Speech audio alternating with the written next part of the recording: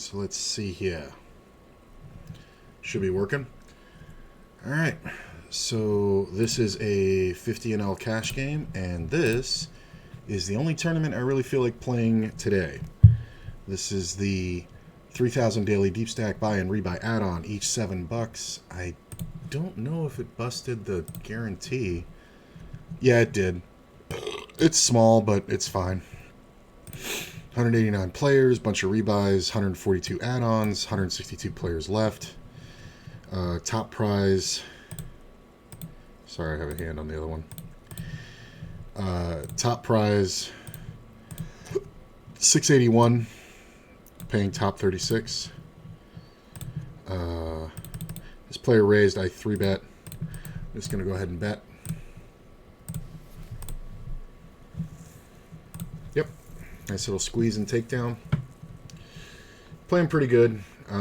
I wanted to be streaming every day. That was kind of my goal towards the end of last month, was to stream almost every day in May. You know, I figured why not, since we're going with Star Wars Day as the start. But I got kind of ridiculously sick. About, I guess it was on like the 24th. I got super duper sick, and my eyes were, if anybody's ever seen 21 Days Later, it looked like I had the rage virus. Like, my eyes were blood red, like insane.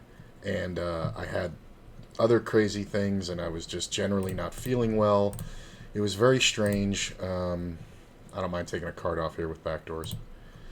And plus, this player shouldn't have too much. I do know him as a bit of a donkey. I'm going to go ahead and bet. And probably bet the river. He makes some weird bluffs if you check behind, so this is kind of good. Nice. He just doesn't have much there.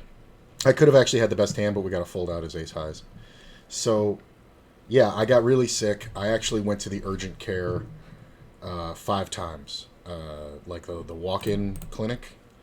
I went in on one day, and the doctor saw it, and it was not my usual urgent care. Ooh, set of 6s. Oh, I dropped that.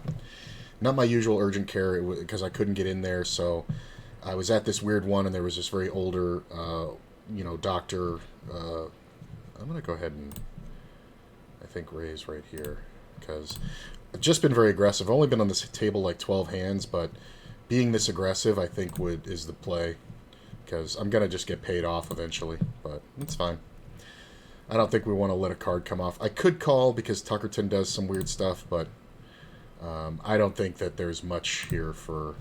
Like, if I can't get called there for that bet, I don't think I can get much else. I could have just called it, but, you know, with 2 players behind, I could have just called it, but honestly, bottom set, I'd rather raise. Top set or middle set's a little different.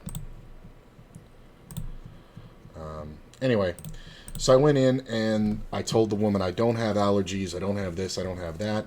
She basically didn't even look at my eyes, and she said, okay, well, I have a eye drop for you that should fix this. I said, okay. Come to find out that she gave me a eye drop for another 50NL. She gave me, look at this. So this player min raised, and like these guys called, so I defended, and then he just jams 25k. She gave me an eye drop that is, I was asked like 3 times if I wore contacts, and I said no. And she wrote the script, and apparently it's an eye drop that is for allergies in a big way, and I was not there for an allergy treatment, so she didn't fucking listen at all, and it was really bad. But so basically what she gave me fucked up my eyes more than they already were.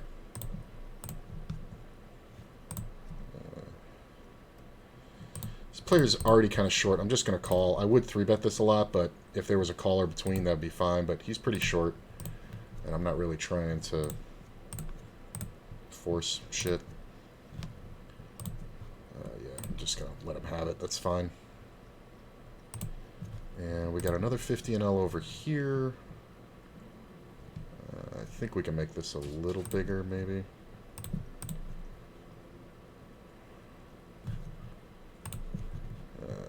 Sorry, I'm trying to fix everything.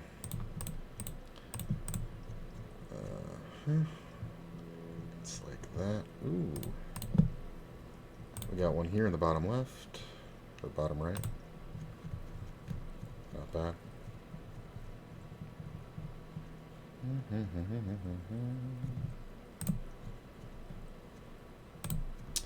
Yeah, anyway, so she gave me the wrong shit completely. And then the next day I was like, man, my eyes are fucking, they're hurting. They're like, it felt like somebody had like punched me in the face. It's kind of weird. I do think I have to call one. And I was very sore. And so I went back and saw a doctor that I trust. And he was like, yeah, I knew he didn't have much on the turn. Him betting the river is either a bluff or he monstered it on the river. That's fine. If he had checked the river, I would have just bet and taken it down. Like, I wouldn't even have checked behind. But, whatever. I kind of want that action. Let me see, is this... like that? Yeah, it is kind of... Let me make this a little bigger.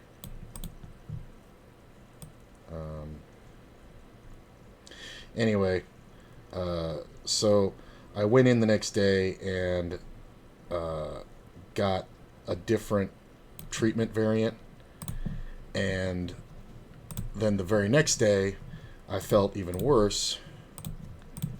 That's not bad. I felt even worse, and he gave me like this stuff that you put in your eyes. It was an antibiotic, but it's like a gel.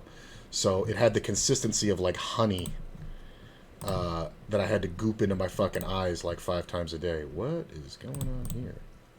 I got something going on the other table. I'm going to fold this one. There's too many people in here.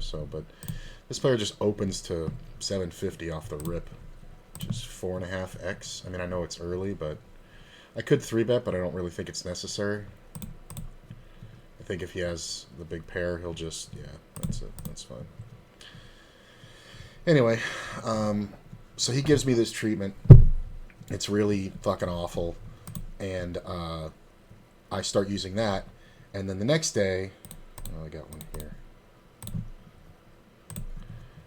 The next day, I'm feeling similarly worse. I feel like I have a small fever. I don't know what's going on. And I went back and I saw them again. They did some urine tests. You know, they were trying to figure out what was wrong because I wasn't getting a diagnosis was the real problem. Okay, so that ace isn't great, but I do think we have to bet. Just because this player is likely to have an ace a lot. Oh, well, we dodged. Ace, king, and ace, king. Wow, look at this shit. The absolute, like, most unlikely scenario. That's funny. Him jamming is kind of dumb, too, because I'm going to have aces sometimes there in that scenario.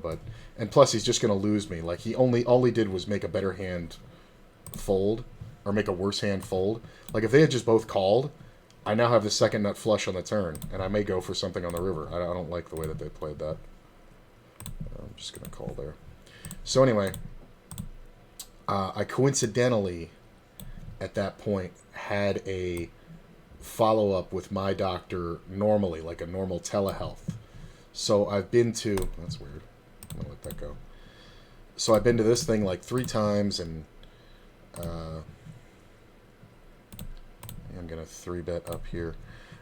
I'd been to this thing like 3 times in 3 days, and then I was going to a follow-up, and I tell her everything that's going on, and she goes, you know, why aren't you on a steroid? And I said, I don't know, and I said because they were saying it's more of an ophthalmology thing, not a steroid thing, and she's like, well, you could just be on one. So she gave me a steroid pack to take for 6 days, and I took it, and feel really good. I like checking here. And I just finished the steroid pack yesterday, and feel pretty good.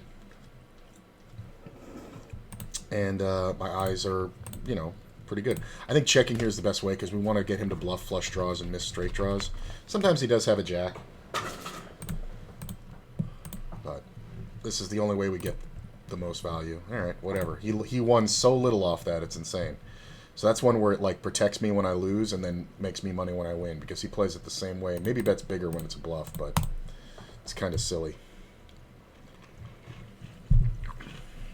But anyway, so I've been dealing with that for about 9 days now, and I had to go back again after that because I got some new symptoms. Like they said, if I ended up with like muscle cramps or something like that, I had to come back in because that could be a sign of something really serious. And it was like the next day, I woke up. Literally, I woke up out of my sleep because my legs were all cramped out. So fucking sucked. And yeah, it was really, really awful. And it's funny because last year, almost like about 50 weeks ago, I remember it because of what happened in my life at that time with the stuff that was going on with the boyfriend. I got something very similar. And I got, because that's what, in the end, this was just diagnosed as a non-specific bacterial infection that was in my blood, and for no reason. And the same thing happened last year, almost to the day. Like, it was like 2 weeks earlier. And it's very strange because my doctor brought that up, and her trying to figure out the diagnosis was really unbelievably frustrating because she really couldn't figure it out, and she just kept asking me about everything. I did have a bad stick and a bad needle seat at a plasma donation, which I do sometimes, and she believes that may be what went wrong because they put your fluids back in and everything was exposed to air because the needle was bad. I actually had to kill the donation in the middle. It was really awful. So we'll never really know, and I'll never get a diagnosis. And now I'm just going to live in fear for the rest of my life that every, end of April, start of May, I'm going to get some crazy bacterial infection that's going to cause real serious problems. And it's the kind of thing that if I hadn't acted as quickly as I did, I could have had real problems like damage to my eyes, or it was really bad. They actually gave me and that was the other part. That was why it took so much longer. So they put me on an antibiotic, right, that I'd never been on before. And whatever, they just said, it's good to do because we're doing your analysis, and if, this is kind of like preventative in case you have some kind of weird infection or whatever. And I was like, all right, whatever. So they put me on that instead of like azithromycin or something that I'd normally been on before. And I took it, and that was why I kept going back after the next 2 days, because like I had a crazy reaction one day. Like my neck started hurting. I started getting like these weird muscle cramps all over, and my heart started racing, and I was flush, and it was just like, it was like an allergic reaction, but I'm not allergic to anything. Come to find out, my mother is allergic to this exact same form of antibiotics that I had never taken before. And my dad, he's a doctor, and I told him about, I called him because I was honestly afraid I was having a heart attack. Like, it was all the side symptoms that people don't know about heart attacks, like pain in your jaw and your neck and your feet and your lower back and all this kind of stuff. And it was like tingling in my hands and this flush feeling and my heart like pounding out of my chest, but no chest pain, right? So it was just like a racing heart, but like no chest pain. So I called my father and talked to him while I was doing it, and I walked around and all like that, and he figured it was an allergic reaction. Did I need to go to the hospital was the question. So I went back to the urgent care, told them what was going on. The woman there was awful. She did not listen to me for a second. She was trying to give me an EpiPen and call an ambulance immediately, and I've had the EpiPen, and I did not want to go through that if I didn't need to. So I literally had to go, whoa, stop, you're not giving me that, and get another doctor in the room, and he was my usual guy, he listened to me, and they monitored me for like 20 minutes, and they figured that it was an allergic reaction, but it wasn't that bad. And they wrote me scripts, so now I have 2 EpiPens in the house in case I need them. And over the next 3 days, I had to like take Benadryl and drink tons of water and like absolute craziness. And every time I ate, I would have these flare-ups where like my heart would race, and it was this whole thing. And after about 3 days, it worked itself out of my system, and it was awful. It was just absolutely horrific. And it was... Oof. So this pot was raised and called and called. This player bet, very small, I raised. He calls. That's probably the safest card in the deck, unless he has deuces or like 10-9. We're just gonna commit his stack like that. I have the ace of spades, so it's hard for him to have spade draws, but if he has king jack or something, he's not going to fold. And we're just kind of betting enough so that like we charge all draws and get good value. I don't think he had anything. But just a 20-0, but why not?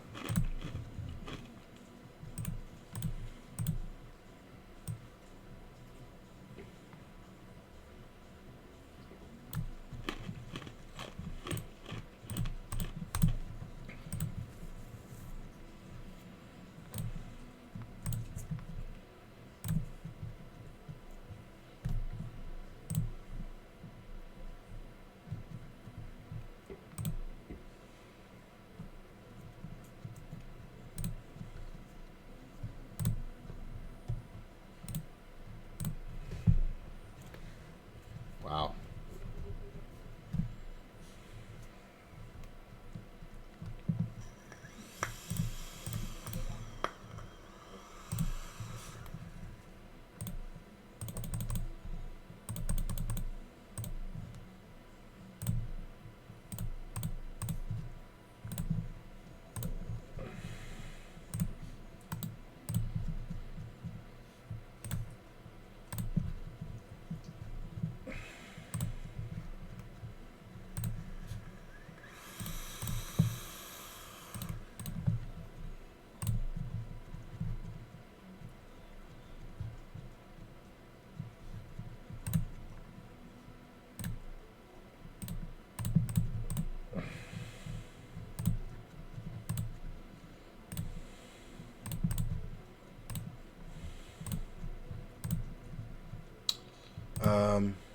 Yeah.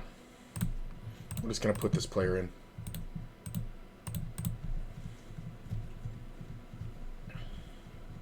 Nice. Hold. Hey, thanks to boss.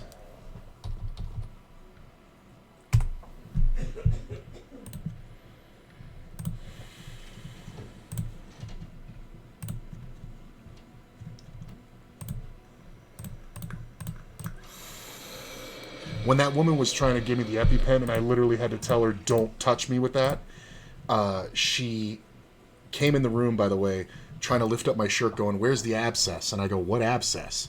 I'm like, what are you talking about? She goes, you have an abscess that you're having some kind of treatment for? And I go, no, that's not me.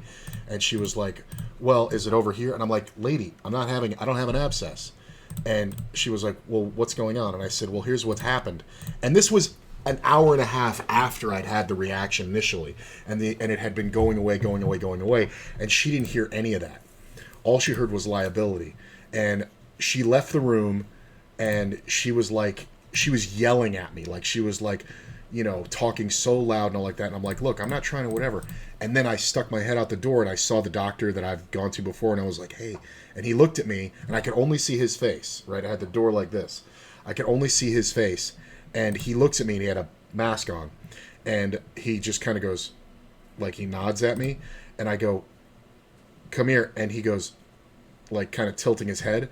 And I open the door a little more, and she's talking to him right in his ear. Like, she's got her lips, like, on his ear, whispering. And I'm like, oh, fuck. And then I open the door all the way, and she looks up and, like a shot. And she goes, we're going to both come in there in a minute. And we'll deal. She said, we will deal with your situation. Like, I think she thought I was crazy or something. And then I was very nice, and I was just like, look, I'm not trying to do this. I'm not trying to do that. You know, I'm just really trying to, make sure you understand. Okay, so this player limped. There was a raise, and I re-raised. and he called. He's definitely going to have a pair a lot, and this lead is usually on a pair. He's been here quite a while. I feel like he's got an overpair, and if I raise, I'll get him off of it.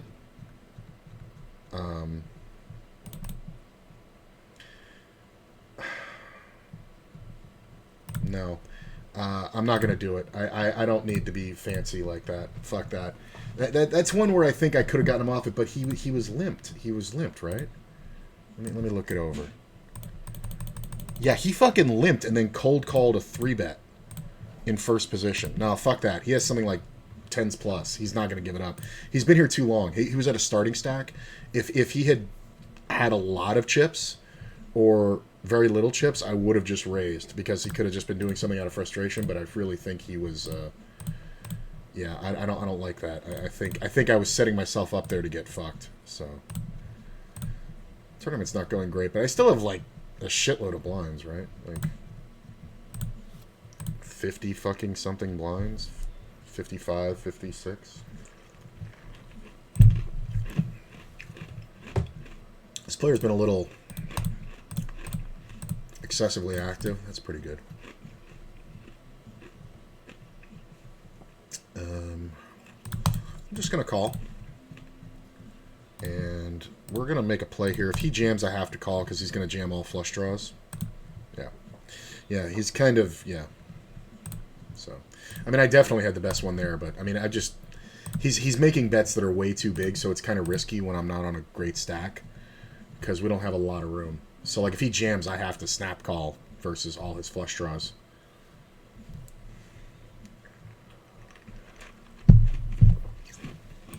Yeah, it was really awful. And, you know, but I made the decision I'm getting a second general practitioner because I absolutely can't, like, have to go to an urgent care like this ever again.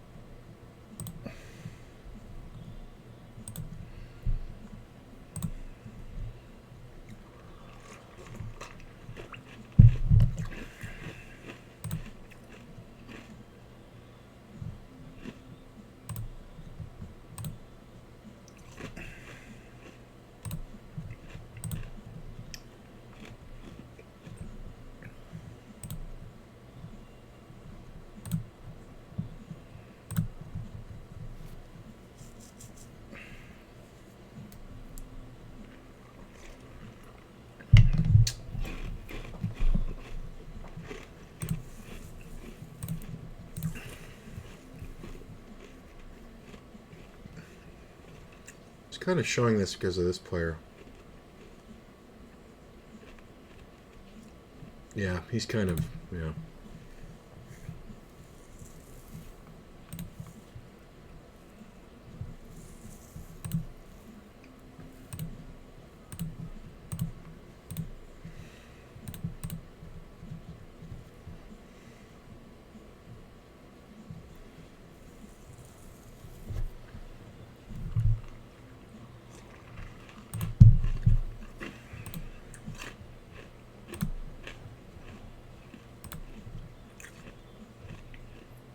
You know what I'll bet this is? I'll bet this is something like 5s or something. It's either like 5s or like, I guess it's a set a lot too. I wish I had the Ace of Hearts. So that kind of gives me even more information, but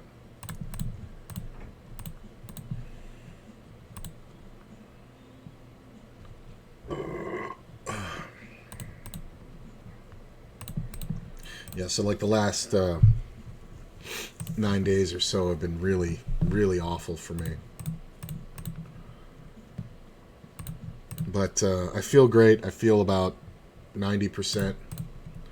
I'm still dealing with, you get some problems when you have to take a bunch of medications and stuff like that. So, but it's not like anything that it's, making me sick. It's just like, it kind of fucks up your stomach a bit and, stuff like that. So, but I feel good. And I played it's funny because I don't know if I was playing bad because I was sick, but I took a whole bunch of losses, and I was kind of glad I wasn't on stream because I was kind of losing it. And, because all I could do was really sit around, but I wasn't sick. I was just kind of not feeling good. And then once my health got better, everything seemed to, come back in line, and I won it all back, so that's nice.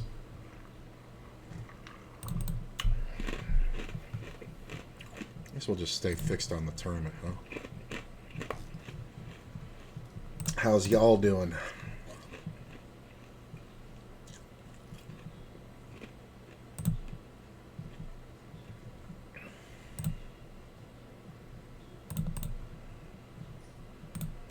I figured out how I can change this so you guys don't see the overlap. I just haven't done it yet. Because I really want to be streaming almost every day this month, but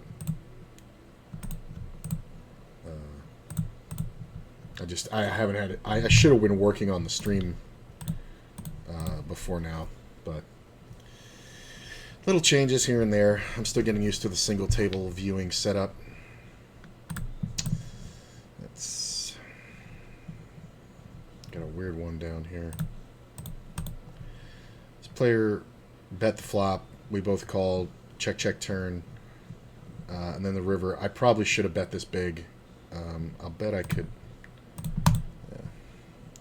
Yeah, I think he was just betting a flush draw. I don't know.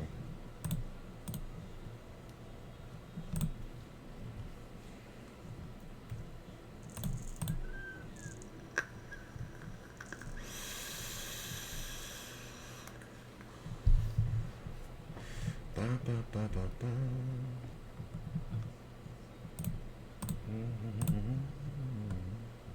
Yeah, I only have 4 tables going. This is what we're looking at.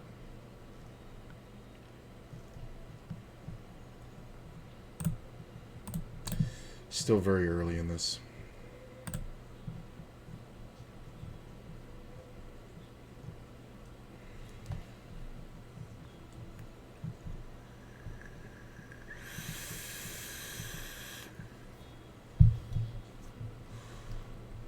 And I think I'm right. I think the guy had I think he had some middle pair or a set. Something from 6s to 10s. Which 3 of those make a set, and one of them is open-ended. Or 2 of those make a set, and one of them is open-ended, and then 2 others are over pairs.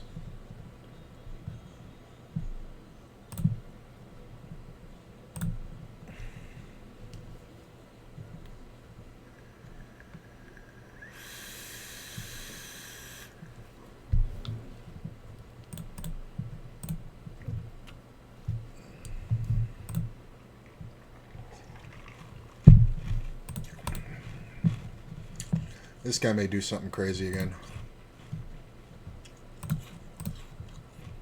Which, with all these players behind, I have to just give it up. It sucks.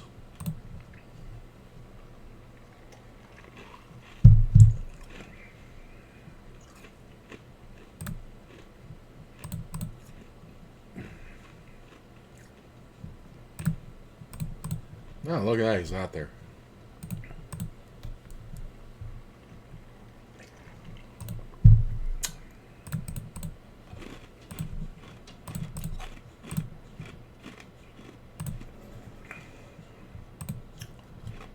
This is a fun one. Oh, it left the screen too quick. This guy. He made a raise. We went check, check, flop.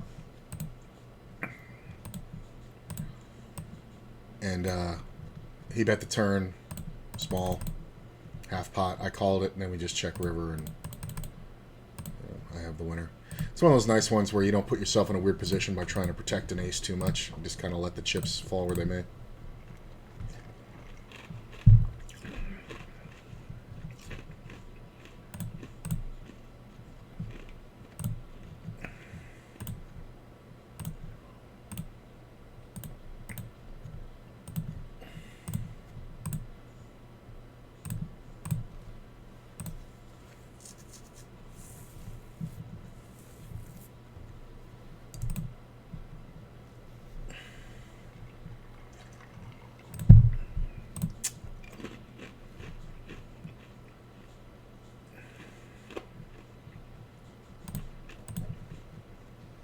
So the past couple of years, I've seen like, you know, May the 4th be with you, and then it was like, what was it? It was Revenge of the 5th. Oh no, it was something the 5th, and then it was Revenge of the 6th, and then I Am the 7th, and then something with 8 and 9. Now I saw one that listed all those and then said, we're taking the whole month. This is the May. And I love that. So that's what we're doing. So I'm going to try to make it every day, and we're just going to, you know, go from every day here and see how we do. And Star Wars it up.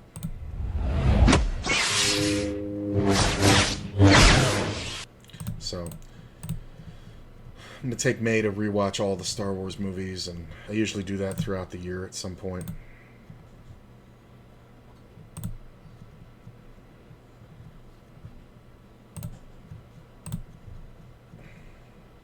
There are a lot of players in town for WSOP. Like, it's already starting, and they're just like, I've just saw one where the guy just dusted off right here and then left. So Mac likes 3-betting a lot, and this player is short. This will be really great. If we flop a deuce, we'll be able to get in all the money really easily with Mac. But this player is going to jam quite often. Yep. Very simple. You can't fold a king.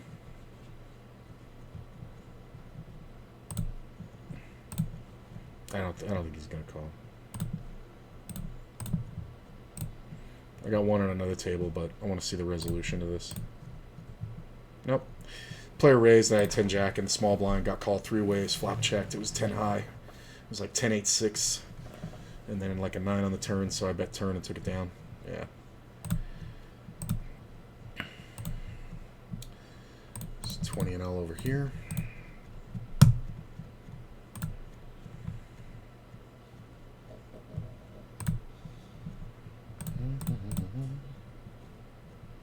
No action.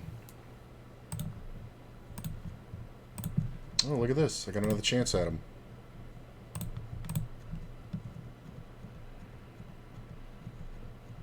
Player limping out of first. He's been on the table for 4 minutes. He's played a couple hands limping, I think.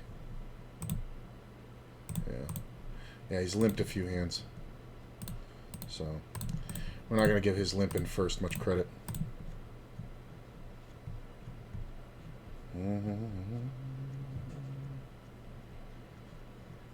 Calls. We see an ace. These are ace-loving kind of guys, so we got to be a little careful. Obviously, just gonna bet small with the whole range. Player calls. Hopefully, he's on a flush draw. He will tell us if he has an ace. We're gonna check back. Probably gonna have to call a river bet because it's just too hard to know. I mean, the shitty part is here, it's just as likely he has a flush as he has an ace, so we have to call. Ace-7, yeah, he's just an ace lover. Ace-7 offsuit in first, so that's fine.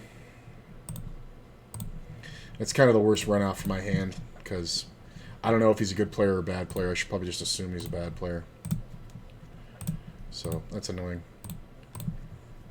Go ahead and raise this, and we're going to make notes on this guy later, so we're going to save the hand.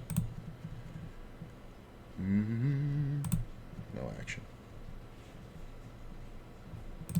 I could have just gotten rid of it, but if the river wasn't a diamond, I would have just gotten rid of it. Because people will even though there's 3 on the board, they will bet that flush, believe it or not. Some players are so fucking bad. And the player's limping ace-7 offsuit in first. Like, I'm not supposed to be able to read that. And he's calling a raise with it. And it's just like, it was just an ideal run out for him.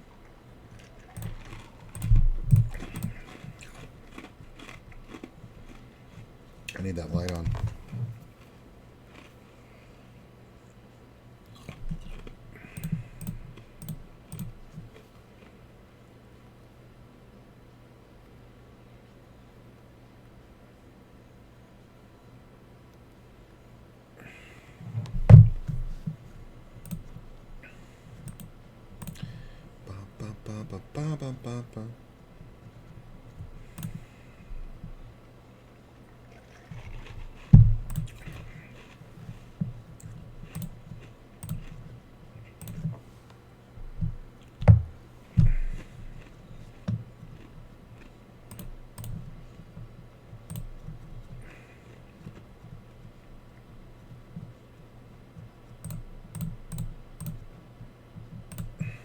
I really didn't need to call that with the queens, but I think, you know, that's one where I learned too much to fold, like, because of the diamonds.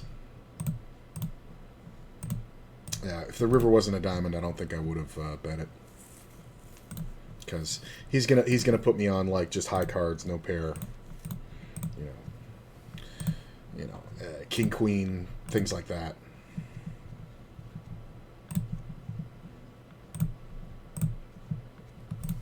Yeah, that was pretty bad, but I was just kind of curious, honestly.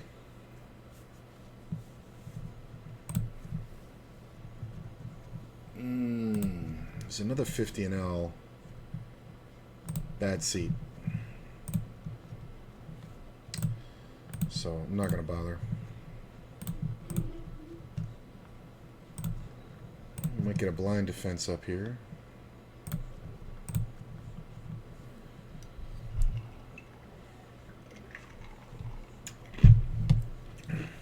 One call I can defend.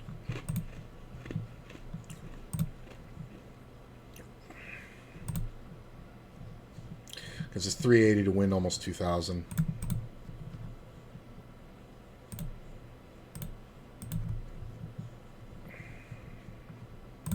I have ace king on a 50 and L too. Make a jack.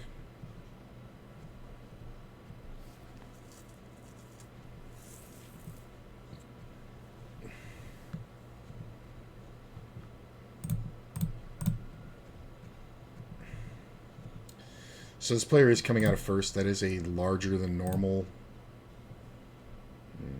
Now we can fold. This might be bullshit, but this should never be. Yeah, this should only be like a good jack or set. This can be queens plus, but it can also be ace jack.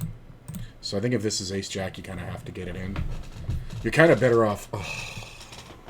I mean, you can still have queens, right? So it's like, and this guy could just have like some weird ace 4 or something.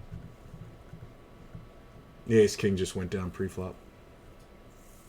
Just raised and the guy folded.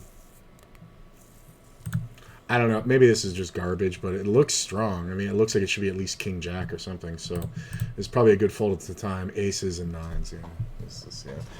Yeah. Said it could have queens plus. That was really well played by him. I don't know if I would have jammed it, but it's really well played. Speaking of big pairs.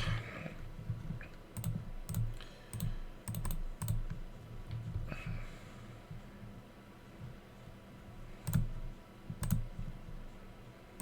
going to check. I would do the same with an ace. And I'm going to go for river value. I'm going to go a little bigger because there's two aces. Yeah. I was going to go small, but when there's two aces, it's less likely I have an ace. So, you know.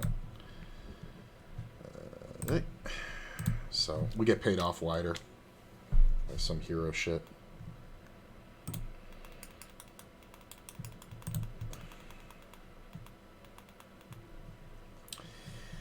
That is a super small bet. I am going to go for the check raise. If he wants to go for it, we can go right now. Wow, hold. That's nice. That's the thing. If I had a lower flush draw, I really couldn't do it. I really couldn't do it with a lower flush draw. But he's betting super small. It's so funny because I was just reading some stuff. Well, not reading, but going through a course. And one of the things that kept coming up was that you never want to bet your low flush draws. Like, you want to be check raising and betting your ace high and king high flush draws. Because of the simple fact that when you get action, just like he just did, when you get action with your low flush draws, it is a good likelihood that you're up against another flush draw. And when you have the 7 high flush draw, yeah, he was open-ended to the straight flush, but that gives him 2 outs in the whole deck. Well, I guess technically he could have made a pair. So he has 8 outs, 32%, but then I can hit any one of my cards, a king, a jack, or 7 spades, that win me the hand and just have him fucked to a straight flush draw. So, like, he was just really bad. Actually, I'm going to look that up. I'm going to look that up right now. Because I think I have him by, like, 80% or something right there. It might be, like, 75. But I'm gonna look it up right now. I'm gonna run it and see through Equilab.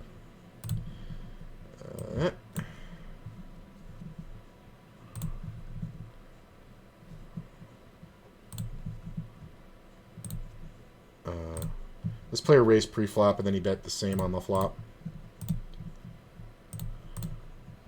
I'm just gonna check because if he's bluffing, we want him to continue bluffing. The king's kind of bad. I'm just gonna check. Yeah, had him the whole way.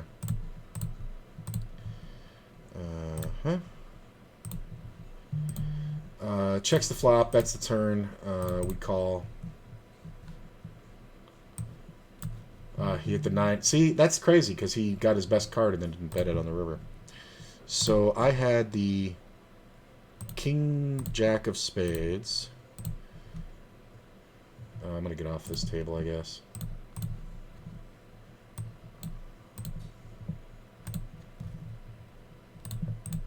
Yeah, that table's dead.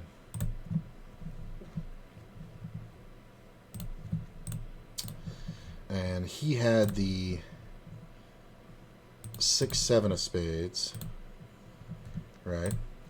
And the flop was 10 of diamonds, 5 of spades, 4 of spades? Yeah. Okay. And let's evaluate. Oh, wow. Oh, because of his straight outs, right? He can hit the... I forgot about his regular straight outs. So it's 56%. Yeah, it's 56%. And then obviously when the ace of spades hits the turn.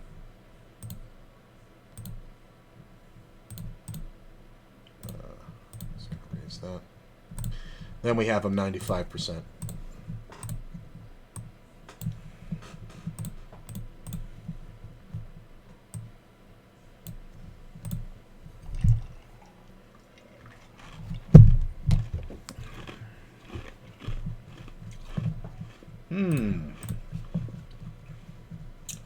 Well, I'm in position. Doesn't get much better than that. This guy's kind of a revenge dude. He's betting super small. We could have the exact same hand. I'm going to do his move and bet super small.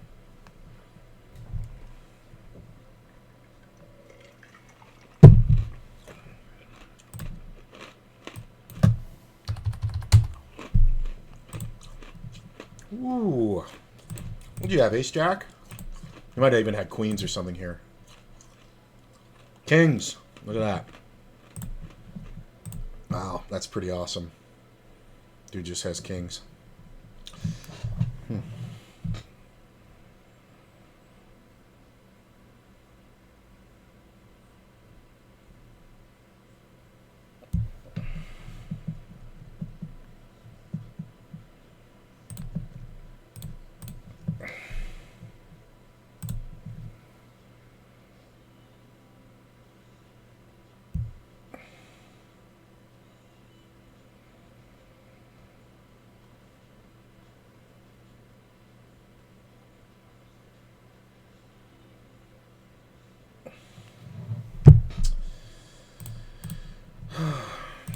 So now we're doing good. Sitting at 28. 28th. This player raised, I just called.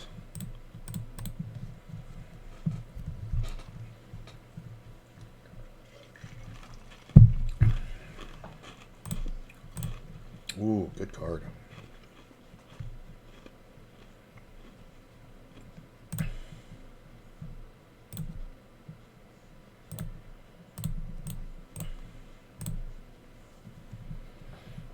This guy's a super payoff wizard. So we're going to get called by ace highs.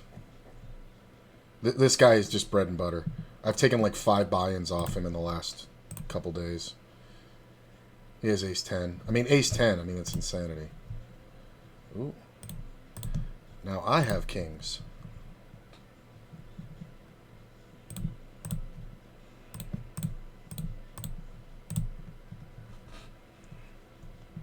I'd like to see this guy go.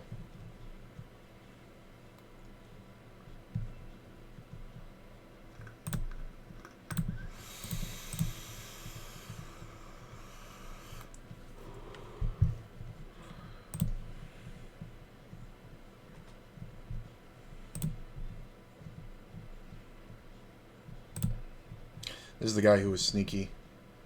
This guy's kind of a maniac. I'm just going to raise right away. If he jams, I'm calling. He's going to do it with any queen and any flush draw and any set, so it kind of sucks. But he's just going to do shit like that. But I can't just call and let this player come along. I just don't need that heat, so it's fine. This guy's a total maniac. And I'm sitting 23rd out of 112. Got a good one down here. This is a limped pot. We went check, check, flop. I'm betting turn. Big Mac likes to do some kind of weird stuff, so you never know. I'm just going to call. And I'm going to overbet. Woo! Did you make a flush, or did you make a straight on the turn? I think he made a straight on the turn. That's what I'll say. No, he had a straight flush draw, and he made a bad flush on the river. And I overbet the nuts. That's pretty awesome.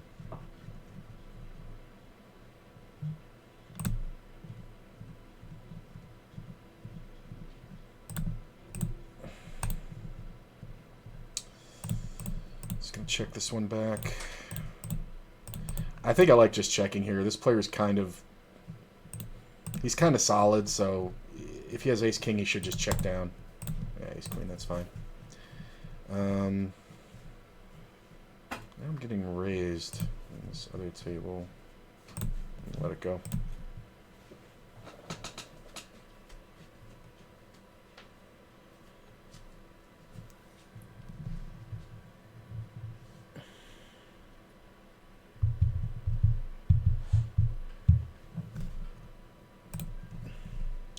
Nothing in the tournament, really. Ooh, that's a bad flop.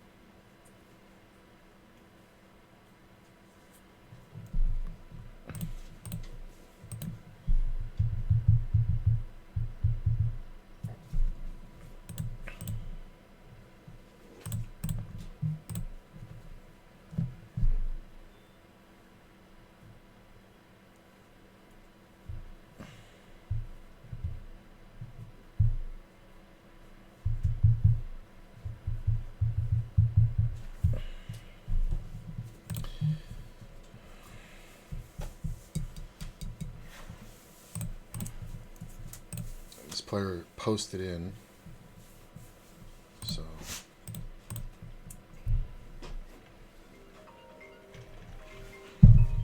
could have raised smaller, but this player's brand new too. Sometimes players sit down and do like crazy shit because they're excited. He's a brand new player. I have no idea who he is. Like, there's a lot of guys who are in town for the series.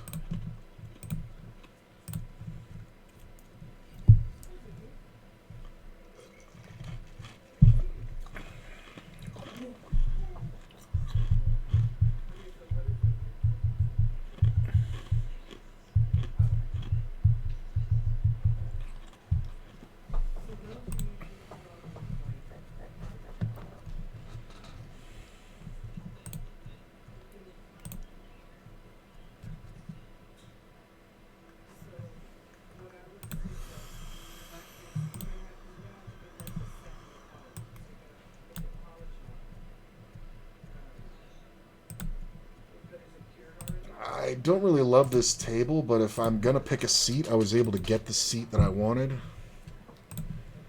There's another table that I'm not sure about. I'm kind of looking at them all now.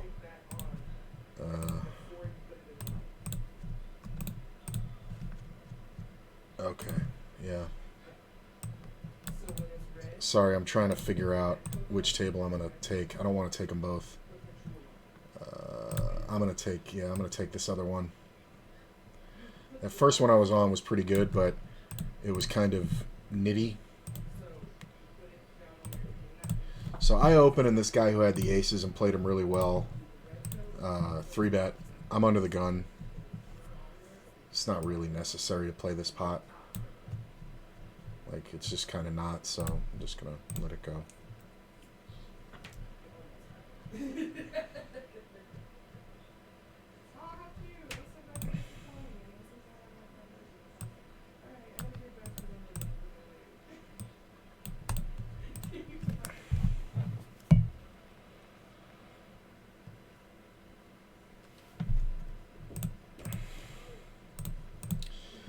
Da, da, da, da, da, da.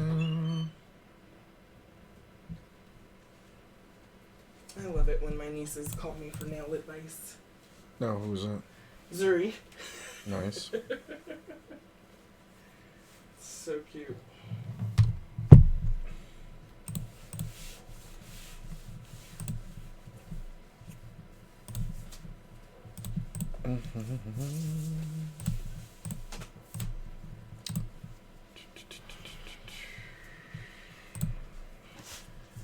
I don't think there's just enough.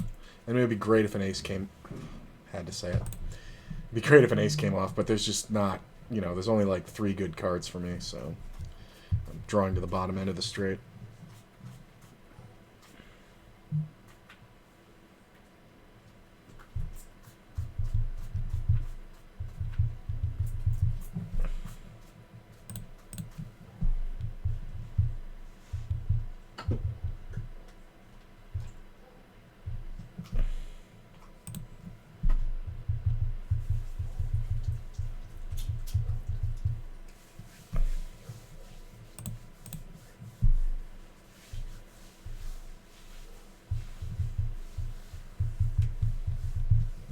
Okay, I got queens on this other table. We'll get to it in a second here. So both those new players, right? This guy limped and that guy's limped too. They both had one blind in before. This guy was big blind and this guy had posted. And I made a big raise. So I like that I'm making a big raise here. Granted, this player can have like weird hands. But yeah, I didn't think we were going to get folds. So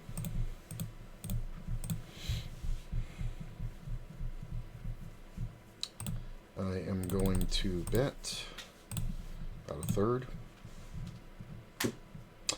This is my biggest worry. This player calls. He can't always have a king. He can also have sets. I'm going to check back. Ace on the river is kind of really bad. I'm going to check back. He has ace king. Limp called with the ace king and then played like that. It's kind of really trash. I mean, we're obviously in no danger with this player. Oh, and we're on break. Okay.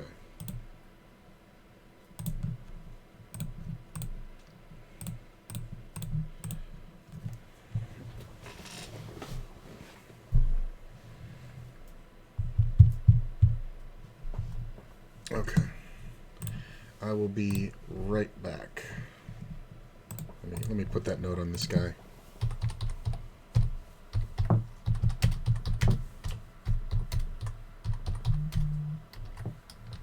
I mean, he didn't even go for the limp raise. If he had gone for the limp raise, we would have just gotten it all in. And he would have stacked me, but he's just as bad as I thought he was. So he won $4. All right. I will be right back.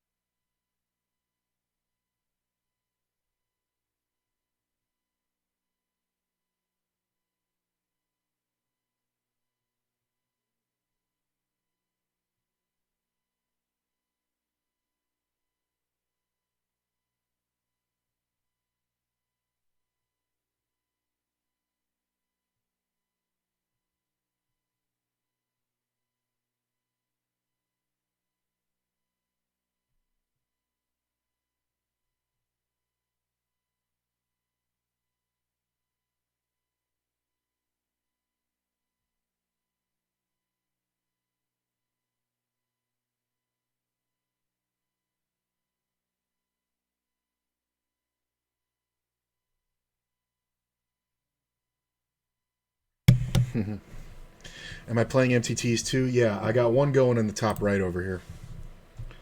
Thank you for the good luck. Yeah, I'll be playing all weekend. I'm most likely going to stream right from the start like I did with this tournament. I'm not just going to turn on for final tables. You cut your tag out, so I can't tell, so I have to just put it on. We can hold it up to the other one. Well, I just taken it off anyway. Damn, I got on this table and now everybody's gone. I think yours is a little smaller. I don't think so.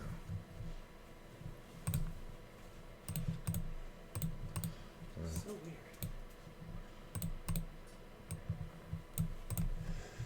I got another table I'm going to get on in a sec here. I kind of got the best seat. Ooh, that's 2 pair.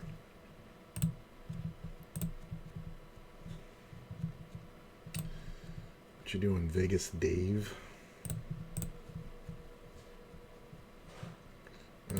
Just gonna go for thick value. Hey, do you want me to bring that t-shirt? Nice flush. Because I can wear Josh's. The board pairing is fucking ridiculous, but the flush is stupid. Like, he shouldn't even raise there. He's trying to trap with a flush, which is fucking ridiculous. Okay. Like, that's never a full house. That's always a flush. Okay. Wait, you said you want to try to still... You said you want to try to finish... Wait, you said you wanted to be cute?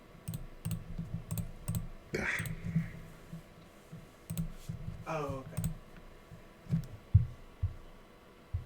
Okay. Okie dokie. Okay.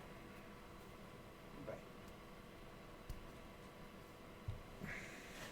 I'm gonna put mine on since she's not 100% sure. And Yeah.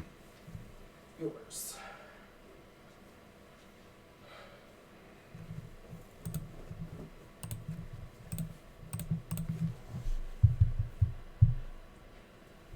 She's like, I don't know about wearing a t-shirt because I still want to feel cute. I'm like, wait, you're saying you wouldn't feel cute in a t-shirt? I'm like, so excited to wear the t-shirt because that's what makes me feel cute. Right. We're totally different people. Yeah, she's got a different style.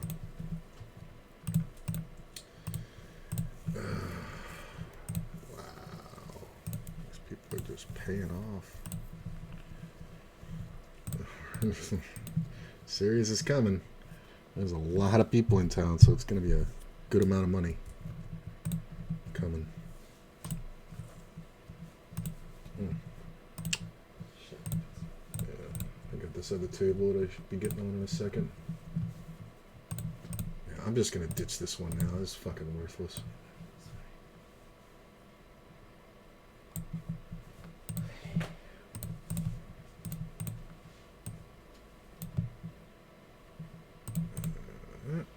Alright, so now we got a few 50 and L's. This is the only tournament up here in the top. We are currently 24th out of 104. It's paying top 36, top prize 680, 681. And yeah, I'll be playing a lot of MTTs all weekend. I didn't finish answering that question. There's just so many good ones on Saturday and Sunday. And like for the level that I'm playing at now, most days there's only like 3 good tournaments if I play the early session. Like there's the 2250, there's the bounty, the fixed bounty, 1750, and the 2K rebuy, and those kind of all sync up, so I can, reg those starting at like 1 to 3 p.m. and we're good. But then it's like if I want to get anything else, it's this one. This one I don't register until 6:45. And there are some bigger. Okay, this guy's a maniac. We're just gonna do this. Look at the snap call. I might be fucked. Queen 8. Oh, hold. Look at that king. Look at this. The Queen 8 went nuts, and the Ace Queen. I believe I'm the chip leader now. I think he accidentally called. I think he didn't expect me to just jam straight. So I think he accidentally called. But I was in 23rd when I won that fucking pot, so I got to be near the top now.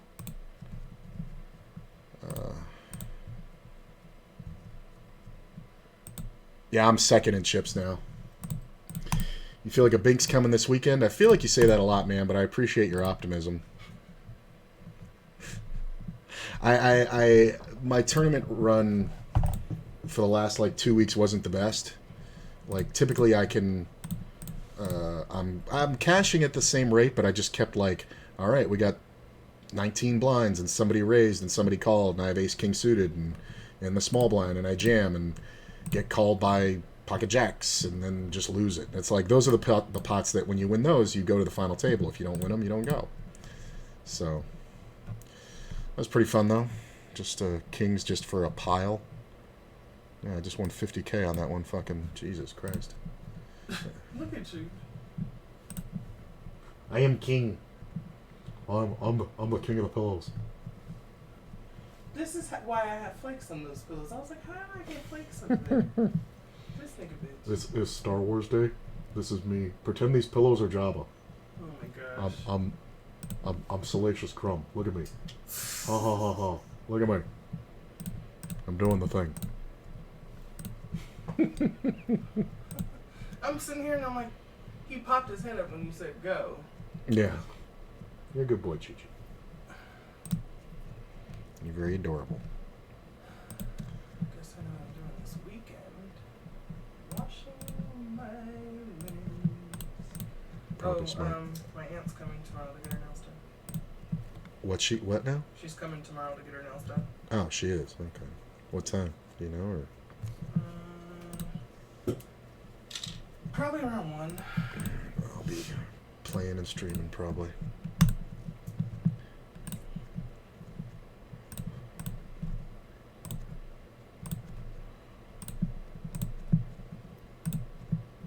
They'd like to come earlier. I might tell her she can come like,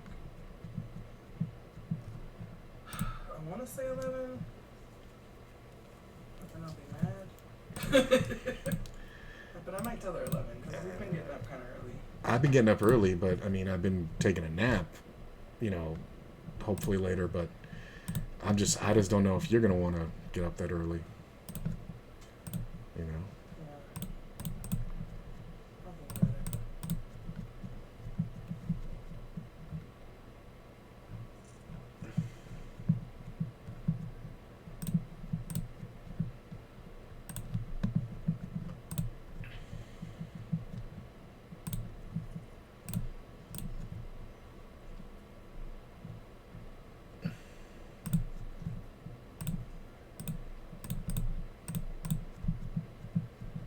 Nice. 90K.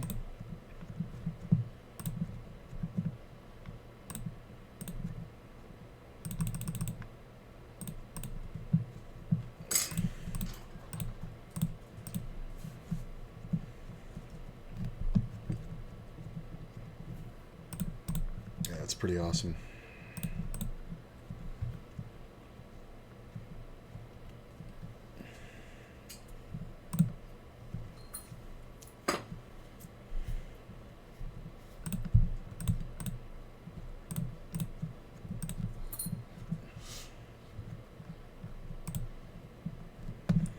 I wonder what I need for the in the cash average. It looks like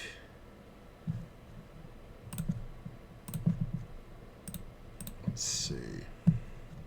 It looks like only about 75.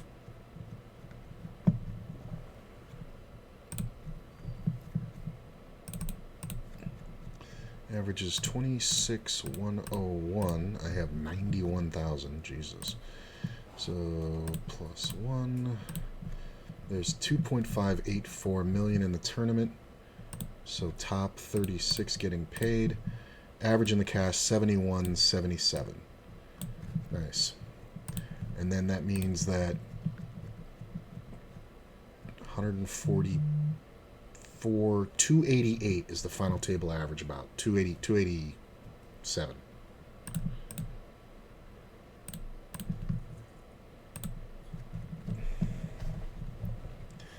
That's pretty nice.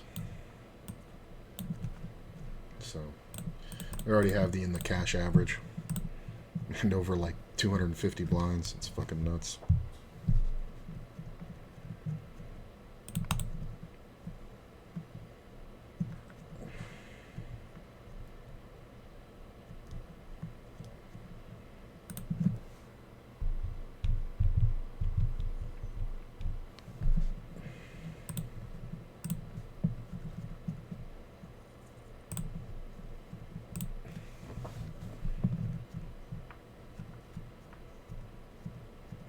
And that's a 4x open and a fold. It's kind of weak. The more I study, the more I realize I know nothing. All right, Einstein. I think that's an Einstein quote. It's something like that. It's like the more I learn about the world, or the more I learn about the universe, the more I realize I know nothing.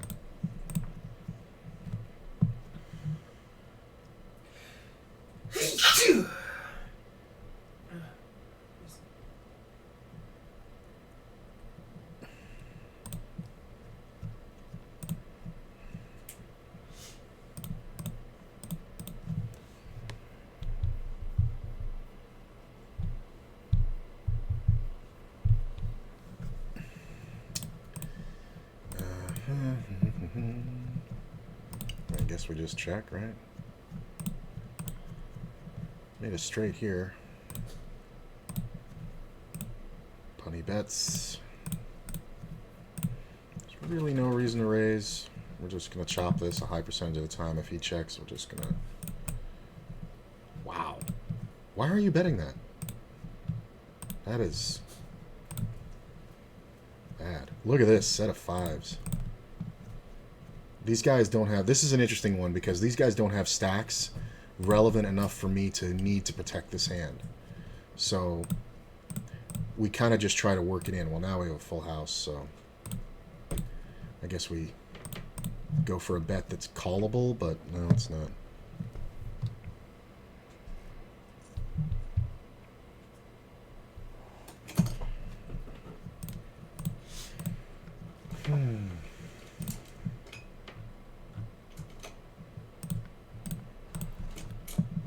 We're running pretty good here.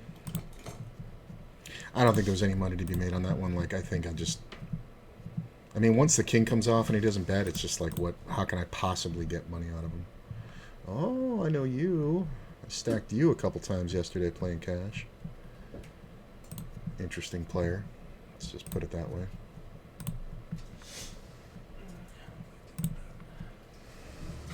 He's not a horrible cash game player. He just kind of overvalues hands. Like going for way too much value with one pair, and it's just like... It's just kind of funny. So you have not been here long. You've been very aggressive. I think if this guy calls, I am going to call, but I don't think he's going to call. Oh, wow. All right. Double gutty. Player is very aggressive. I may just go for blood here. He bets half pot.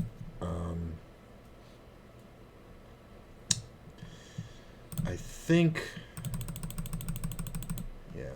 I think we're just going to go for blood. Because this looks like a set a lot from me. If he has an overpair, he's never going to fold. And I have, you know, all the outs. Now I have even more. And there it is. Sorry, bro. That's my money. I mean, you bet half pot like that, you either have aces or nothing. And when he has aces, I have 8 outs. And then I pick up additional on the turn there. So if I had called, there's no way I'm folding. Let's run that one, though. Let's run that one and see just how incorrect I am. Because I had him on aces. But honestly, like, I'm going to do that exact same play with a set. And that's why it works. But let's put it in the thing here and see how he does. He had ace of diamonds, ace of clubs. And I had the 5-6 of clubs. But I'm supposed to take those spots too, because these players are so one-dimensional. You're supposed to just have, you know... And he's been hyper-aggressive. It was just kind of interesting that he had aces. So the flop is the... And without the ace of hearts in his hand, it kind of makes sense for him to do that, but there's no fucking way he's having that thought in his fucking empty head. And he's not supposed to be able to see what I'm doing. Like, if I had a flush draw, I would not have raised there. Like, it's only because it's the straight, not the flush. So we're going to evaluate it. He was 65% on the flop, and which I don't agree with him jamming. I don't. I get where he's coming from, but he could have just called and then because if I'm beating him, I'm never going to fold. But I could just you could get off the hook because I still had 25 behind, right? Or I had 23.75. You could just still get off the hook. You could just call there because your aces are just as good. You know what I'm saying? And I'm never going to fold. I got kings again on this fucking table with this guy limping. So then when the turn comes off, I mean, I'm jamming, but what was the turn? On the turn, I pick up a pair with the 6 of diamonds. And yeah, so it was 35%, but I don't think he should have. Yeah, at the turn, I'm the same, like 31. Yeah, it's fine. It's just nice to run good. And, you know, with these players, you're just going to default to hyper-aggression. I think it's just the only way to go. Things just seem to work out better that way. Ooh. Get ace-king on another table.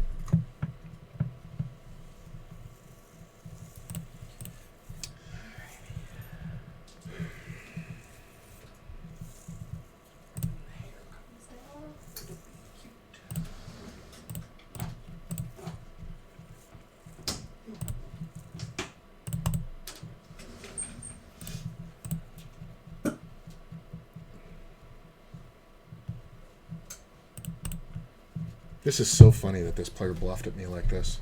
I'll show it in a second once this hand fucking finally ends. It's kind of ridiculous, though.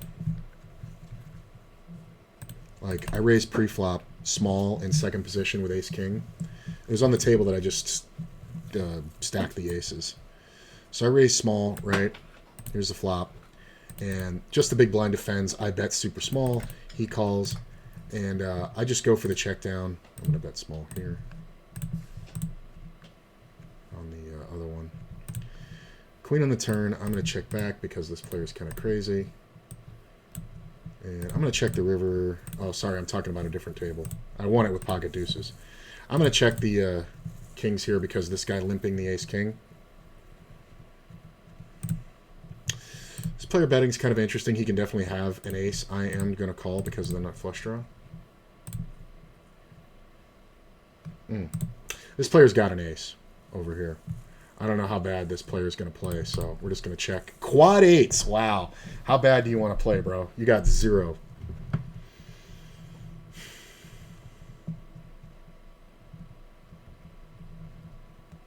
I got a fun one now here, too.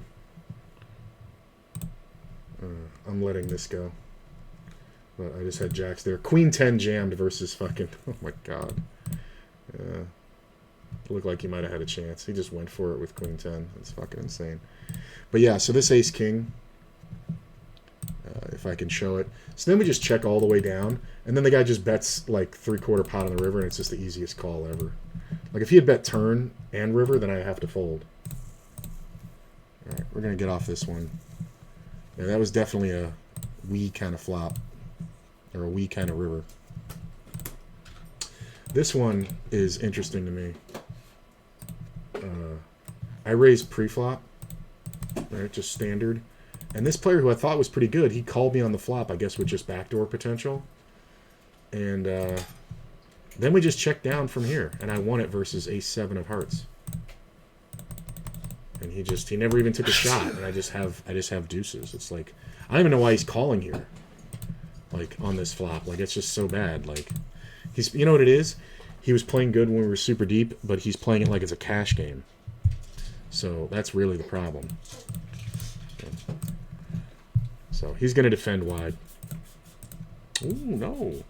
Maybe he just didn't have anything. Alright, I'll be back. Okay. Well, fine. Keep me posted. Will do. You got the key? Yeah. Yeah.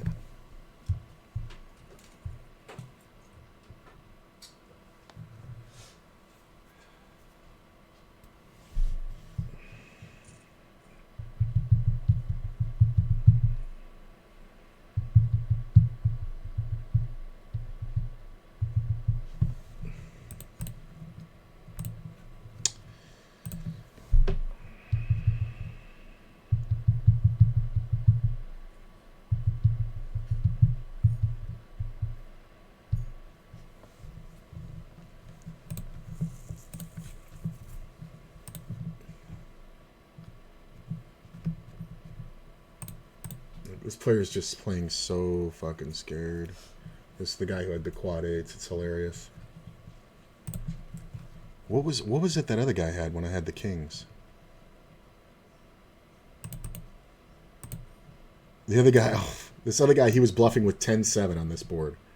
So I guess I'm glad the flush didn't hit. Or the king. So bad.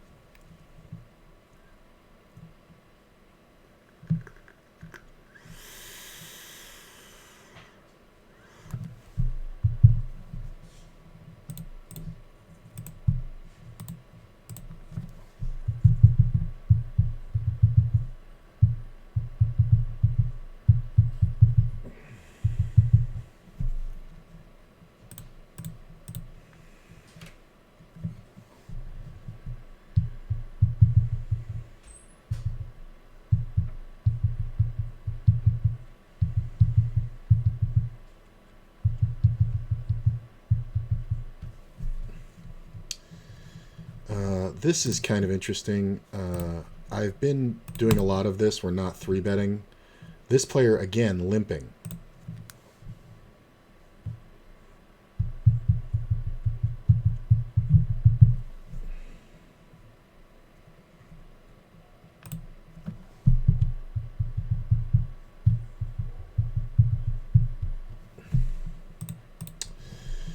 So this player just being in here is just kind of really fucked shit up. I am going to bet the turn.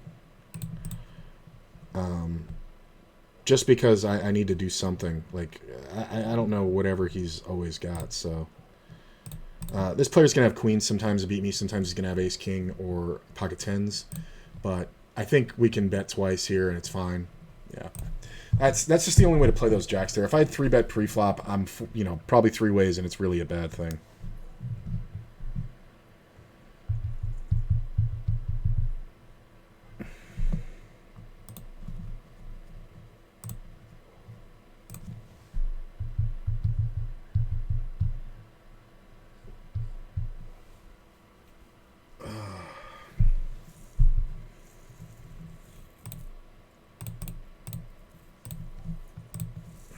There's a lot of new players in town. It's amazing to me. Like, players are coming to town with just thousands of dollars for tournaments, and they're like, "Oh, I'll try the WSOP thing," and then I realize they're jumping into 50 and L. Like, it's like they're like, "I play 1-2 at home. 50 and L is fucking too cheap." This is fun. I like this. So I'm gonna bet super small, and if he has a set here, he's just gonna stack me.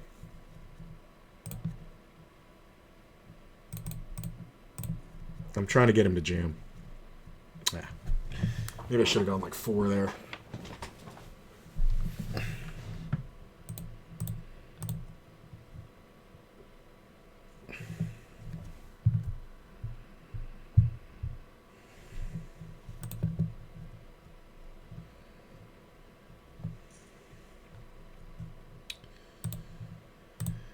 Currently second out of 81 players left.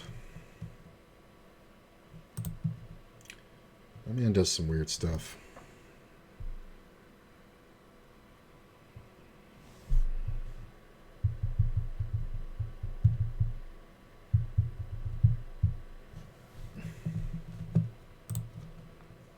We're obviously defending.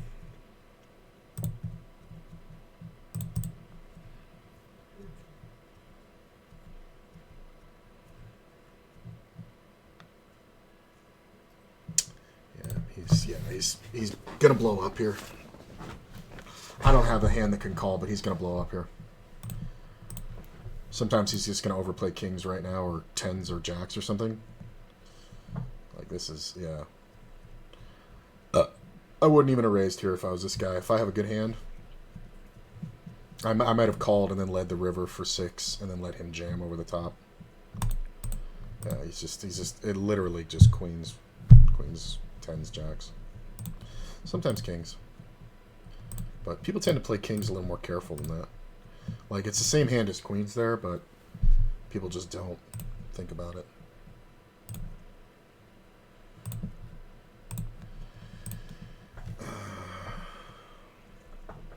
Nice. I was thinking about 3-betting, but I don't like it. Oh.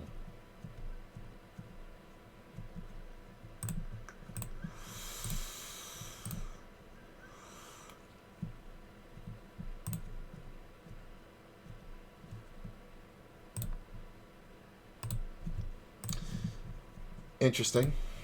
I know aces are on too. He's very tilty, but I have ace-7 suited. I can't really call, even for a half stack. Why are you on a half stack? Oh, he might be low on funds. I guess I can't fold here. So if nobody raises, I'll go for the steal. This guy's kind of weird. Up here. I'd go for that with like King Jack or like King 9. King 9, I'd probably go for it. Any two broadways, I think I would go for the 3-bet steal, because that could have just been a steal.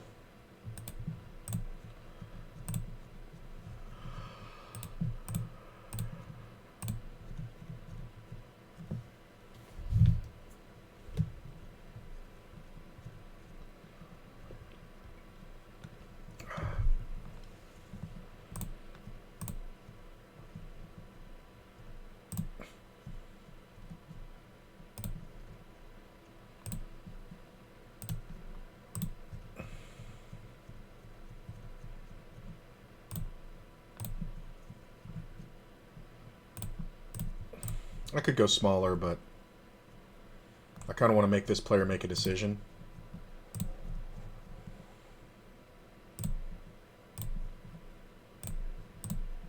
I'm not folding. I'm just gonna smash him on that one. Like, once I pick up my equity, I'm just gonna smash him. It doesn't matter. I just don't want him like winning with like some small pair.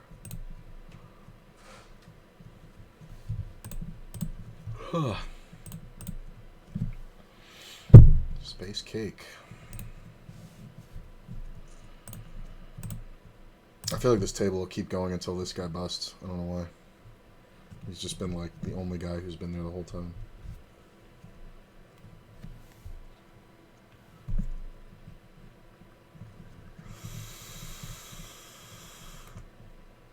Appreciate you guys being here. Hello there.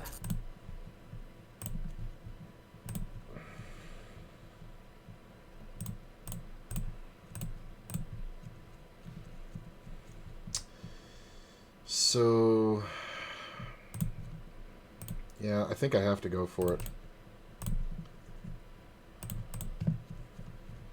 It sucks because we have the exact kind of hand where when he jams, we can't call.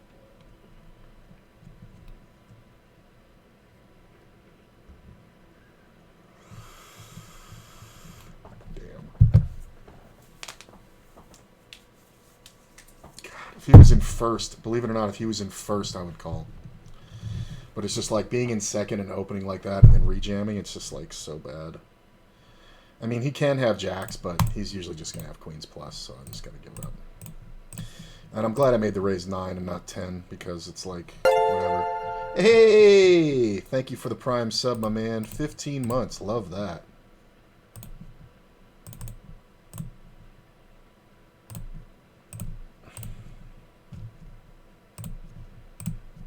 Got shot. I think we can just bet small here. Get called pretty quickly.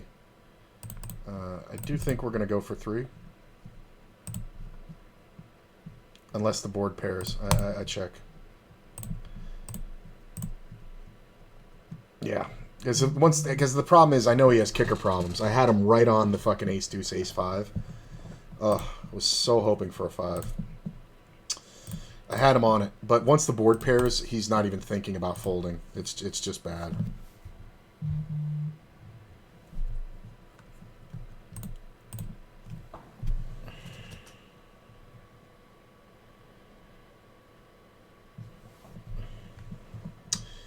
It's a pretty good one. This one checked all the way down. Oh well.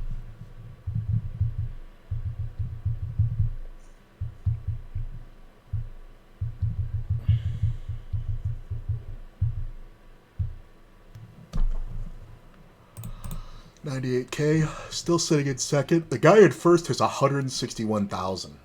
Like, he was only like 10,000 ahead of me. Now he's fucking 70 something thousand ahead, 63,000 ahead of me. But the guy in third has 80K, so I'm leading pretty good on the guy in third, and the guy in first is just over the top. Same guy, he's picked up another 70K. It's insane.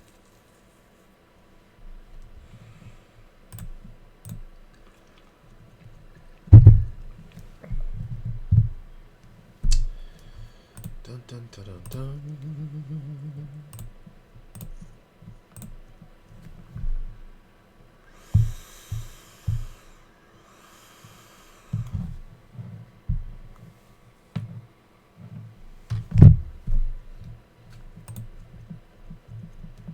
Like, I don't love Jack 7 here, I really don't.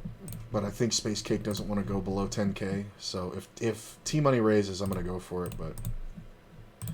I mean, obviously I'm not calling if he jams.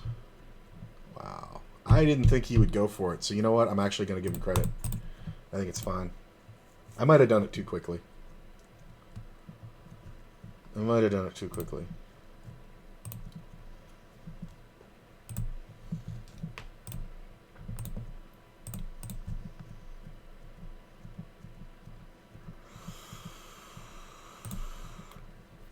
That's nice. Player in the small's all in. I am going to bet for value.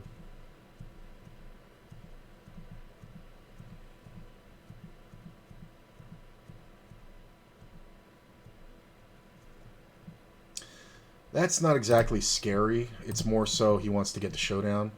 So if he checks here, I am going to bet. He should be betting. He can have hands like 8-6. He can have 8-9. He can have 10-9. Yeah, I'm gonna keep betting. I don't think he ever has two pairs and stuff. Yeah, he was just trying to push me off and win the side pot, but like once he checks turn, we have to bet because of the flush draw. 101K. Hey, nice. God, that other guy's got 170,000 now. He just picked up 8K right when I did. God damn. I mean, I know it's only 10 blinds, but still, fucking A.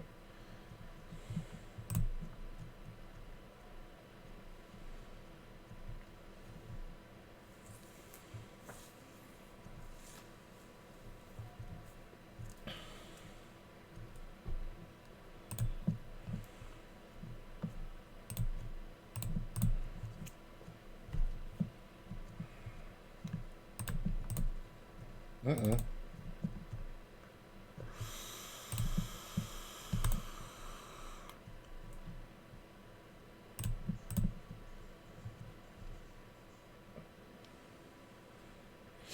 Restrung this vape, and I'm not sure. I thought it was strawberry sour belts, but I found an old tube. It was like a month old of strawberry sour belts, and used it on brand new cotton when I just fixed this one.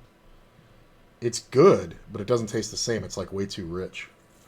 It's supposed to smell like, or it's supposed to taste like red Sour Patch Kids.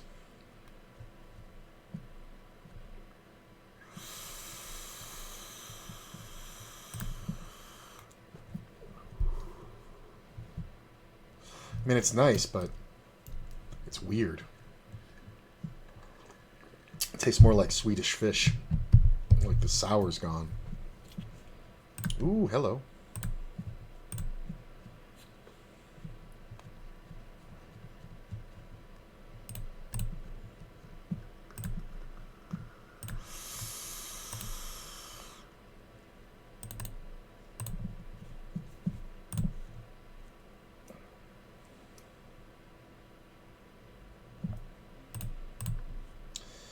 Limp call.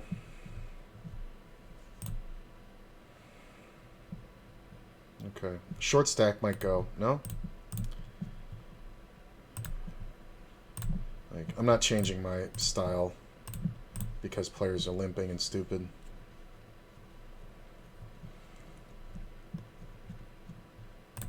Whatever.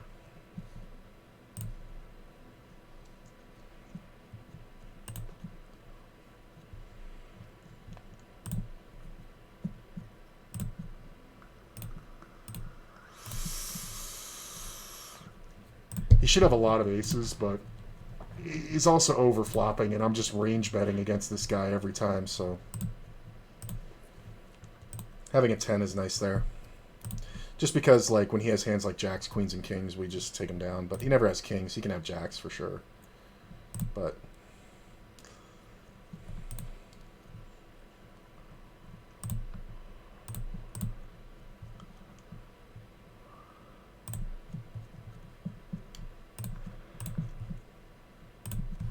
so this is a defender. Ooh, not anymore.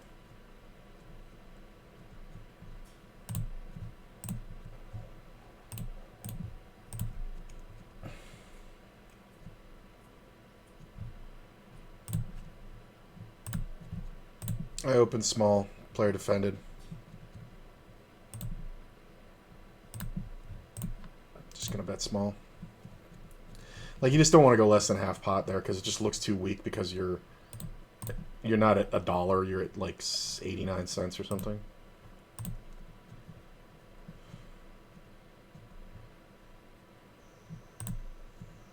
This guy made ace king top two pair, ace king suited versus queens, and a set of and quads, and he's made almost no money. He's ahead $11. It's hilarious. He was only ever ahead $20 at his peak.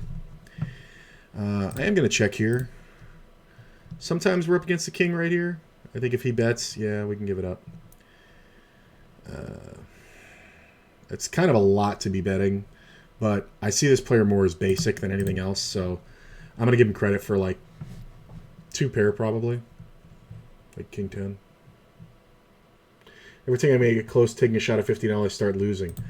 Maybe that's a mental thing, man. What kind of a shot are you trying to do? 1 buy-in, 2 buy-in? You can do 1 buy-in shots. Like, you can just sit there and, like, build up your bankroll and be like, oh, I want to have a 3 buy-in shot. But then, like, on the day of,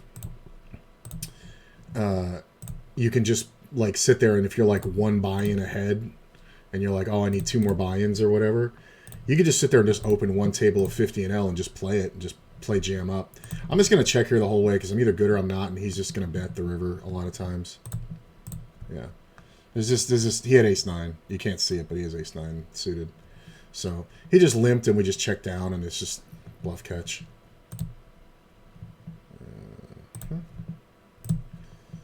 Great Dane, my buddy.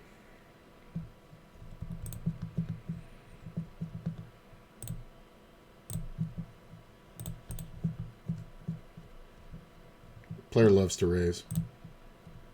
So if he had raised, I would have re-raised. Like, I know it's ace-king, but, like, I'm going to 3-bet there a ton. And probably get it in, because he's going to go ape shit with ace-queen and pocket tens. So, like, if I had raised and he had re-raised, I probably would have, like, re-raised. And then he's probably going to jam. Depends on his re-raise. If he had re-raised big enough, like, if he had made it, like, 6, I'm probably just going to rip on him. This is a little different because this player's coming out of early. So I'm just going to let it go. 106K.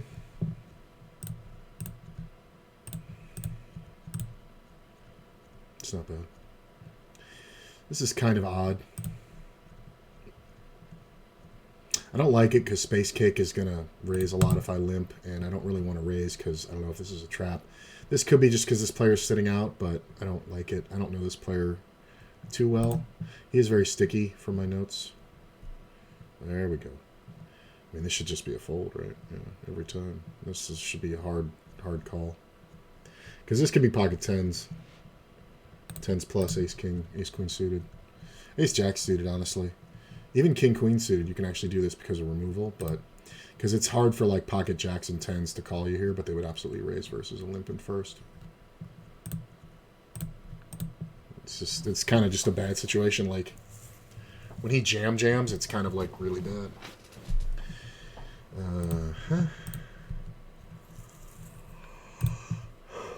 Oh, this waiting list for this other table, it looks pretty good, but can't get on there.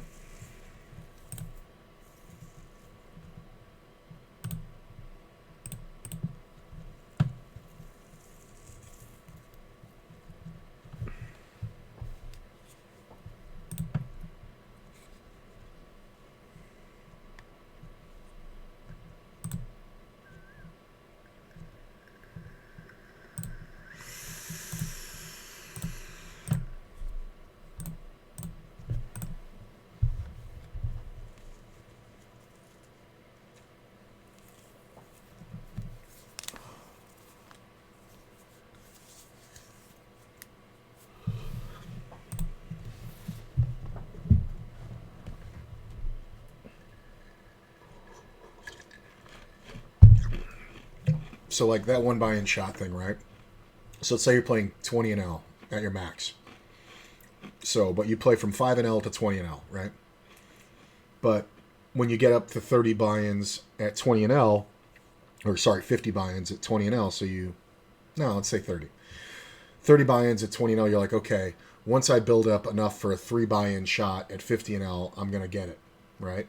So now you have $600 playing 20 and L at your max, but you're playing 5 and L to 20 and L. So you're like, okay, when I get to 3 buy-ins at 50 and L, so $750, I'm going to take a 3 buy-in shot at 50 and L, right? So that's like the thing. You could just sit there and get to 650 and just be like, you know what? I'm going to play one table of 50 and L and one table of 10 and L. And then you just go for the double and ditch. Like you just play till you double the 50, or you go down to 600. And just allow your table to reload. But you know what I'm saying? But like when you get to 600, just like be done with it. So this player has 30 blinds. I am going to 3-bet just because this is too whatever. I don't love it because the player's coming out of first, but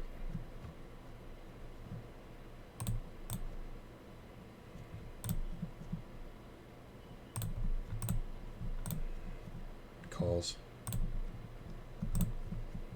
This is the problem.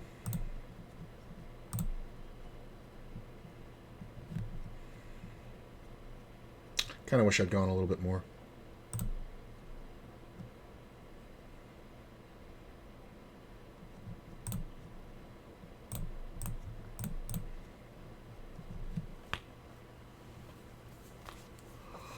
I don't know what's taking him so long. He's kind of in a really bad scenario. So if you have a pair, you just kind of call, but he could have king queen and like just really hate it, or he could have like ace jack suited and really hate it. I think both of those though. I think king queen off you fold. I think king queen or ace jack suited you call. I think you call with every pair. You call with like, I mean every pair pretty much, unless it's like 5s or less. Then you can give it up. Probably shouldn't have called in the first place. But I don't know what he's doing. But having ace-jack offsuit here is kind of really bad. You shouldn't even have played it in the first place. But it's unlikely. He might just be contemplating a jam. Like he could have like ace-king suited or something. Or ace-king offsuit. And like... Oh, he got discoed. So, player raises and calls the re-raise. I am going to bet small. Pretty much my whole range. I could have gone even smaller. 117k. Hey, I'm in third. The guy who was in first has 167, so he lost 3k. But the guy who's in second place has 107. So, I'm back in second now. The guy who was below me, it's Ace's Ron. It's this guy on this other table, which I'm not surprised by. It's this guy right here. He's a very good tournament player. Pretty good cash game player too, but he does some kind of wild stuff. So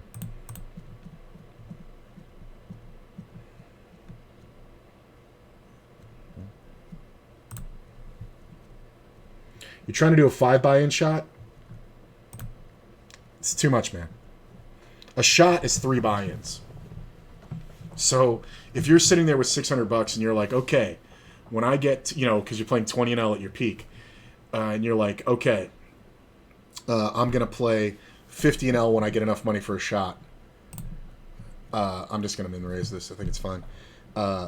Sitting there waiting to get $250 up, you're talking about adding 50% to your roll. I have to wait to get on this other table. So that's too much, man. 3 buy-in shot. That's what you want. Seriously, like I don't really use numbers like definitively to say this is what you want. But I really think a 5 buy-in shot is too much, because because with 3 buy-ins, you can have some bad luck, and you can sit there and you can catch your breath and be like, okay, I'm done with this. But if you take a 5 buy-in shot and just get smashed like in a day, you may not go back down. Like the reason why I like 3 wow, really, bro? This is very close. I don't think he has a pair often as he has the suited ace-king of clubs here, or king-queen of clubs. I am going to let it go, though. I would have called with jacks plus. That's kind of weird though. Although he hasn't 3-bet much, and I am coming out of first, so he could have just had like aces, but you know, and with freak out potential, that's kind of makes sense. But yeah, I think 5 buy-ins is way too much, man. Because here's the thing: I know it sounds stupid, but like at 3 buy-ins, when you achieve the 3 buy-ins, right, and you're like, okay, tomorrow, if I feel good and everything's cool, I'm gonna take a 3 buy-in shot. Then you sit down at the table, you take your 3 buy-in shot. You get unlucky, you lose aces, and a set over set or whatever, and you lose the 3 buy-ins, you're going to go, fuck, that was unlucky. And you can have self-control and walk away. But 5 buy-ins, if you were to lose that all at once, it may demoralize you too much. Like, it might be too much. Like, if you lost 5 buy-ins playing 20 and L, how do you feel? Like, do you feel like, that happened, like, which is the attitude you should have? Or are you like, fuck, I just lost $100 in a day, and it's like it only took a few hours and blah blah blah. I think you're being overcautious, and I also think you're setting yourself up for a tilt disaster. So I would take a 3 buy-in shot. And I know you though, you probably have more than 600 right now. Like, if you have a grand, take a 3 buy-in shot, man, at 50 and L. Trust me.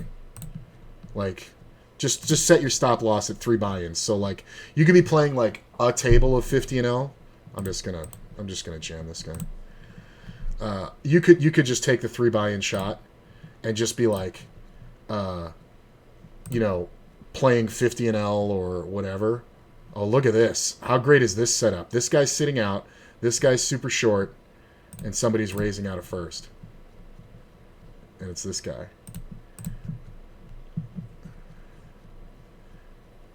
This is awesome.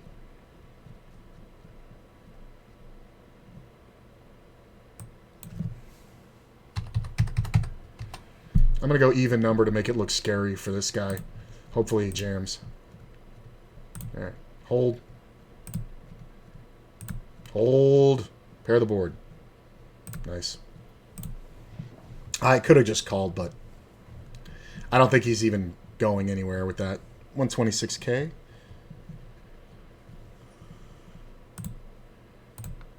A shot is a shot. If you have 5 buy-ins at a level that you're comfortable playing, you're just trying to play that level. So you're not trying to like mitigate your average buy-in. Like what you should do when you take a 3 buy-in shot is like if you play 4 tables, you should be playing the one best table that you can find of that shot, and then like play the rest of them at your usual levels. Like maybe play a 10 and L and a 20 and L and a 5 and L or 2 10 and Ls or whatever.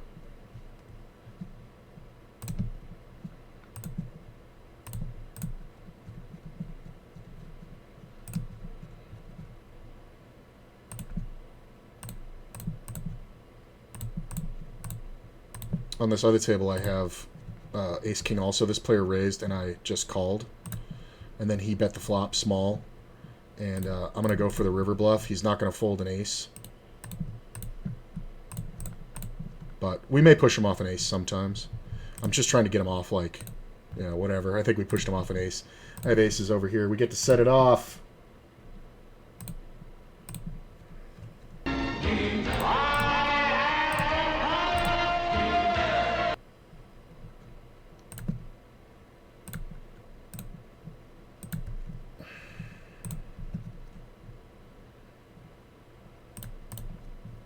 Hey, what are you doing, He-Man? Get out of here.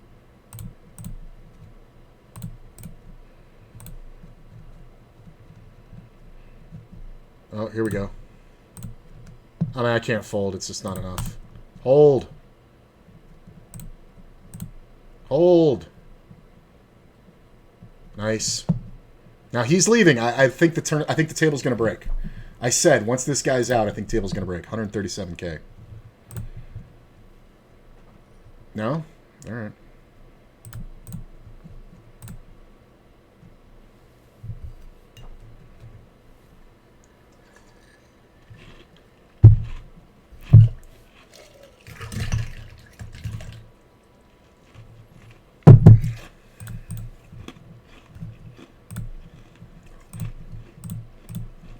And here's the thing, taking that 3 buy-in shot, if I was you, I would start out playing one table, 50 and L, and then however many other tables you play at the same time of my other stakes. Like if the lowest stake you play is 5 and L, play a 50 and L and a 5 and L. You know what I'm saying? If the lowest stake you play is 10 and L, play a 50 and a 10. You know what I mean? Like, because then you're looking at an average buy-in cost. So like, the little raise and take it's on the, or the little raise and, you get a bad flop and you have to check fold and all like that on the 50 and Ls, or like raise c-bet and get raised and you have to fold. Like those little ones, they take away from your shot. But if you, stack somebody playing 10 and L, then you cover those. You know what I'm saying? So your shot lasts longer, Like I'm playing 50 and L and 10 and L and 20 and L. Not much 10 and L. I like 6 max 10 and L kind of, but it's kind of not that great for me to be playing 50 and 10. So I play some 20 and L. Mostly when I play 50 and L, it's pretty much all I'm playing, but it's all based on bankroll. This player's interesting. I am going to defend because we're getting like 5-1. Ooh.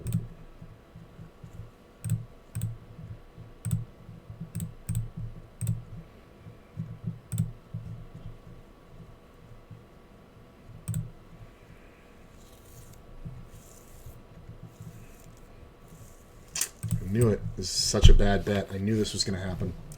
It sucks because I really wanted to draw here.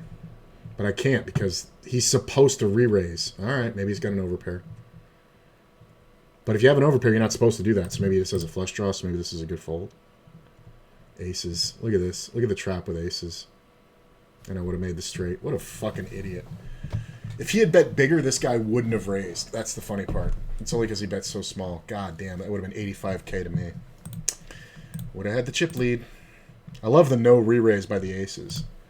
Like, ugh. I'm gonna go for this. He's gonna go for the steal. I knew he was. If I had anything other than like the just nut worst part of my range.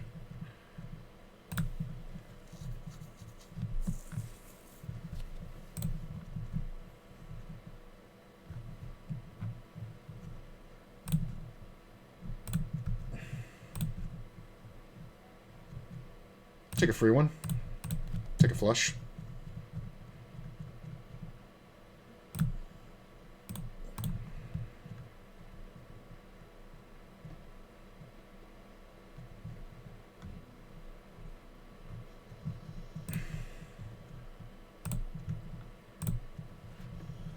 Oh, we're getting closer though.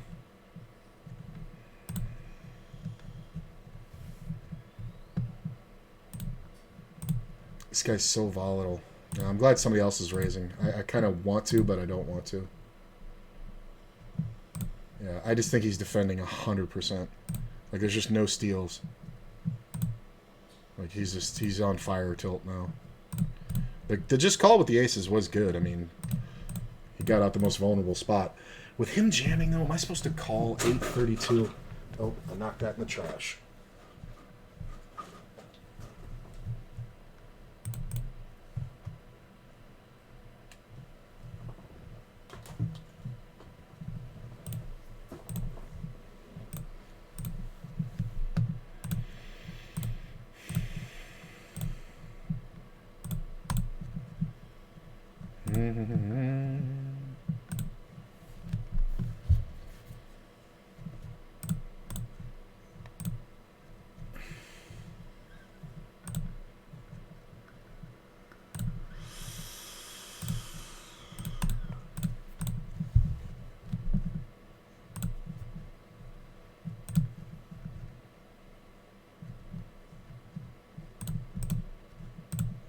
Nope, we're on break.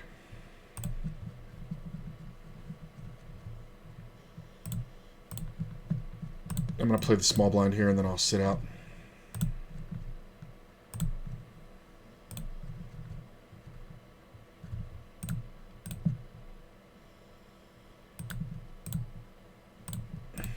Sitting at 133,955, almost, I'm just going to fold this, in the tournament. Almost 134. I'm sitting third place. The next closest, the guy above me has 147. So we're close there. That's Aces Ron. And then the guy who's been chip leading for like 2 hours now has 190K. Fucking insane.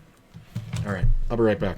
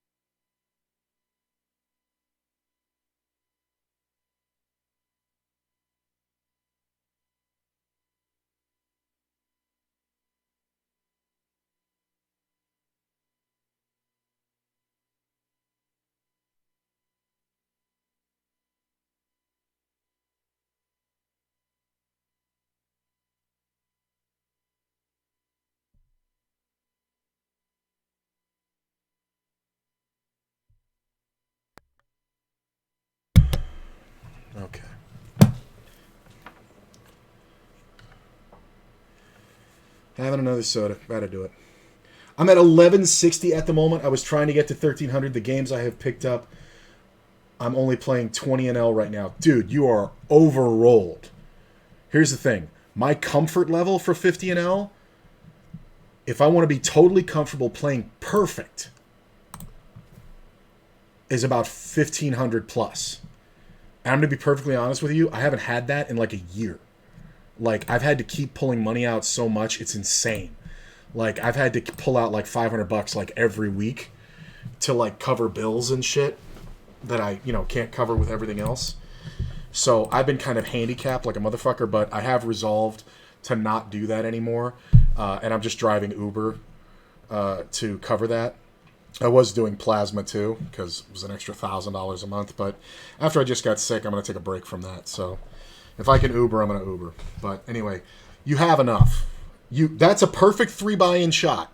If you want to go by very strict bankroll requirements, 50 buy-ins at 20 and L, and then you want to take a 3 buy-in shot, I would say when you got to 1,000, take the 3 buy-in shot. But you have 1160 right now. You have a 3 buy-in shot. Play 50 and L on 2 tables. Like, look for good tables, right? Play 50 and L, play 2 tables of it, and nothing else until you're at 1,000. Once you're at 1,000, you can stop and take notes and learn and all like that. Dude, you have it. You have the shot. My current bankroll is $648. And that's why I'm playing less tables of 50 and L. Like, I'm only playing up to 3 tables. Well, up to 4 tables when I don't have a tournament. But when I'm at 1,500 plus, I'm playing up to 8 tables of 50 and L. I was down 5 buy-ins at one point last night, but ended the session down 1.5. Okay, so it didn't fuck with you. I will say you probably want to adopt a stop loss for your main roll. So if you're playing 20 and L and you go down 5 buy-ins, I think that's a perfect stop loss area, because 5 buy-ins, it's really easy to swing. But if you feel like you're really playing good and you're not tilted at all, like if you're sitting there going, ha! Like if you're laughing because you're like, wow, how many times can I get it in with aces pre-flop and lose? You know what I'm saying? Like, if you're laughing about it, then you can go ahead and play.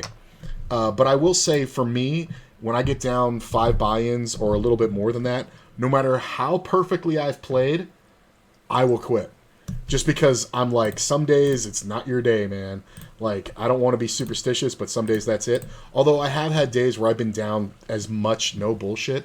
I've had days where I've been down, this was like last year this happened, when I was playing 100 NL, 6 max. And I was down. I was still counting $50 as the buy-in. I was down, and I was winning on the 100 NL. That's the thing. But I was getting crushed on the 50 NL. Just fucking ridiculous shit. I was down 8 buy-ins, so I was down like $400. And I was like, no, but these games are so good, and I'm winning at the 100 NL. I'm gonna keep playing, and I kept playing, and I ended up having a positive. I think I ended up the day like positive like 600 or 700, something like that. Like, it was crazy. Like, but that was a really special day. And there was one guy who was an absolute maniac rich moron who was on like every table, and I was just hunting him. So I gave it a little bit more breathing room. But normally for me, it's like 5 buy-ins. Nah. All right. Not my day. I'm going to go, hook up with somebody or go see a girlfriend or boyfriend or whatever.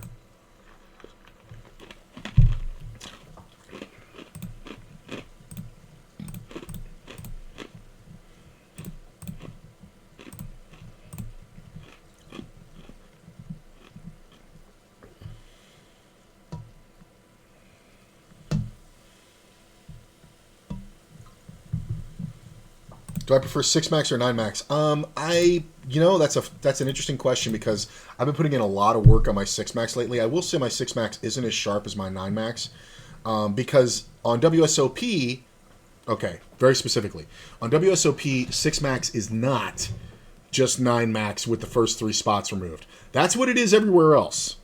Like on ACR, on any other one, that's what it is. It's just 9 max with 3 seats missing. That's all it is. On WSOP, it is 100% not that. It plays completely differently. So I will say it's much different. I enjoy playing 6 max more, but I historically do better playing 9 max. And it's not that close of a race with how much I like them, but it's a much different race of how well I do. 100 and L 6 max I do well at. 20 and L 6 max not so much. Maybe that's a focus issue. I don't know. But if my goal within the next 2 or 3 months is to drive enough Uber, play enough good poker that I'm hoping by September to have enough bankroll to be playing 100 and L 6 max again, because that was the most profitable time for me in the past year, and that's the level where I can cover all my bills playing poker.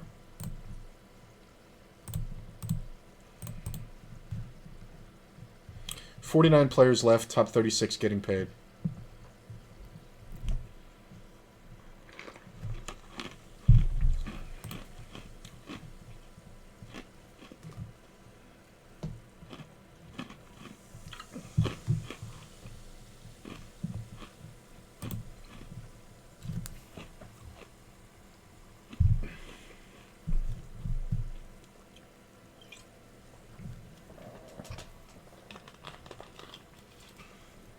How do you make 1K with plasma?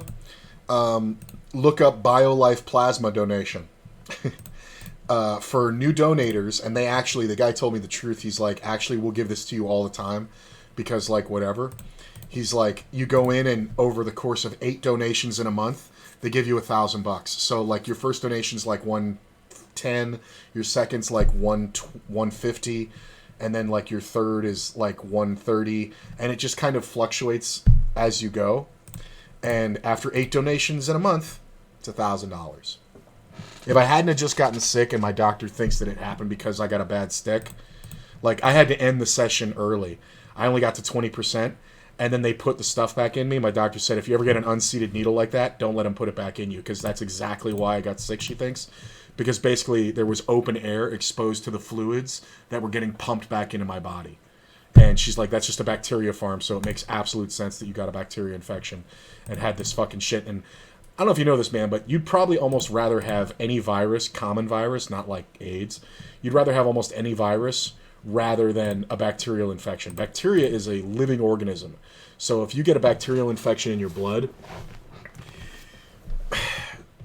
no fun. Like, this one wasn't as bad as the one I had last year. The one I had last year legitimately almost killed me.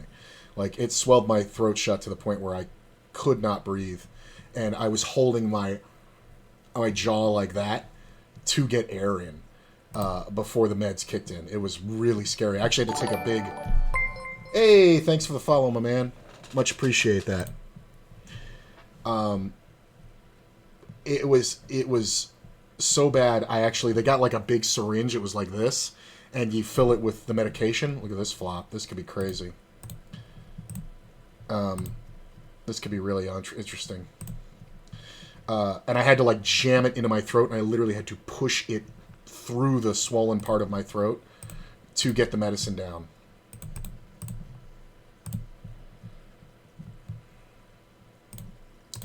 This call is kind of brutal because he can obviously have ace-king.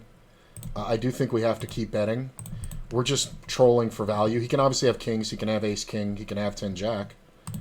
But I think we just check river, and nice. I don't think he's paying 3 bets. He was drawing, so he's either got ace-king and he's crushing me, or he's got the draw. 149K. Yeah, I'm in second place again.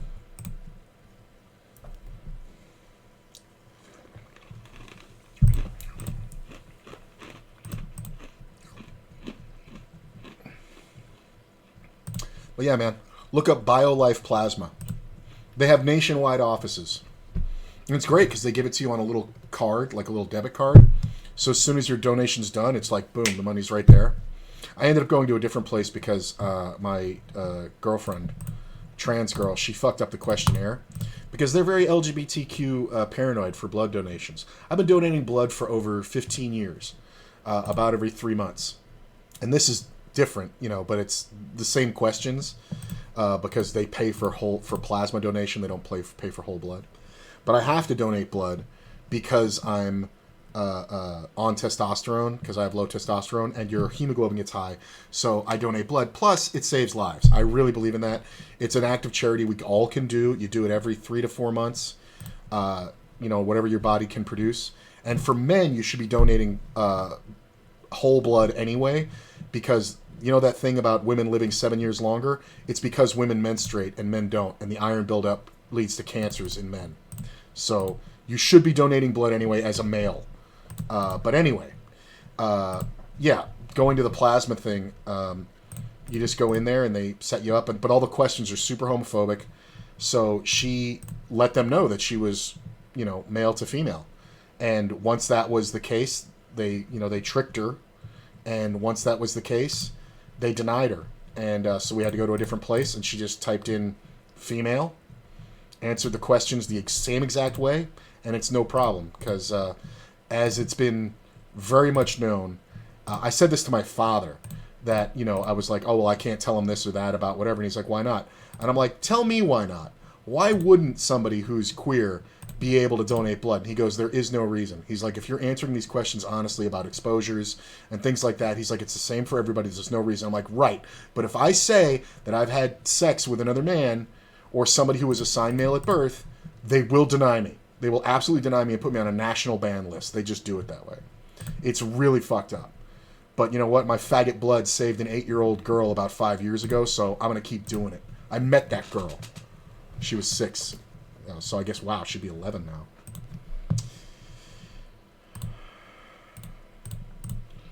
Yeah, I had the feeling that it wasn't my day, but I'm so deep 20L, the swings don't really faze me. Well, that's fine. You can do a 5 buy-in swing then. That's absolutely fine.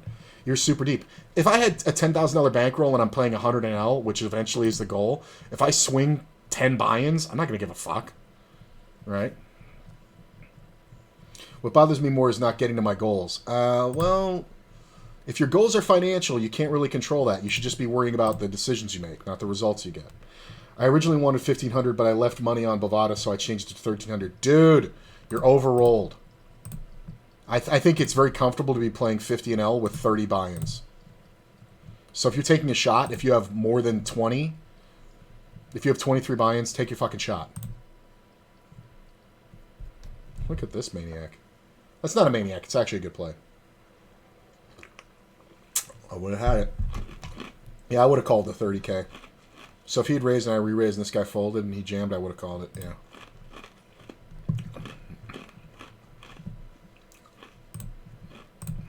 Huh.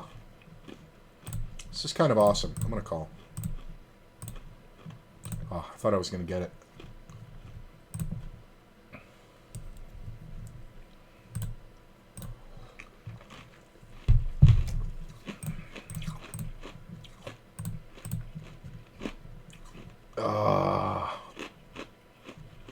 I mean, this guy could just have jacks, but... Or an 8.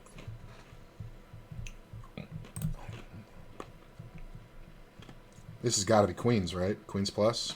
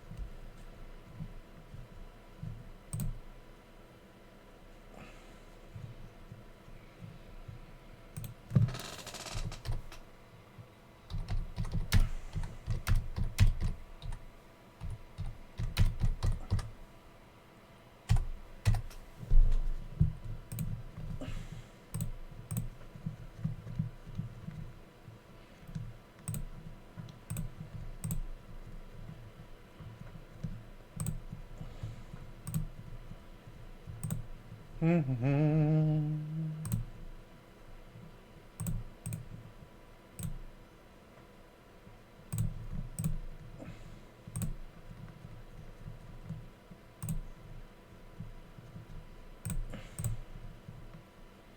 lose here a ton. Like, whatever he defends with, I lose. Like, this is just too much. There's a pair here. There's a 7 here. There's just too much.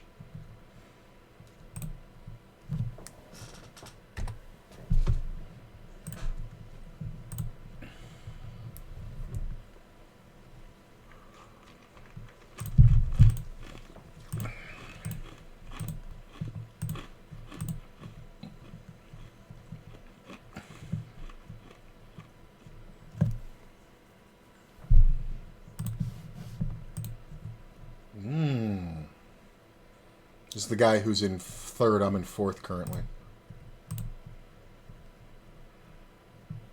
Ooh. Spicy.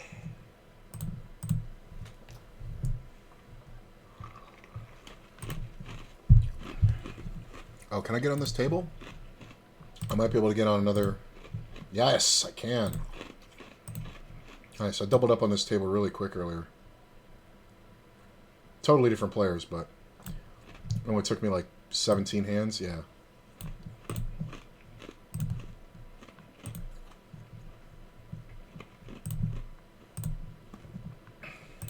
So I got another 15-0 there. It's a pretty good table. I have position on all the aggressive players. Just kind of the thing. 45 players left. We're currently 4th. I like my seat. I really do. I hate that I'm getting my worst hands in the small blind. It's really frustrating.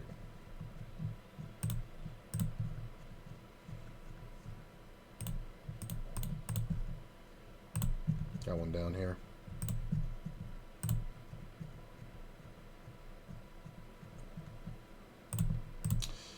Yeah, I think this is a lot of mid-stack stealing. This is kind of a good play when you only have like 10 blinds. Going for steals more often is smart because you're not going to get re-raised as much because people know that when you raise, if you have a good hand, you have to play for it all. So like ace-jack here, if you know, this guy in 100K and this dude had like re-raised him and he had ace-jack, he's just going to fold.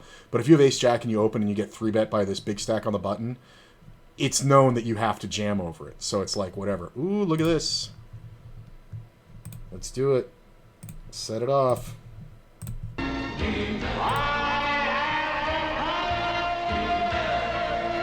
Oh, it's a good one. Big Mac out of 1st, too. I'm gonna go 8. Oh, come on. It's the first time the guy's folded to one of my 3-bets from the big blind in like a week. And I have aces. I think I did it with like Jack 9 earlier today. And this guy's on a short stack. Like, what the fuck? He's got 30 bucks and he's calling a raise but not a re-raise? Out of 1st? Like, you're not... Oh, my God. Been brushing up on my pre-flop ranges. Don't think I've played anything higher than 25 NL for a meaningful amount of hands. If 25 NL is available, I would say go for it. So this is kind of shitty because this player is raising quite a bit. I am going to go for the steal. It's a great jam if this guy jams behind because I can't call. But yeah. He's doing the thing. He's doing the thing. He's trying to build a stack off a small stack. Like, it's smart. Like, and this player's sitting out, but it's smart what he's doing. Like, he's going because I'm basically leveraging my whole stack because I only have 12 blinds. So if I use 2 of them, you should know. So you can't call. You can only re-raise him. So, pretty smart. But obviously we can steal all day. 147K now.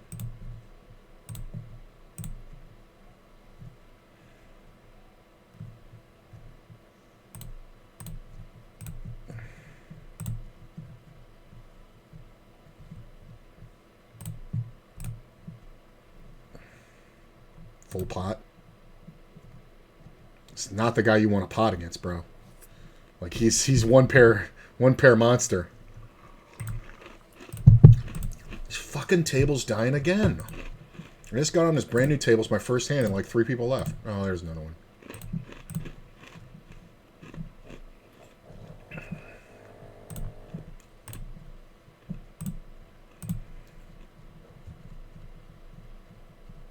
I'm going to go a little bit bigger because I don't mind playing for this big blind stack, so...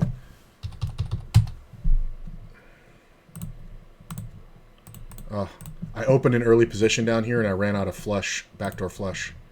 Oh, I don't like this.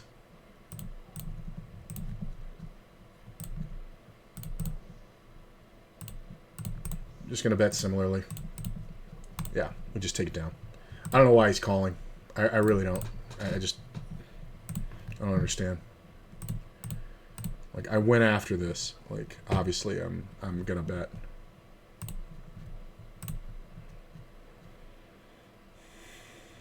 Currently sitting in third place with 157K.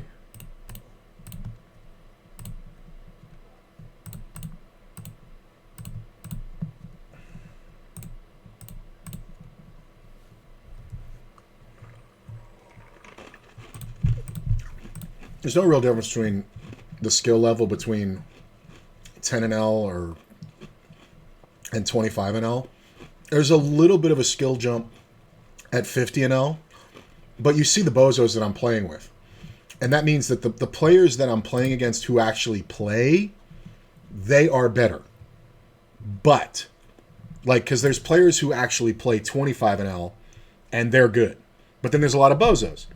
But then there's guys playing 50 and L who are just like, oh, I have $500. I'm going to put it on this poker site. Yeah, I'm going to start $50, 50 and L, whatever. Like, they have no clue. They have no concept. You know what I mean? Because they play 1-2 live, and they're buying in with $300, and they think that's the same as, you know, playing, you know, 300 and L online. And it is totally not. Right? Playing 1-2 live is like playing 5 and L online. It's that, 10 and L. 10 and L on most sites. But like playing 50 and L, that's like playing 50-100 live. Maybe 20-40 depending on what state you're in.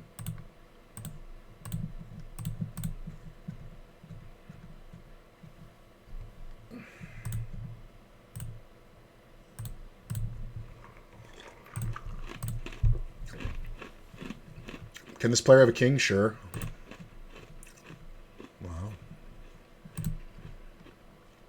I mean, that's only ever a set. He's been sitting here for 3 minutes. He could have picked up a flush draw, right? And a pair. Like ace deuce of hearts or something. Or queen jack of hearts. But I have jacks. I'm going to let it go. If he had been here like for half an hour, I probably would have jammed on him. But he's just here for 2 minutes. So unless he's a complete fucking utter maniac, he's got something. So I could have checked the flop. I probably could have checked the flop. Or bet bigger on the flop check turn. But I kind of went standard on him. But that's the thing. I went small on the flop and he called, and then I bet bigger on the turn and he raises. To me, that sounds like a set.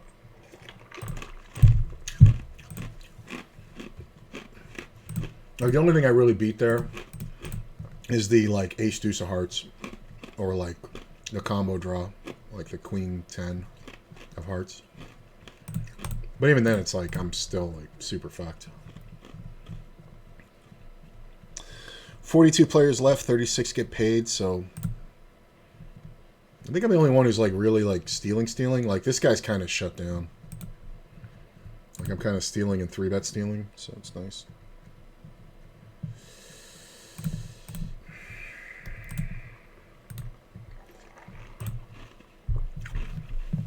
Wow.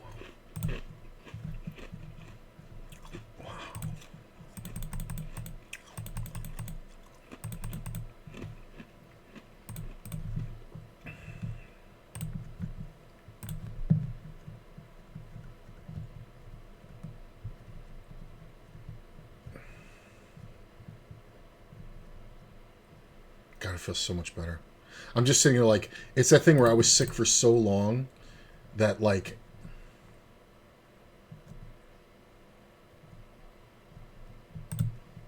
it's kind of a big bet. It kind of makes it easy to play. I mean, what am I doing?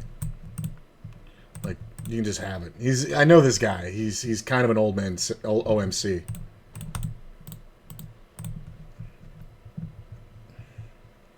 Yeah. All my notes on him. Like, I don't even have to really look at him. I know the player, but yeah, all my notes on him are like, yeah. And he's never folding like an ace there. So like he might fold king queen, but he never has king queen. Like that's super small bet. That could be ace king plus.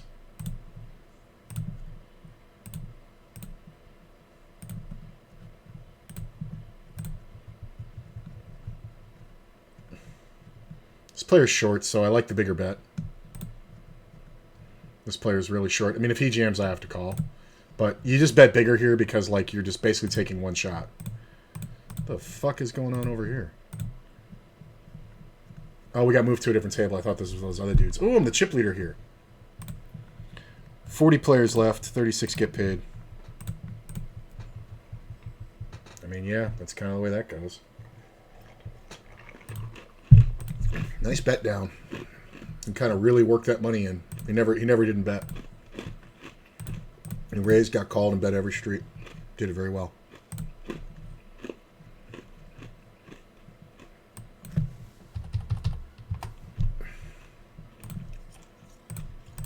Go for the steal. Well, this guy doesn't have much more left, so I guess I just put him in, right?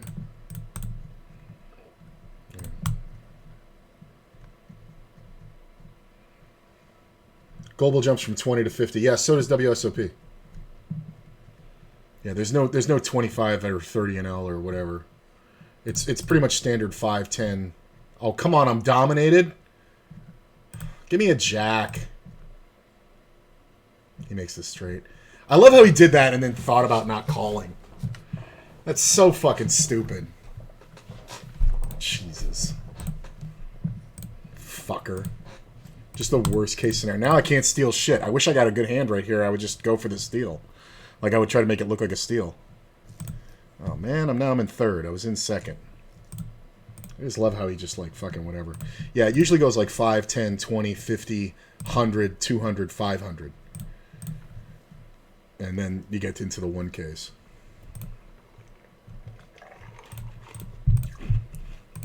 I've seen 1K, 2K, 3K. Like, but most places it's like 1K. Ooh. Most places it's like 1K, 2K, 5K. I'm just going to call.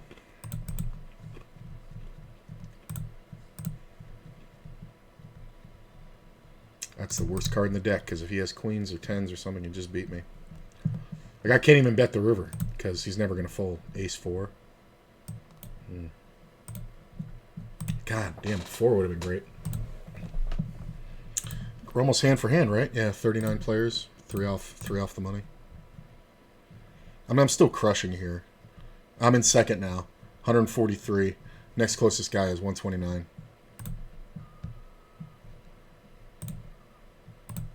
I mean, the in the cash average is half my stack, so I'm really doing well.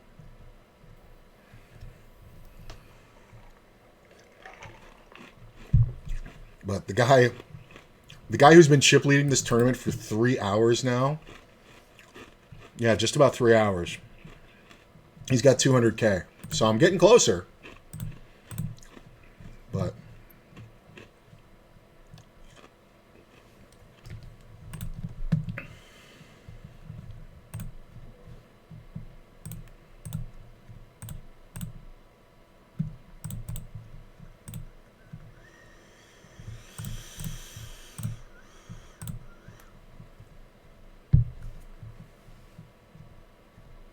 why are you limping? If it folds to me, I'm just going to jam on him. Should I? He's limping. He should be limp trapping, but he's kind of a dummy. But he just saw the queen 9. I'm going to play it for a trap.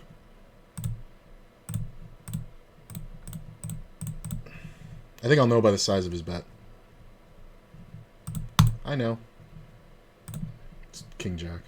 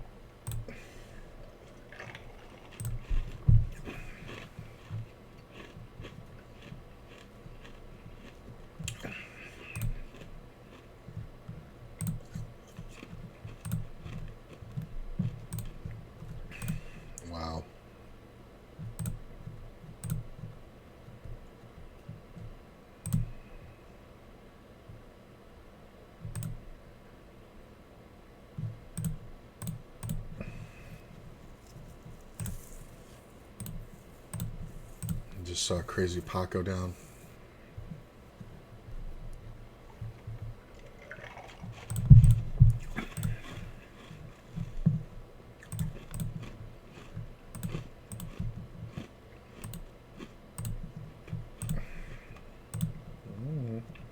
On the bubble. Hand for hand. That little thing came up just in time for my man here. Hand for hand, smallest stack has 1966, so this won't take long.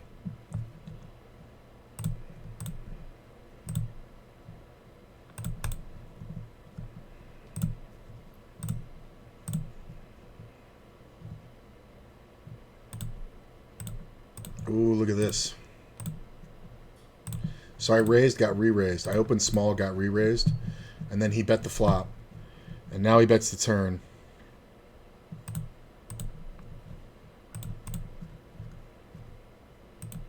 I'm just trying to get him off a jack.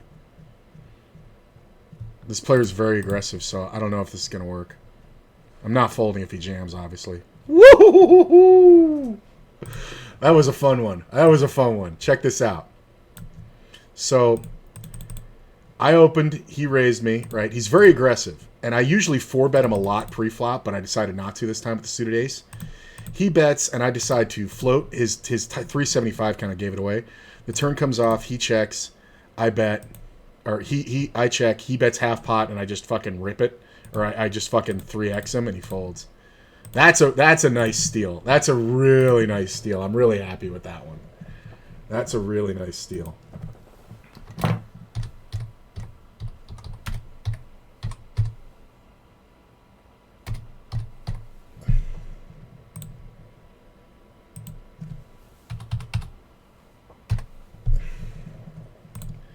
That was really nice. Oh, baby. Same table.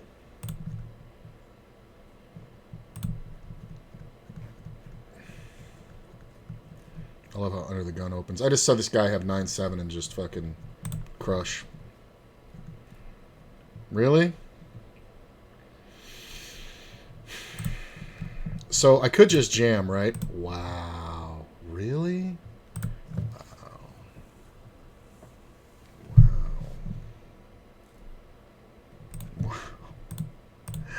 Okay, so this is odd.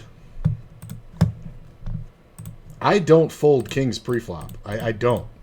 But honestly, this guy's a horrible player. This is my problem. All right. I'm going to puss out.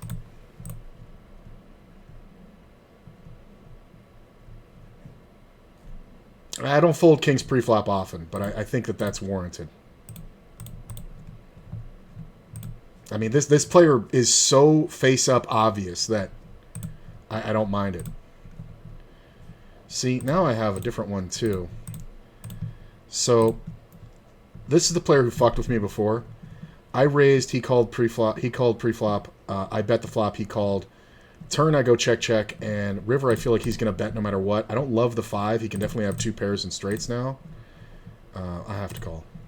Yeah, because he's also doing shit like that. Like, I felt like he bluffed me on the other small pot, but I set him up to do it again. Like, it's just, like, whatever. Like an idiot.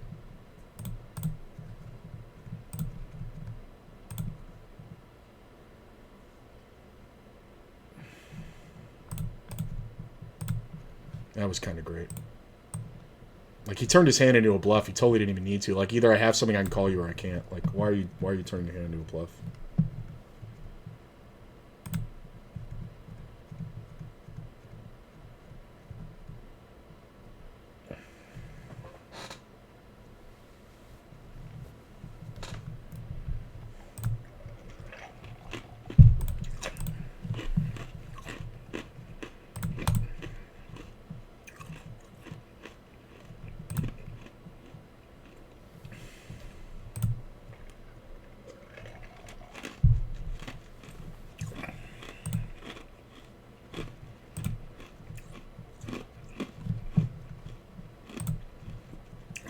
Stone bubble.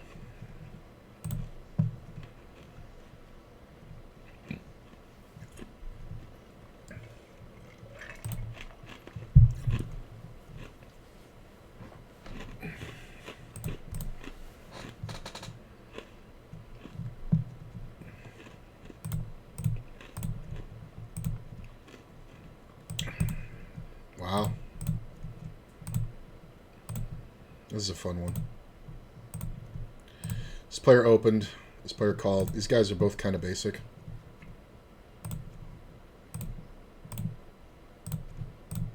Ugh.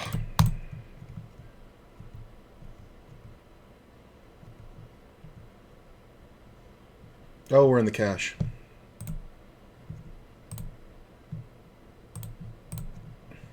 I guess I'm just gonna check here. I guess we're just bluff catching. Sometimes we lose to an 8 over here, but I think we're just bluff catching.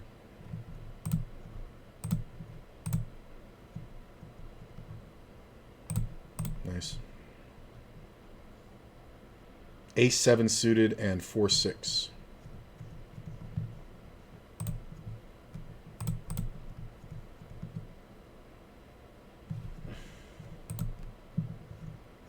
That name, I Play in Traffic, is a great name, and it's a perfect name for him because he is overly aggressive.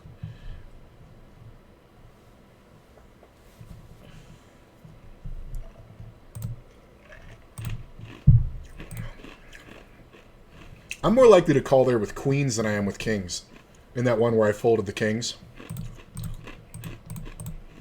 Because with queens, somebody could have ace-queen, somebody else could have ace-king or something. But when I have kings, it's like, it's too much removal.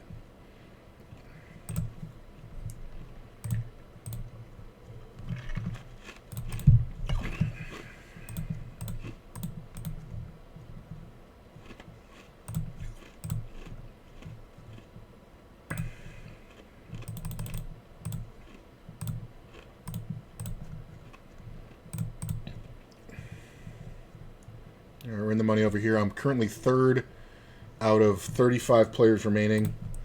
The average right now is 73,800, and I have almost double that. This is an interesting one because you don't need... This player only has 15 blinds, so he's never going to fold. But I don't need to jam on him, right? Like, with these players behind, I don't need to jam on him. Like, sometimes we dodge something here. I have kings on another table.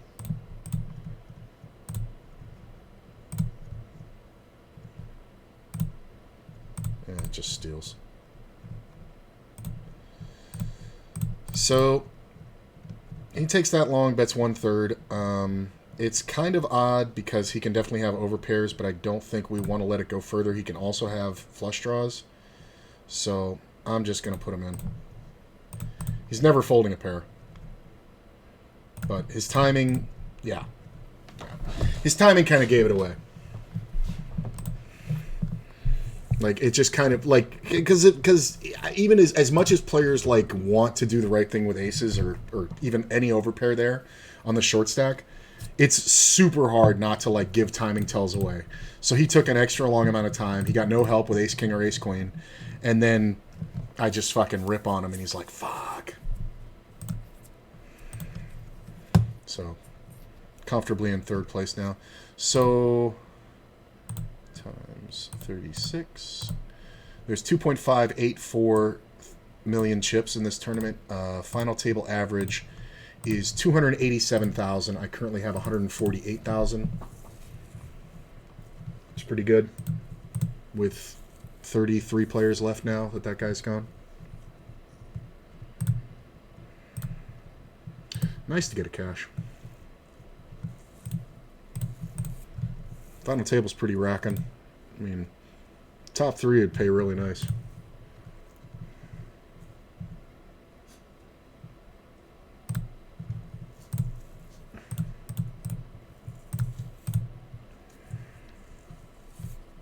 It's such a different thing when he's on my right versus when he's on my left.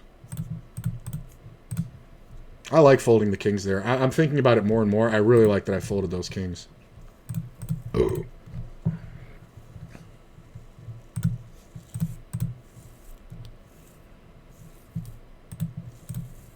Queen.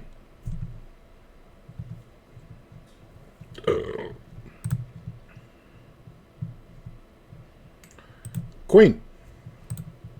Mm-hmm. Yeah. Yeah, this is just a snap call. Like, DiMaggio, no. You have to set that up, man. I was waiting for him to bluff. That's why I was doing this. I was just like, he's got the bluff spot.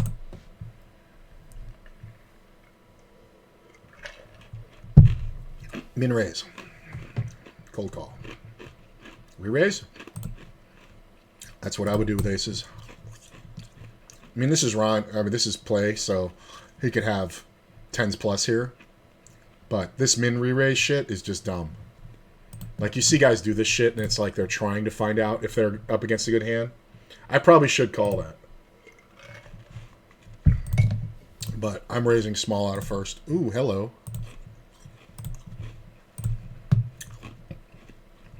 I believe I'm calling... Yeah, I'm calling these two.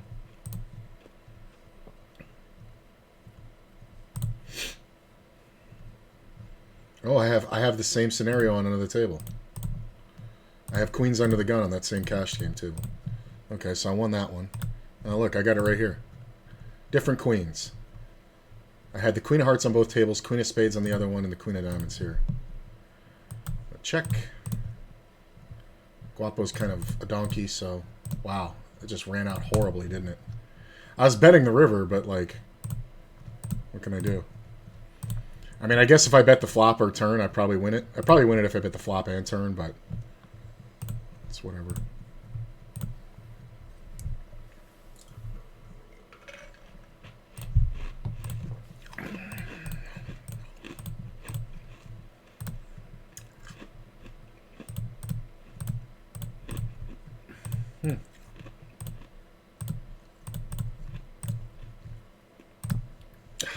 Just lost to a better ace high. Everybody fold. You should jam. Yeah. If they all fold, I'm just gonna... King 9's fine. For 9 blinds. 161.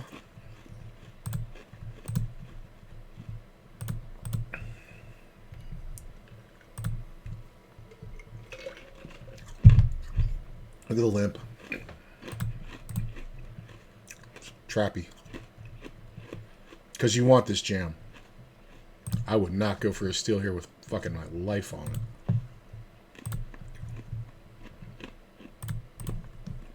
it.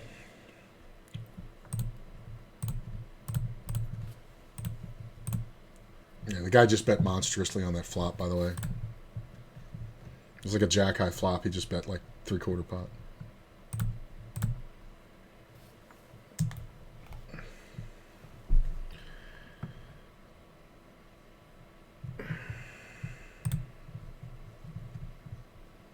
Ooh, I got kings over here.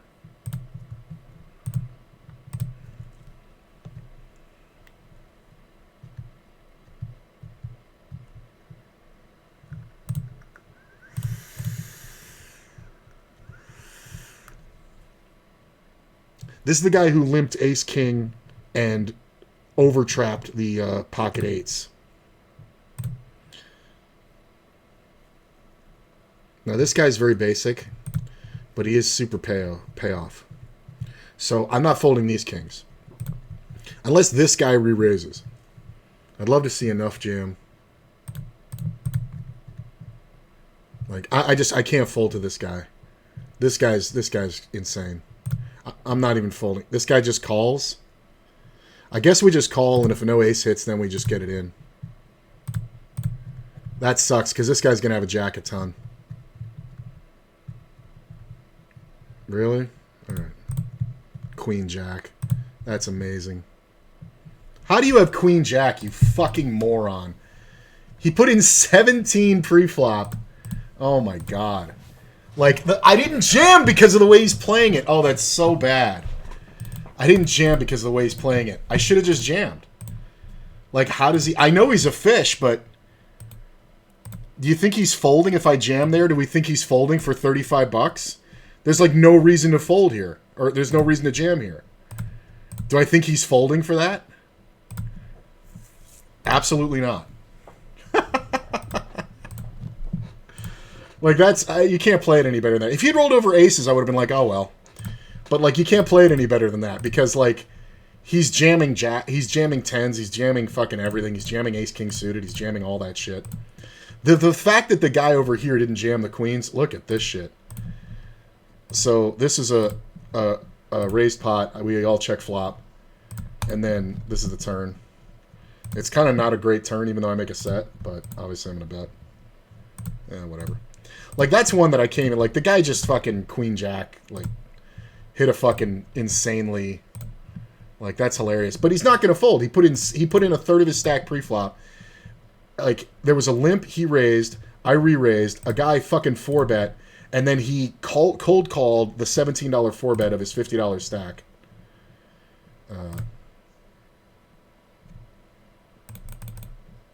This is interesting. Because this player is so short. Friend of the stream. I mean, I'm not folding. He's too short.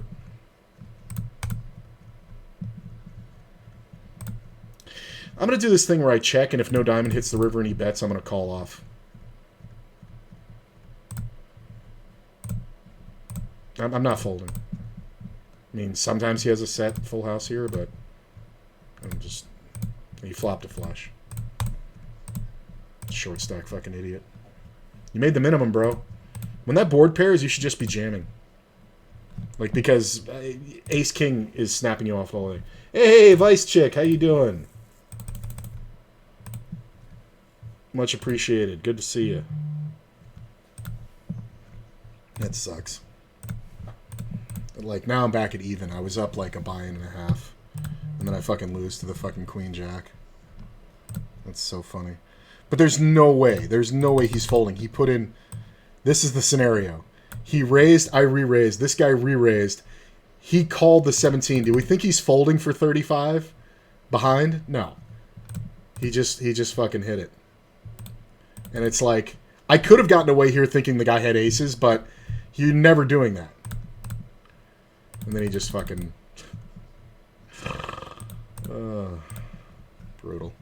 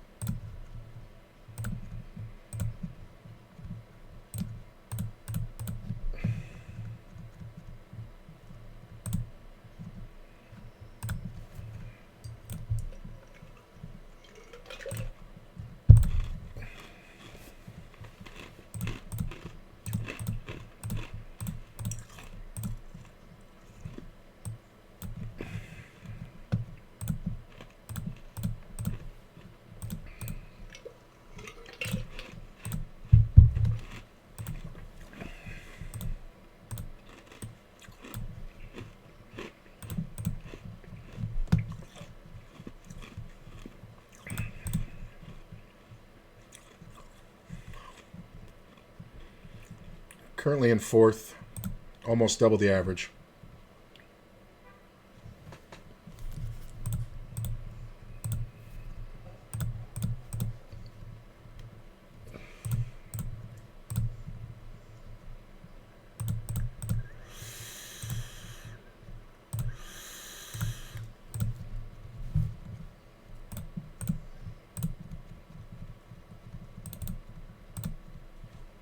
This is fun.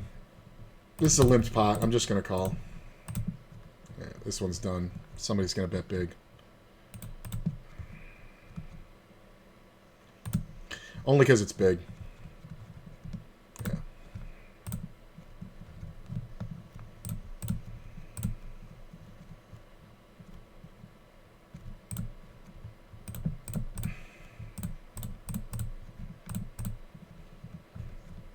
I could have just jammed it, but you're up against a guy with queens and a guy with queen jack suited, and you have kings. Do you want to get in a scenario where you jam it in and lose one of them?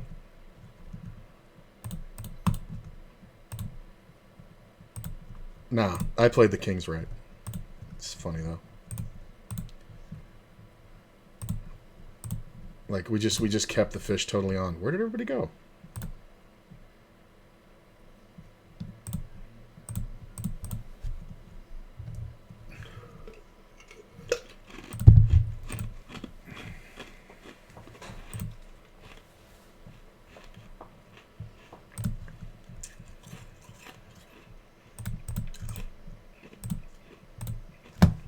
Who's texting me?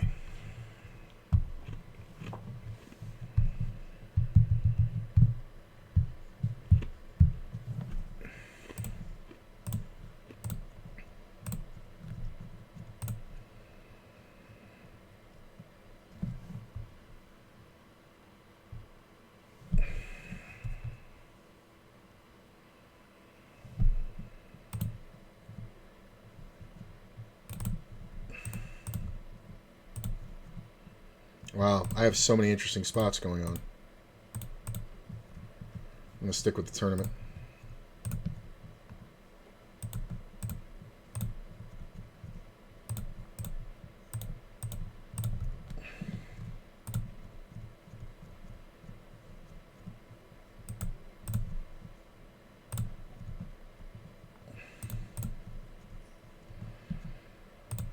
Ugh, this is rough.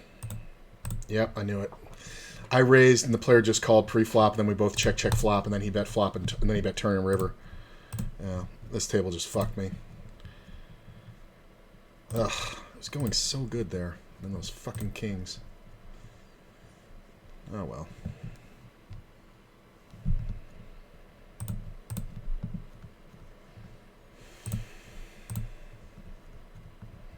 I guess I can bring this down here now.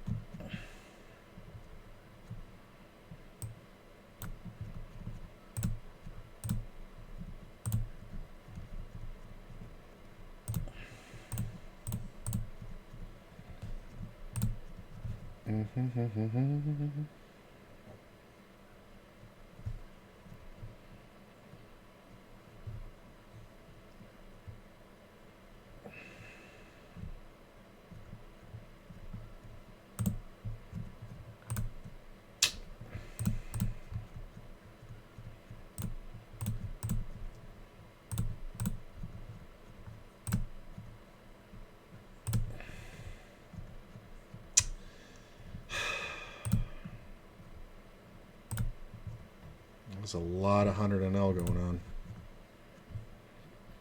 6 max.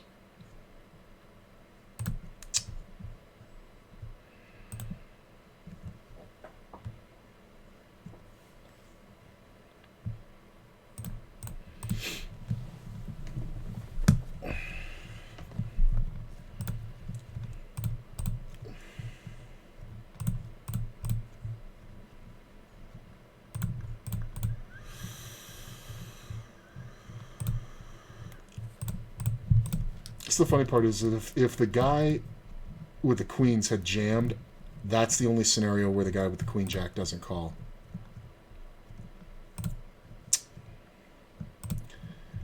I do believe I'll defend here at 4-1. Right in the fucking window.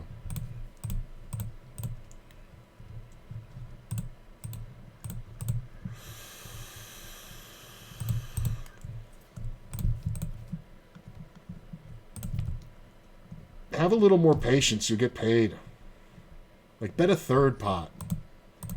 Like, he had a monster there. Like, I had 2 outs. I guarantee you he had 2 pair.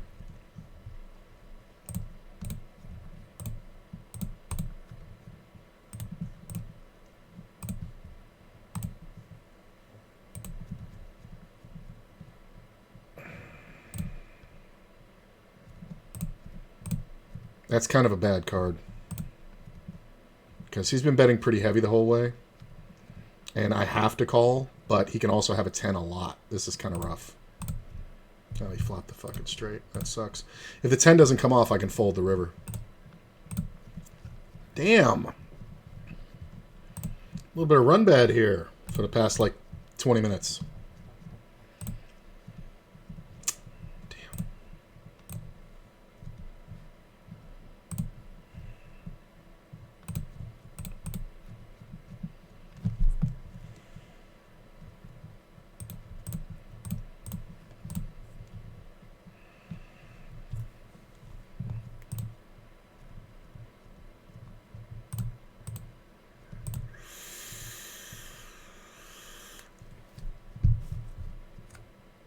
Okay.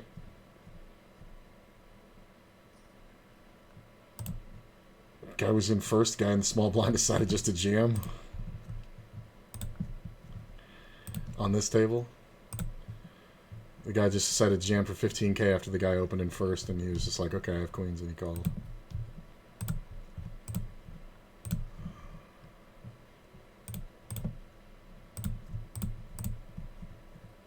He raised pre-flop and bet the flop. Then he checked turn. Now if he bets river, I'm fucked, right? Yeah.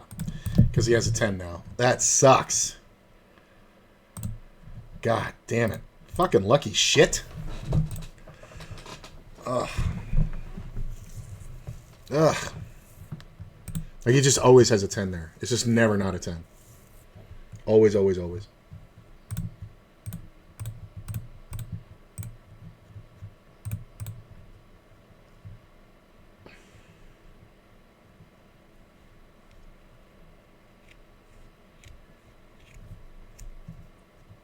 Oh, we're on break.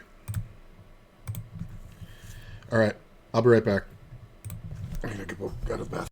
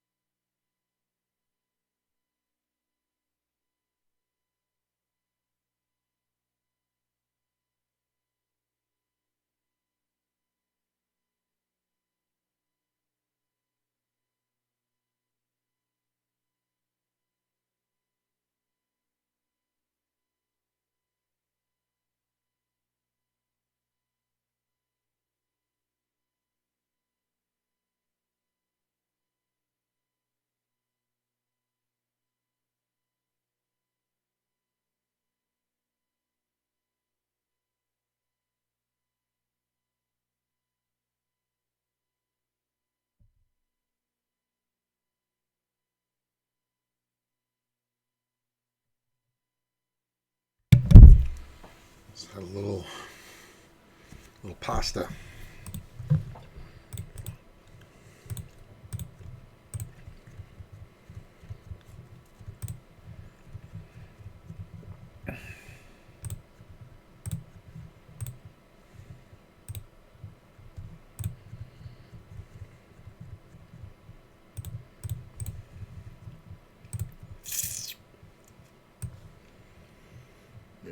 Keeping an eye on this.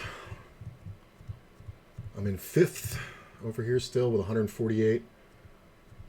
Oh, the guy who was chip leading took a big loss. He's in fourth now. He's lost 60,000 chips. The guy in first now has 243. Well, we'll see if this guy goes down. 24 players left. So far we've locked up $31. $10 profit so far. But it doesn't jump very far. Like here, I'll show you. I've got it over here. It goes, it starts out at 30,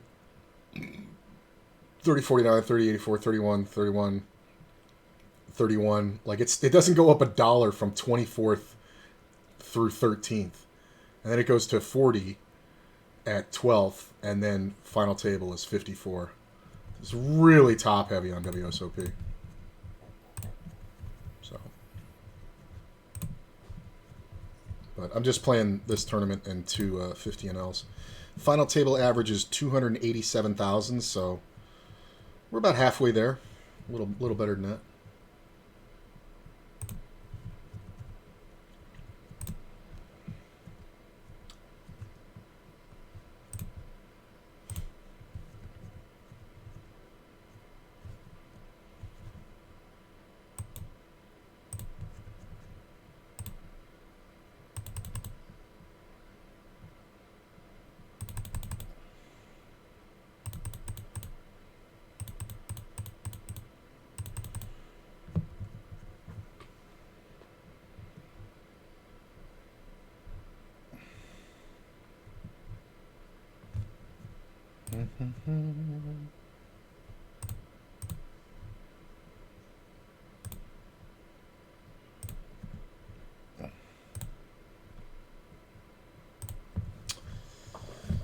Oh my God.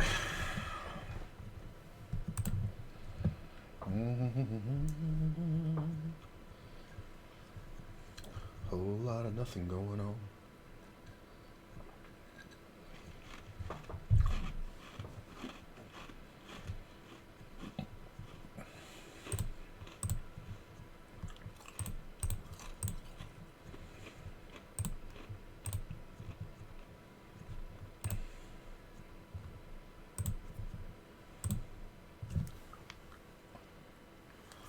Wow.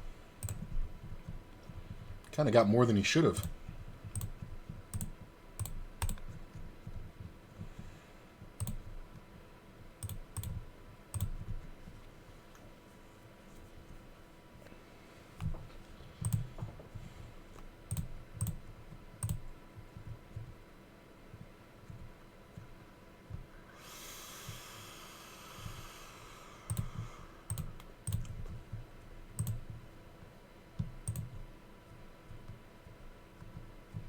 Eh.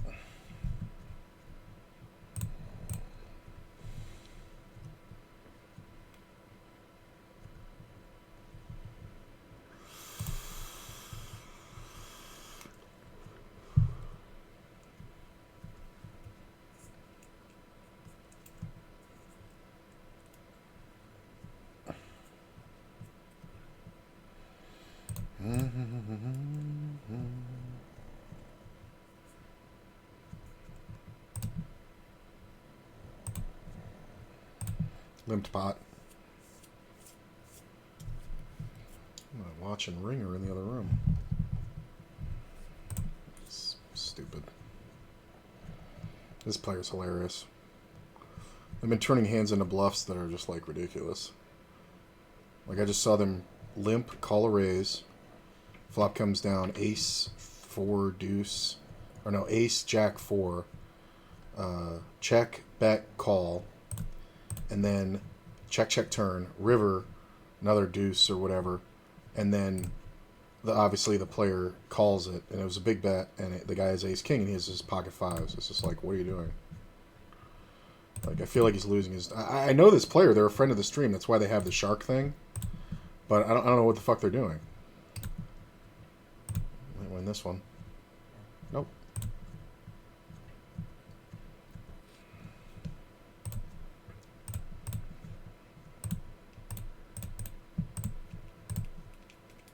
Thought that was going to be pocket eights. 6th out of 23 remaining up here.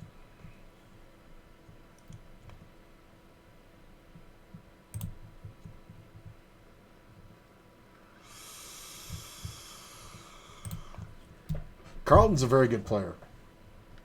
He's very aggressive, and I like taking him on better in cash games, but he's a very good player. Oh, wow. Sorry, I didn't mean to move that. Well, we're obviously folding here.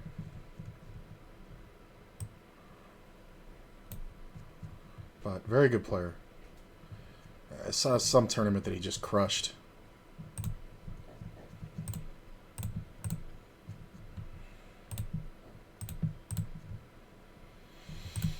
And that's how you sit there doing nothing and just jam an ace-king.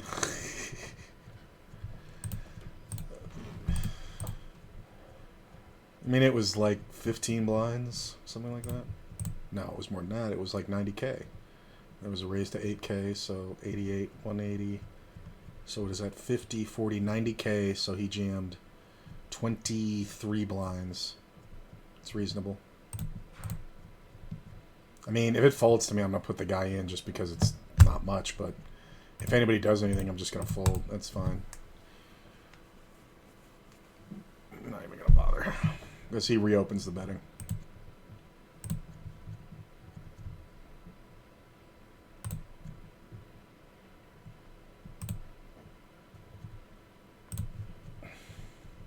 Ah. Look at the straight. Oh, and he made it too. That's funny.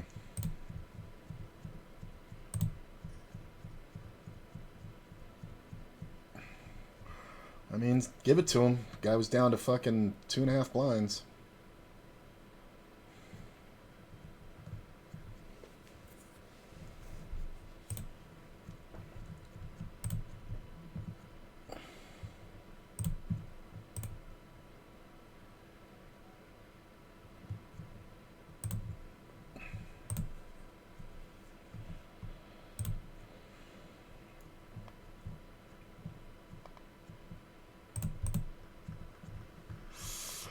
Is it too jammy? I'm not gonna do it with 6-7. I have to have something I can call with, so like Queen 10 suited or like better, Ace 10, Ace 9 suited. But I can't raise and call off with 6-7 here. This player has 54. I don't know if you can see that. Is that no? You can't see that. Yeah. He's got 54.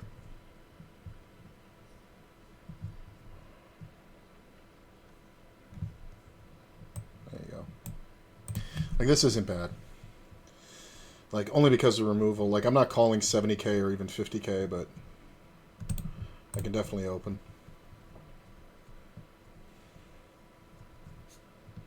Other tables are just nothing going on. Question is, do I call and open from this guy? I think because of the jam behind, I don't love it. But if he jams and this player folds, then I can call. So that's kind of worth it. Because then it would be like 28 to win 56.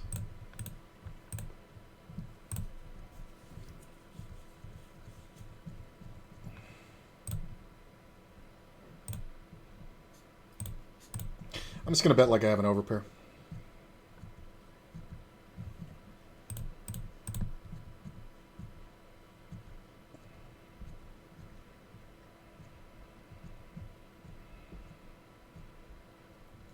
You just have to make the big bet sometimes. Like, half pot is pretty big at this point.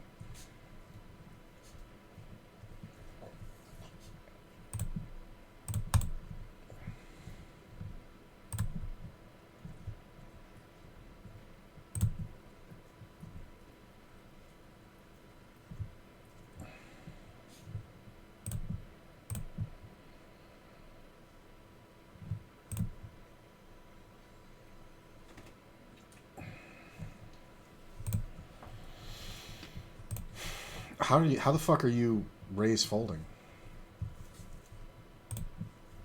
If he jams, I'm calling, obviously.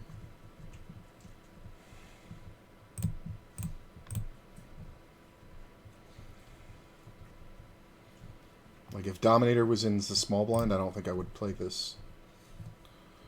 21 players left, 189 beginning. A good steal. It's only because good players are in the blinds there. It's kind of my best steal spot because they know ranges, and they know I can be opening up that, but if I'm anywhere near the middle top of my range, it's just... it's too much.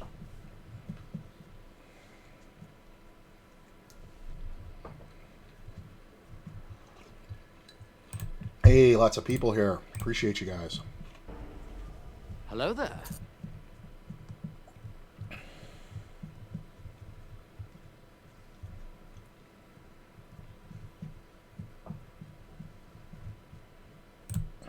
There's not much else going on.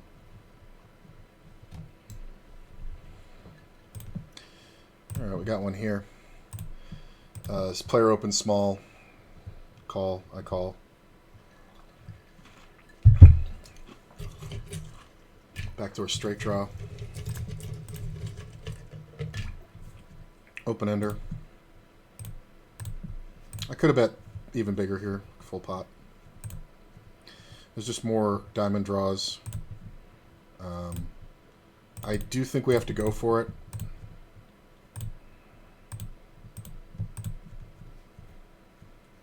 This is just so rarely an ace. Usually it's a diamond draw.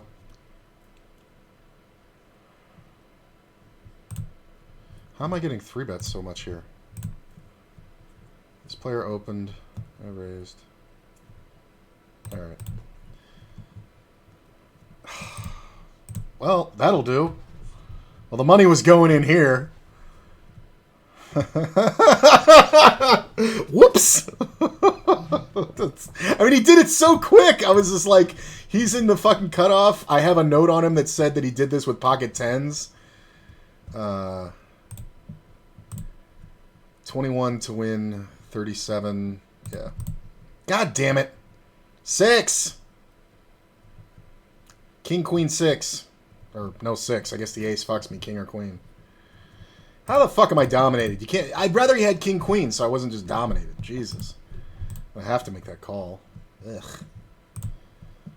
Yeah, my note on that guy said, re-raised 3x with 10-10 Jack-Jack from cutoff open when 3-bet by small blind. And one time I had kings against them, the other time I had aces. This is the first time I had queens. So, I'll take it. Yeah.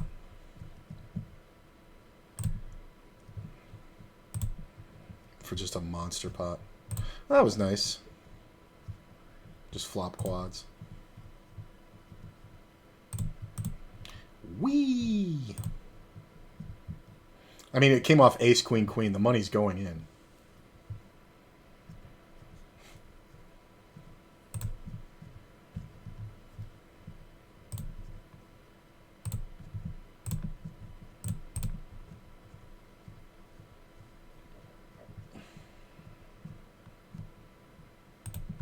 Could 3-bet, but South Haven's kind of face-up aggro, so... yeah. He's face-up aggro post-flop, but pre-flop he's kind of meh. This is interesting. I kind of like it if he bets bigger. Half pot's fine.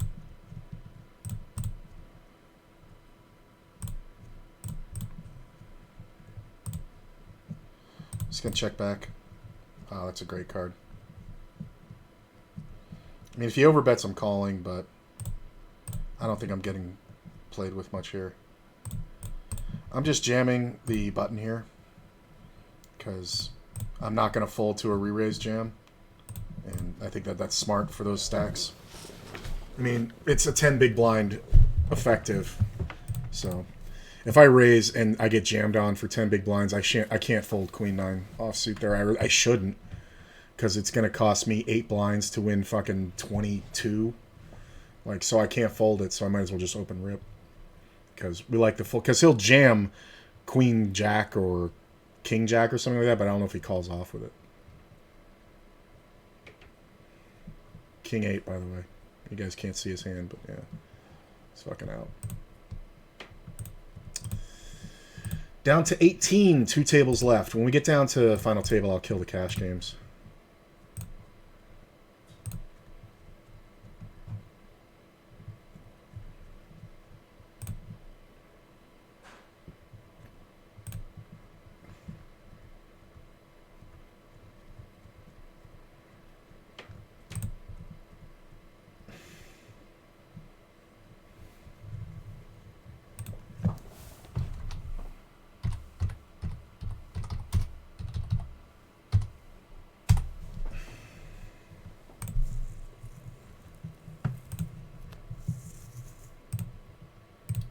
I'm in 8th place.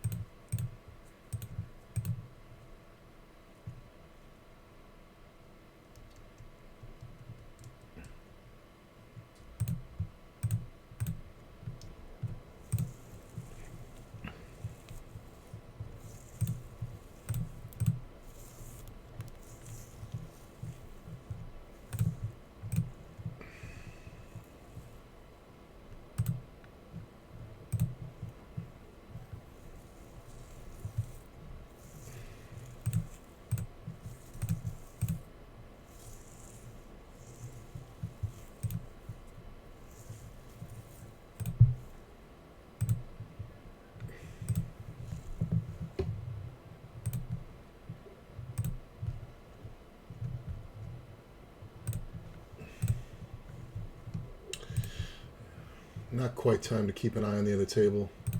We're down to 2 tables.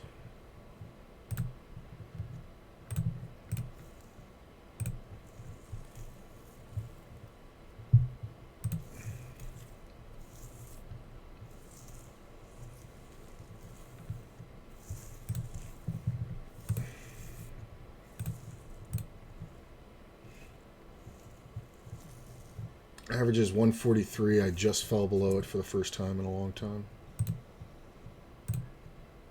Dominator is just going to jam so wide if we open. I'm kind of tempted to limp. I think that's the better way. But it kind of depends. He might just be in full-on jam mode now. It was chip leader.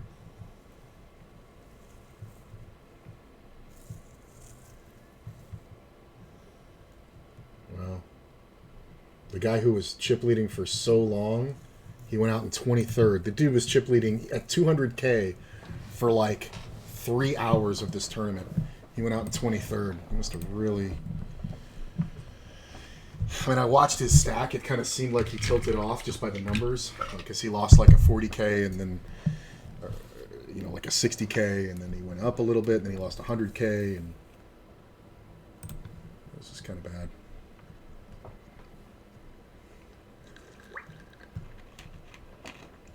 I still have one more cash game going. There's only 2 right now that I want to play. But 1 double, we're at the final table average. And I'm currently 9th out of 18, so I'm dead in the center of the pack.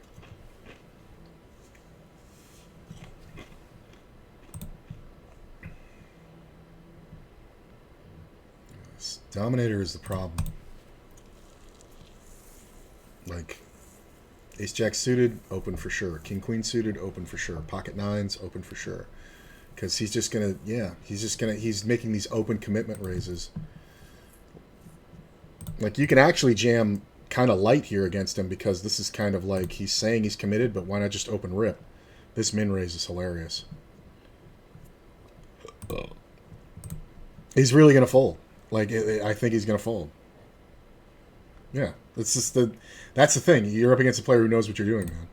He just min clicked you from the big blind, and you just don't have anything to go with. So we see a limp out of first.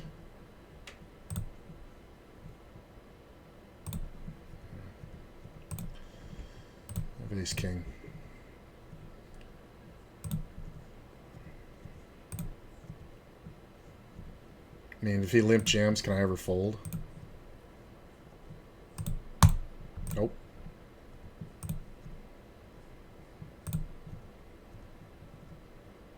Nice. It's not a cash game, man. Like, people don't have the discipline to limp jam aces like that. They just don't. Like, so I know it's a race, and I'm looking to race. 248K. I'm currently back in 4th place. Nice. Those were the things, like, my last week of playing tournaments, those were the hands that I couldn't win. Like, I would just get it in Ace-King. I think I even said this at the start of the stream, like, Ace-King versus Jacks, when I was at that point with, like, 20 blinds, and just couldn't fucking win the hand. Like, I just couldn't win a race. There was one tournament where I ended up racing 4 times. I was chip leading for a while. I ended up racing Ace-King and Ace-Queen 4 times versus pairs, and couldn't win one of them. And just fucking, like, lost, like, a third of my stack, half my stack, and then half, and then I was out. And it was just so brutal. And it was all, like, 15 big blinds or less. But those turning point races, man, you gotta win them.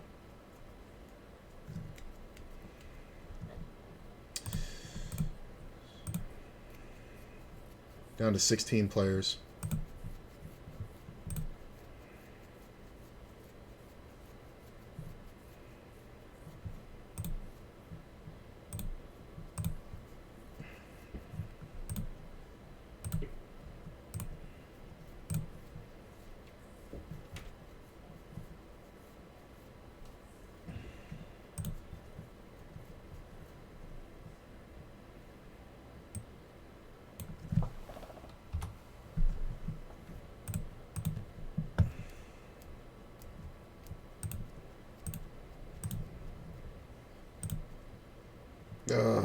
Everybody fold. God damn it. It's too many. It's 11 blinds. I can't. If I had 7s, I would call. Because he's going to be jamming a lot.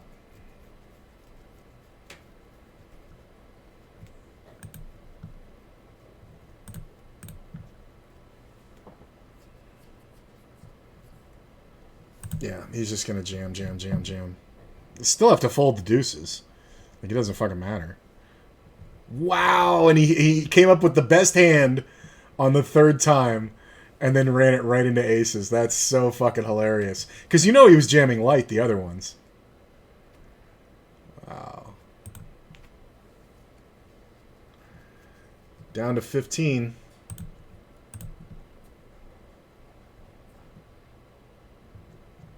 I'm going to keep an eye on the other table.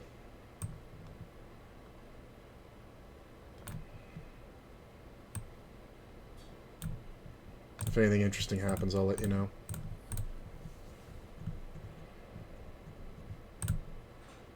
But we're down to 15 players. I'm currently 5th.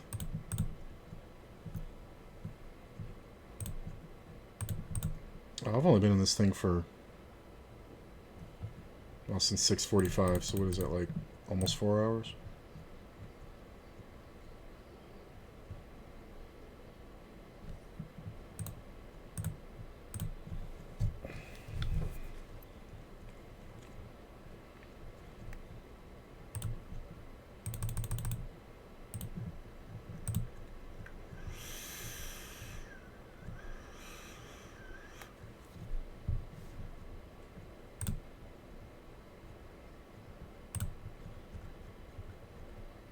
I think I'm gonna get off the cash games.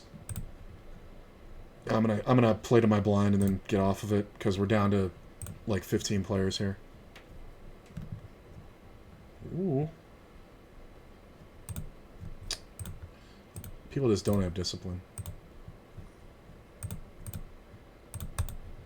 Like, the only way that that's a good bet is if you're bluffing. But it's just not a thing.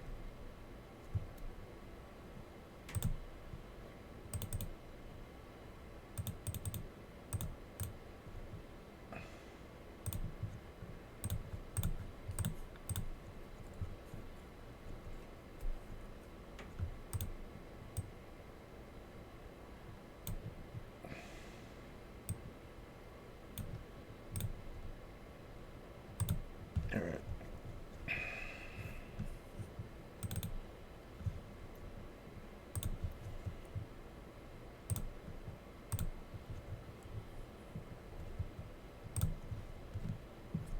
I'm up like a buy-in and change in the cash games, I think. Yeah. So I've already covered this and like another 60, 70 blinds or something. Wow. Bro. Ace-6 and he called him on the riv. Bro.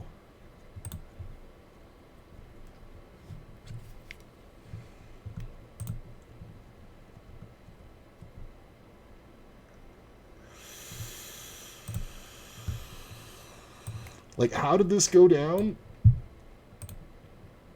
Let's look at it down here. So, a 3x open from the button, called. Check, bet small, call. Check, bets half pot, call. Check, bets half pot, calls with bottom pair. The fuck do you think? I mean, I get it. Chasing, you can chase fine. You have a gut shot, you have the fucking whatever. But he makes bottom pair and calls 67K. It's a third of his chips. Jesus. That's fucking nutty. Big open.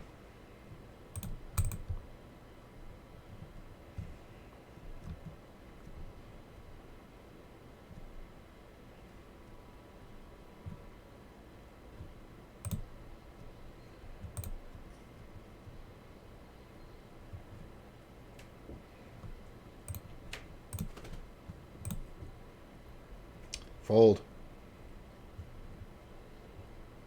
I mean, he's going to go with pretty much everything. But I'm going to take a shot at him when he's only got fucking 5 blinds.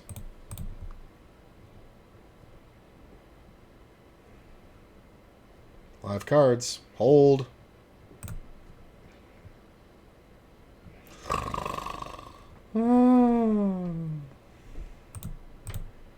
Gross.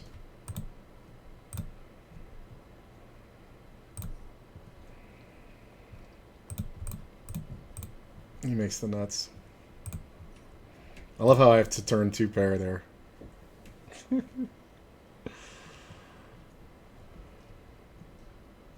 had 10 outs after the flop. Whatever. There's 5 blinds. It's worth it.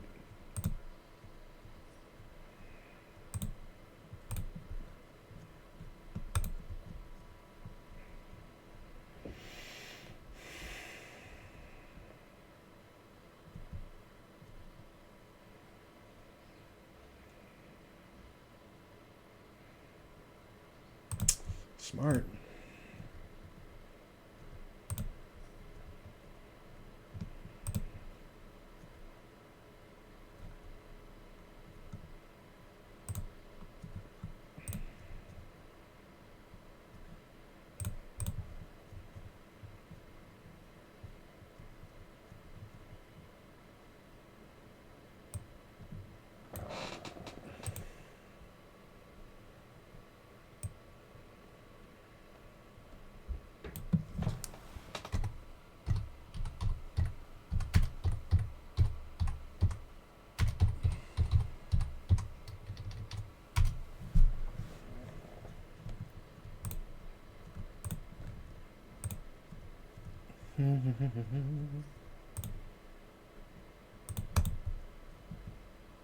Be nice to have a hand when this guy's in the blind.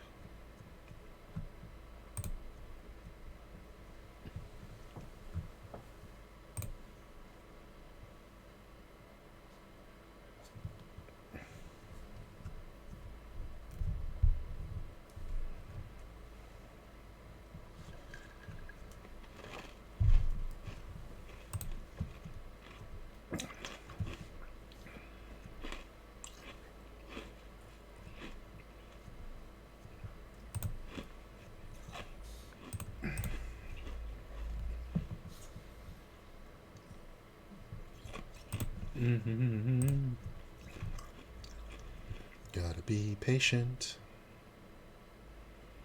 I mean, I got 30 blinds, right? 90, 180. I got like 32 blinds. Pretty happy.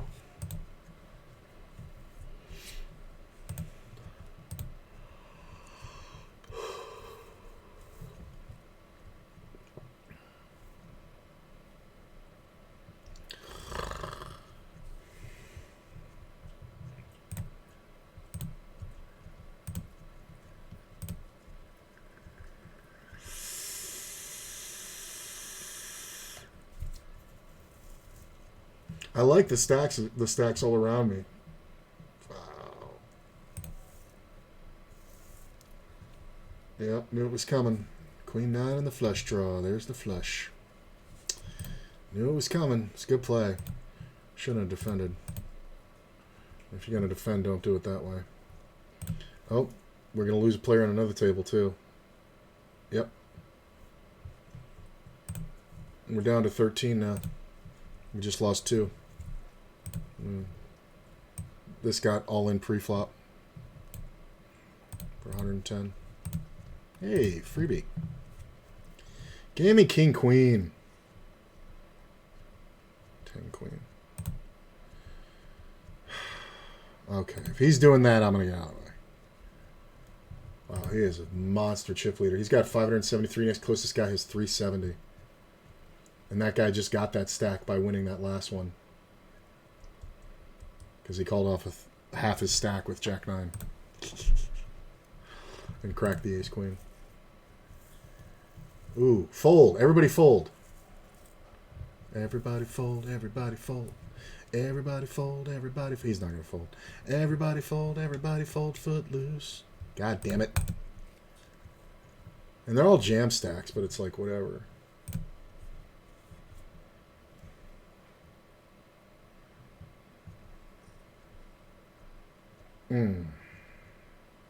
Not the greatest position. I do have to call. If this player jams and these fold out, I'm going to call. Yeah, I knew it was coming. Fold. Fold. All right, now I can fold. Fucking knew this moron. I mean, look at him. He's making the nuts. He's just making the nuts everywhere. This guy with the deuces. I love it. This guy with the deuces is hilarious. This is like the 5th worst decision he's made. Now Dominator's got chips. I mean, not insane, but like whatever. Yeah. And if I had 3-bet this, I would have. I don't know if he jams over the 3-bet. It's because I called that he jammed. But I can't 3-bet because of all the fucking players behind. I mean, I guess I could have. I could have gone like 40. But then I have to call off if he jams. That's the problem. Ugh. I'm in 7th. Fucking Dominator. Really? Nobody had anything to call 6 blinds? Versus this fucking player? Christ, if I was in 2nd, I would open against him.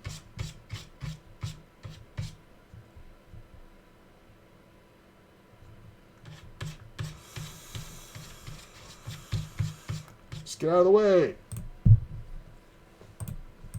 Alright, good. Keep chopping him down. I want him to shove his small blind when I have something. That's not quite enough. Sitting in 6th. Nice. So I don't have to make a decision. This guy's an idiot. It would be hard to fold a one face card. So this is kind of rough because I have 20 blinds.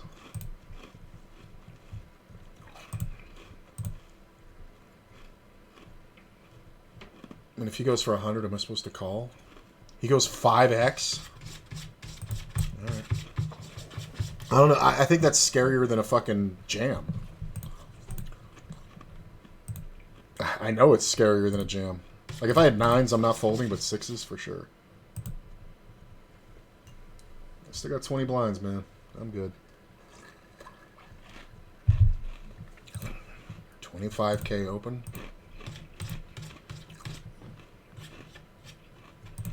I think 10's not bad.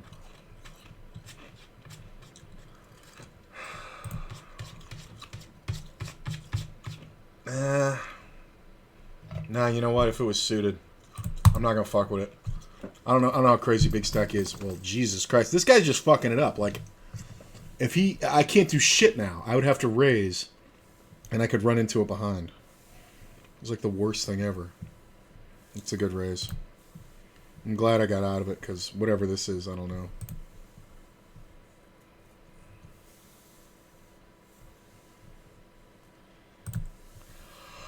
Wow. 10s? Do you fold 10s? You don't fold ace queen. Look at that king right on the flop. He makes the fucking ace. Hilarious. I mean, he just doesn't open rip, and then he just calls off. This is just insanity. And the funny part is, it probably goes differently if it's just a call. 56. Like, what is going on? I guess I should have jammed the fucking 6s. I mean, or maybe he's just that scared.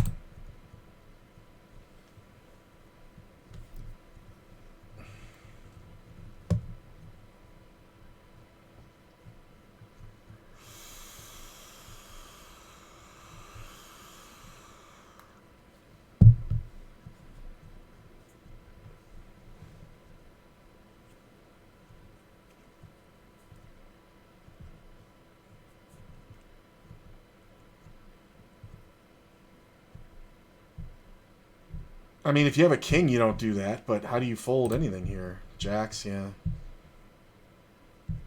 Oh, and the other table just lost one, too. Oh, no, they didn't. The guy fucking cracked aces. Okay, so we're down to 12. I'm going to call it final table bubble.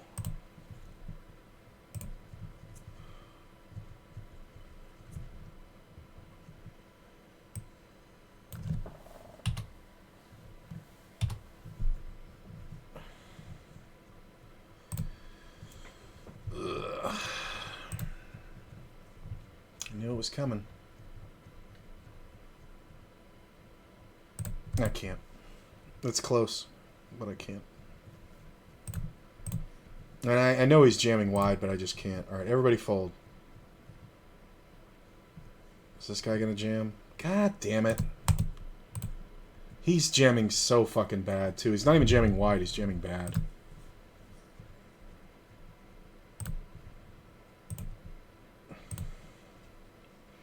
I'm in 10th now because the fucking guy cracked aces on this other table was 6-3. Dude trapped aces, I think. Yeah. Look at this. Queen or jack. Or 8 or king. Hey, nutter butter. Dominator's out. Alright, that's a shift right there. Down to 11.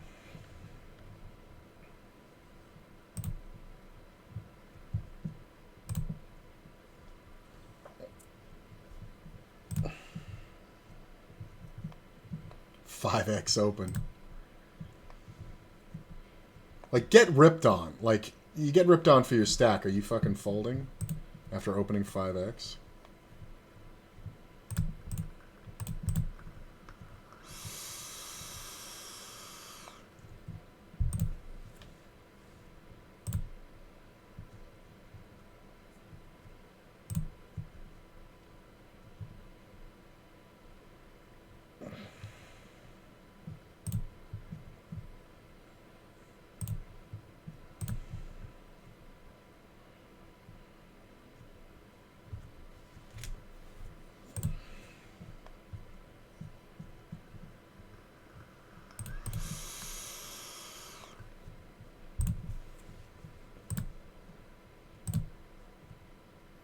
kind of scary because this guy will call super wide.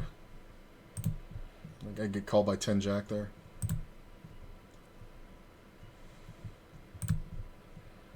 Yeah, these dudes on the other table are jamming like 150K.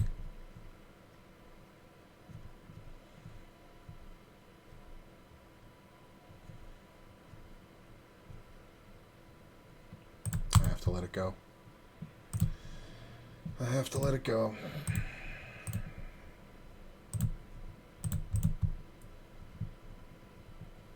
It sucks. I could have jammed on him, but like I said, Queen 10 he's calling. He's Queen, huh? 120, 15, 16, 17. Well, I've had enough of this guy.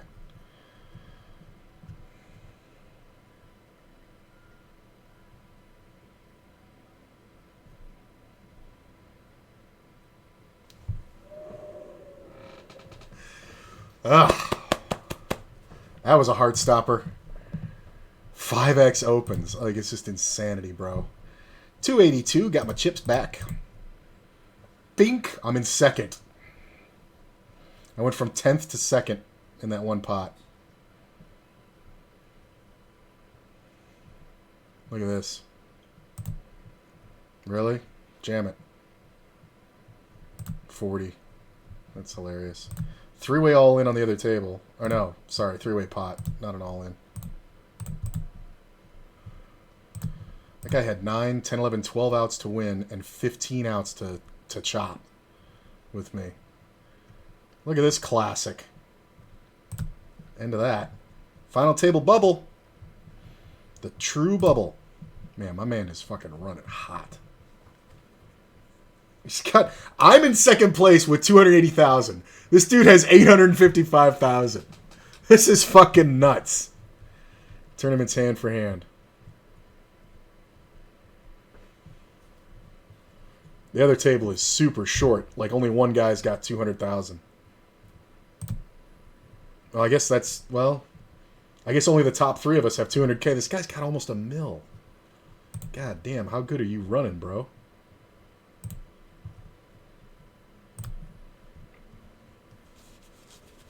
When's the next break? Like 13 minutes?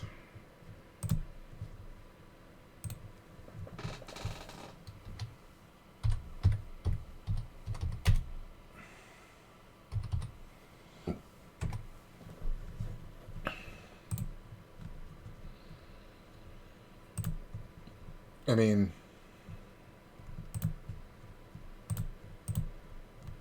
Oh, I'm glad Carlton's on my right. If he's got to be on this table, I'm glad he's on my right. He's a good player. I mean, don't get me wrong. I hate he's in my blind. Okay.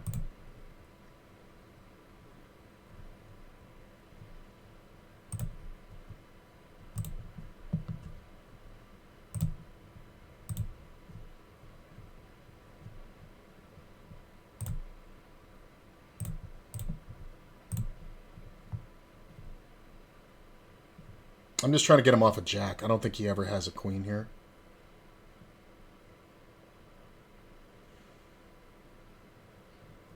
He's a good player, though. He's watching the other table. The other table's got a check raise all in on the flop. And looks like it's final table, so he's probably going to fold now. Yeah. That's final table. Yeah. The other table went blind versus blind. Nice. Good steal for me. Final table. And I have ace-king right away.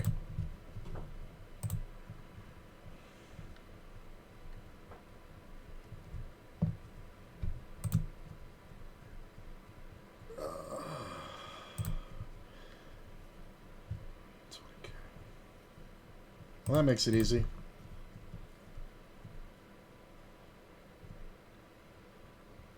Ace or king, please. Hold. Hold. Nice. 422.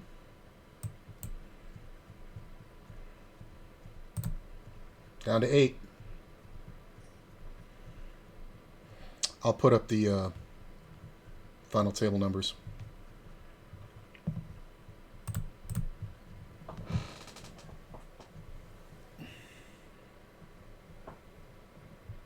Where's my fucking thing? Oh, there it is. I'll clip the prize pool and...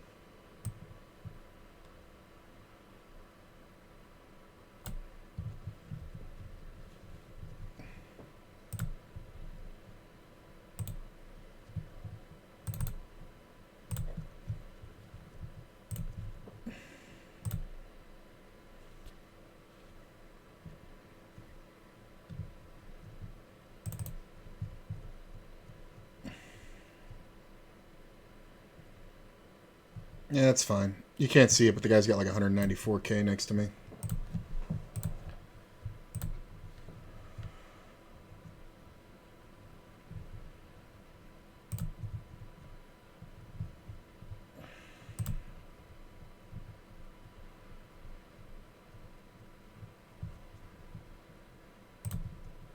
I guess I could make it a little smaller.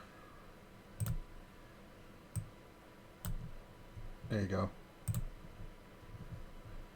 That's not bad. Yeah, you can see his whole stack now, right? Yeah, cool. Cool.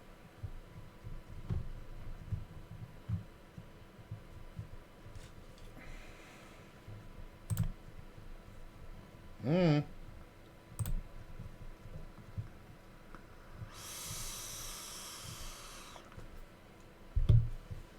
I'm not calling off of Poker Nut Jams. I know it's whatever, but I'm not doing it. I'm just not taking the beat. If Chloe jams, that would be nice.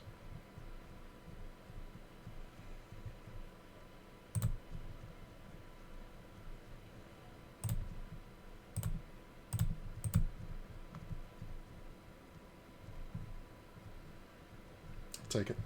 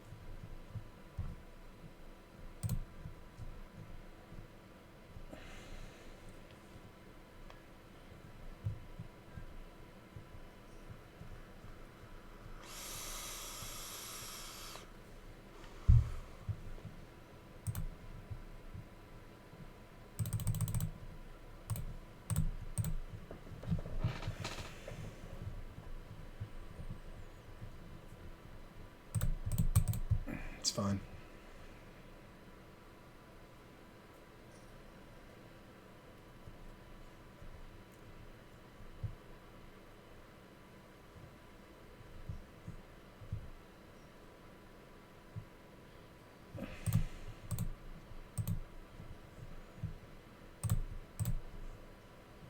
Oh, I thought it was a 6.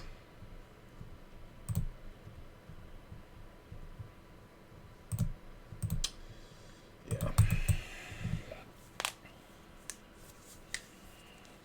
Mm-hmm. Mm-hmm. Look at that 10 on the turn. Big bet. With the ace king or without it, all in. Maybe you bet like 30 with the ace king. Try to get jammed on. Because a 9 shouldn't bet here really that much. But 2 pair can bet. Like if you get check jammed on now, you're just fucked.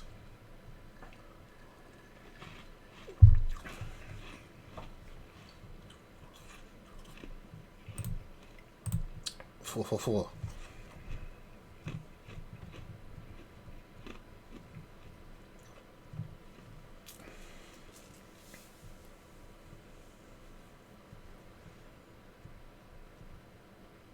Wow. I mean, yeah. The guy only had like 12 blinds. Don't like this player having chips. Down to 6. Ladder to 137. It's now a good day. That makes up for a big bad beat I took earlier today playing cash. I had like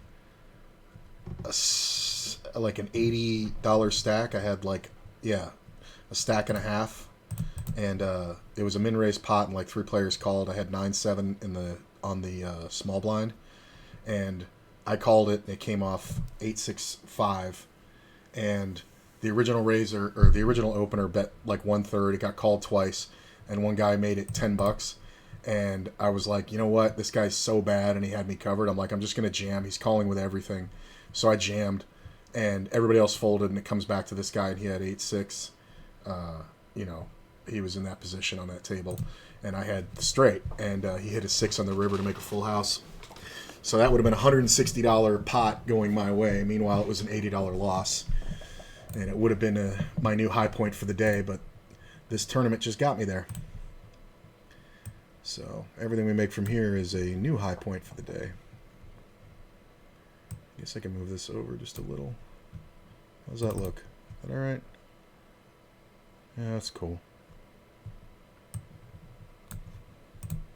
What do we got? 4 more minutes till break. Feel pretty good.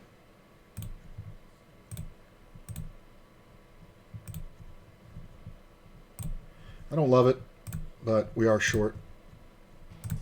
Come on. How do you guys expect to beat me? Players being fairly straight up. This was what I was really worried about, was a jam. This player's a little sticky, so we may have to go for certain bluffs.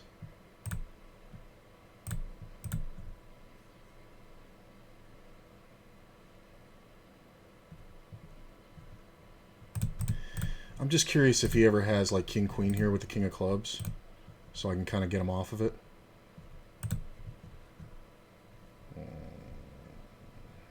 I think so. Yeah, he's not floating.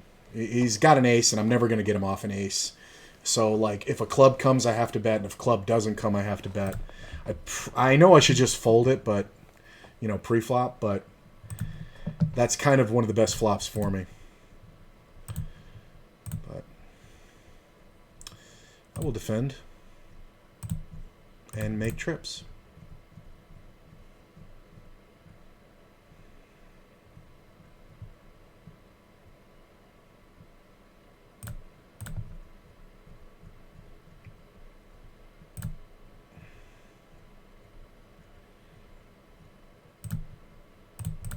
I'm going to try to make him bluff. I love that I have the ace of clubs and it's the queen because it's very hard for him to have anything. But he's going to have a lot of bluffs. He's going to have some king queens. I have to call. This sucks. He can have a set of 4s for sure, but I have to call. Aces. Aces aren't good, sir. 532K. I can't win if I bet the river. Like, I can't ever win that much. Like, he just absolutely went for the trap. But having the ace of clubs in my hand, I'm just never folding. Like, never. Back in second, I got 532. Next closest guy has 289. And the guy ahead of me has 900K. So it's looking pretty good. I don't think I get much more than that. Like, I like checking on the flop. I like betting on the turn. If he had bet the flop, I probably was going to call and then lead turn. And then let him jam, which would have been awesome.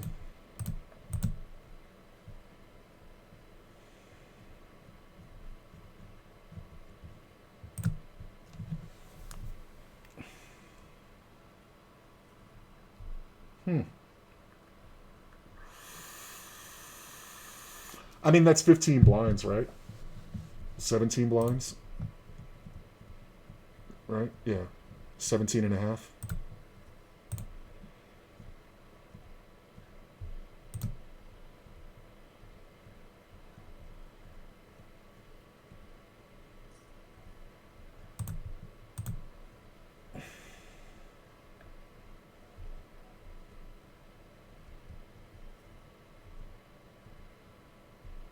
Nice jump too.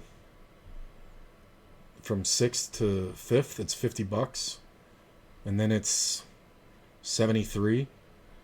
Like, that's pretty good. This is hilarious. You gotta have the heart to raise here, man. Don't just call unless you have the jack. Wow.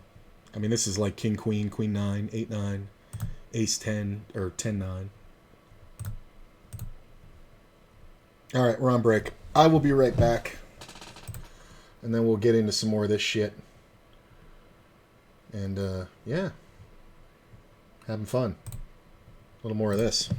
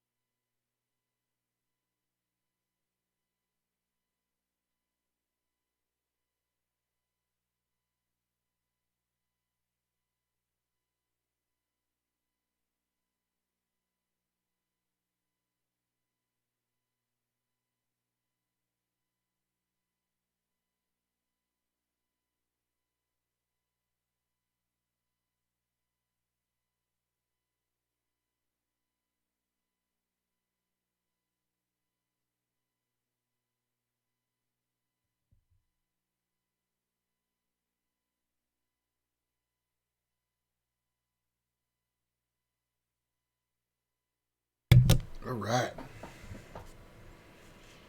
Let's have some fun. Pretty good.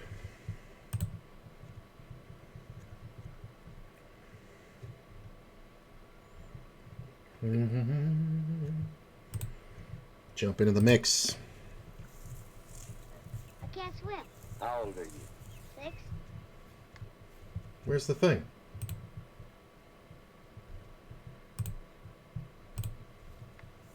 I can't swim. How old are you? 6.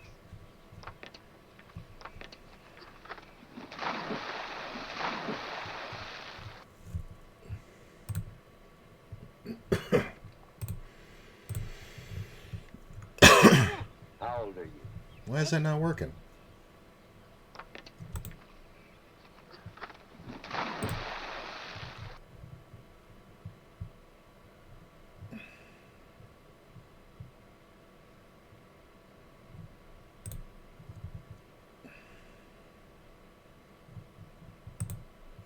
All right, let's see if this works now.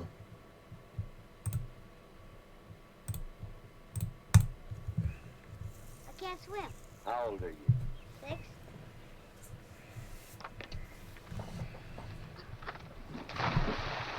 There it goes.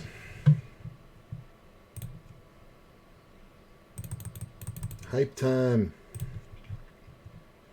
Spread the word. Tell people I'm on a final table, man. Get me some fucking viewers in here. Let's see. What else we got? Pay that man his money. I have a whole bunch more that I'm going to add. All right. Here we go. Here we go. May the 4th, final table. Qui-Gon broke. Coincidence? I think not.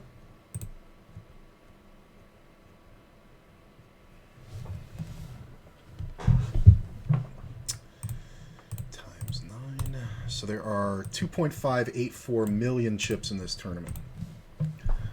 We currently have 500,000, so we have about 20%. This player has 800,000, so he's got about, you know, a little better than 30.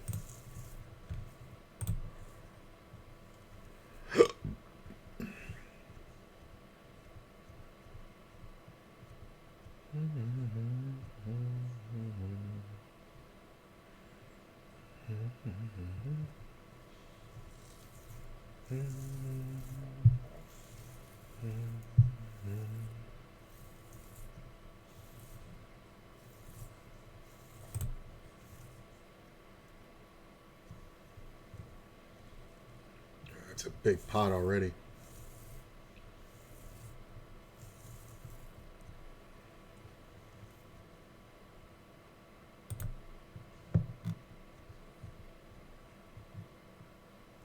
I wish I had jacks. It's fine. I can afford it.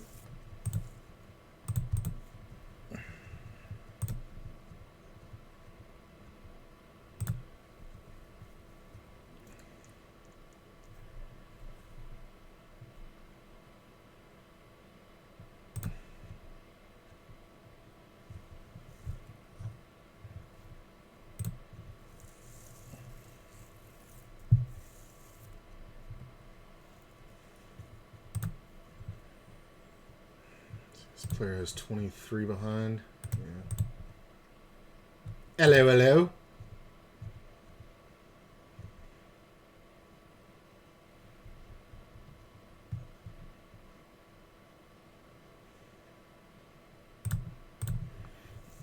Trying to make it look like a move. If he's got an overpair, yep. Hold. Bing, bing, bing. You have to check raise right away because if he has an overpair or something good like that or even top pair, he's going to go ape shit. 778K and a ladder in second place, and we've locked up, what is that? 137? Fold. Yeah. Hold.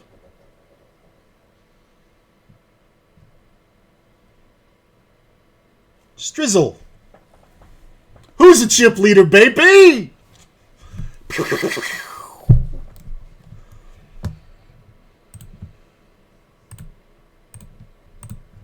mean, come on. How do you guys expect to beat me? I'm just going to let it go and try to get him to jam. Down to 5, $187 locked up. Oh, come on. Why isn't this thing fucking working? I mean, come on. How do you guys expect to beat me?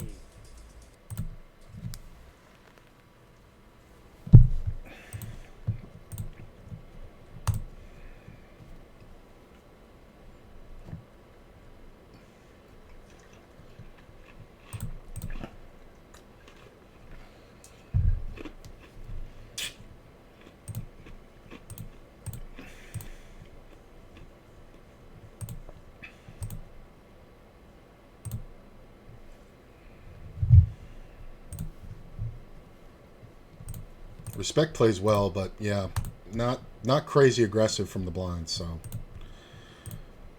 And he's kind of in a bad spot right now. I kind of want to limp this one. All right.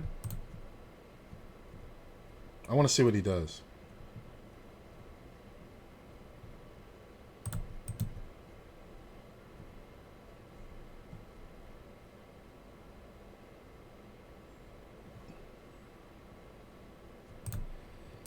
Mm-mm.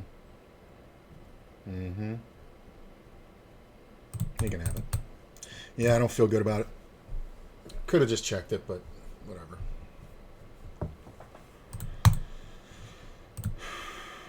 He's short, but now he's so close with this guy. And it's kind of a good ladder. Like, the next ladder is $73. That's like 40% jump in your pay right now. So he kind of can't go crazy.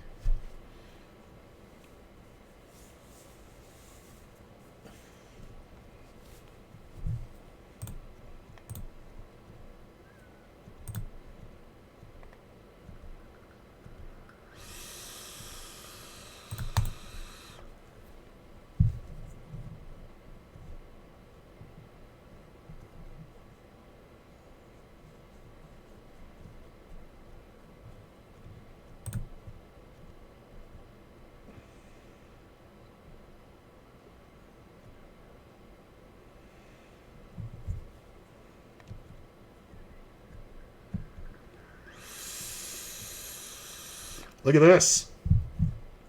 Go all in. Give me heads up with this guy. Ace ball. One time! Oh, look at the 10. Ace. Oh, well, at least it's not a king. So my dude here triples up with 10 jack, which is fucking hilarious. But we're down to 4. Locked up 260. Next pay jump is almost $100. Pretty good.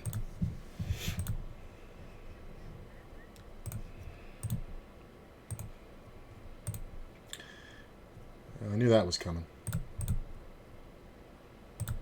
It's pretty good.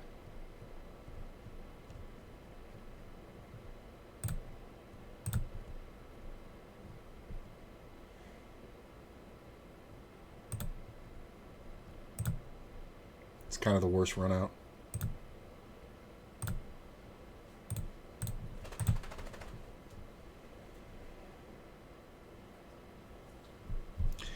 Like, I needed him to bluff the turn.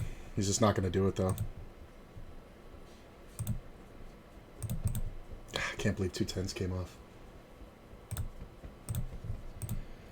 Can I be the first to cross a mill? That'd be nice.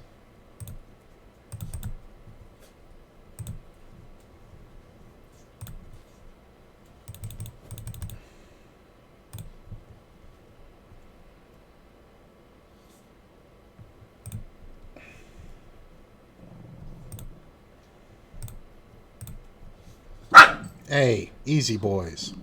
Share the pillow.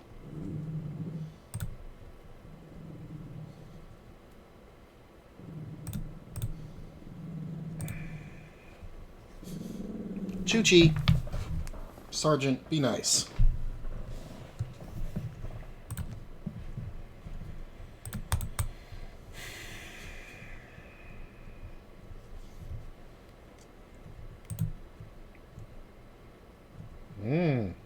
This is the most 3-bets pre-flop right here. Like, I feel like if you have ace-queen here, you just jam. Even pocket 10s, you just jam. No, pocket 8s, you jam here. Like, this is kind of... Respect is getting out of line. Like, he's playing okay, but kind of out of line.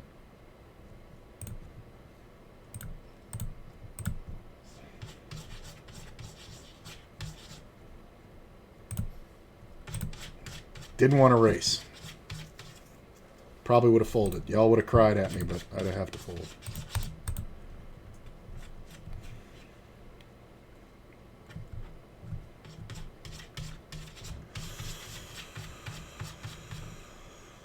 Wow. That's a big raise.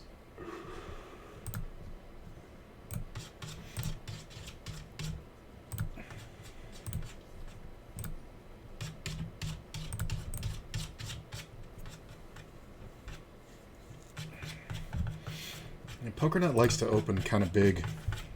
Way bigger than standard.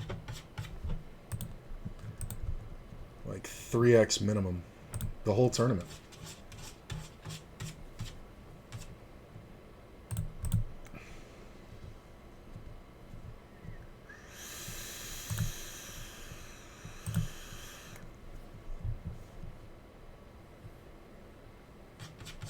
I knew that was coming. I don't know why, but I just knew it was coming.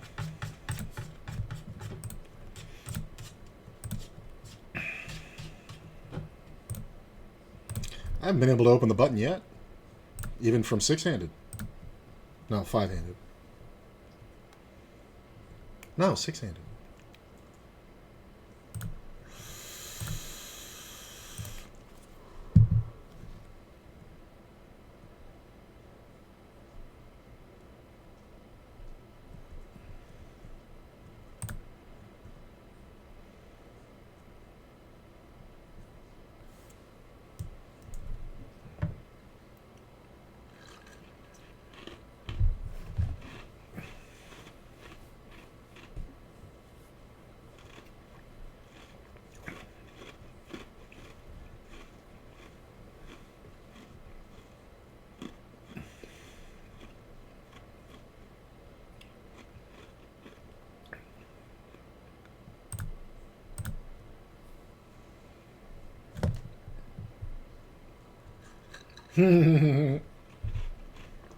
Showed a bluff. Good for him. Guess he's trying to stoke the fires.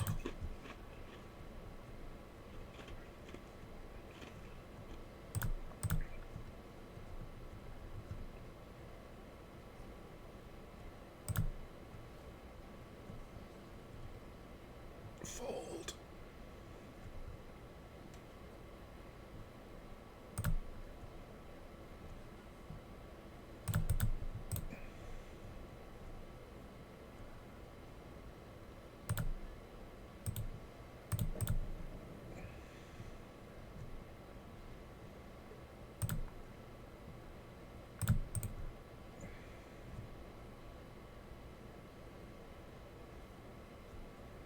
Good bet.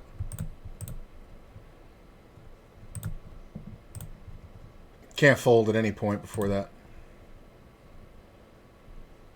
He's been really trying to get to this this million. Like,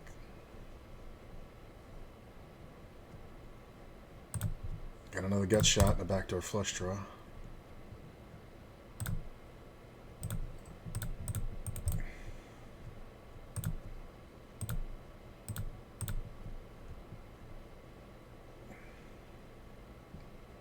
I can do that too. I can do that too.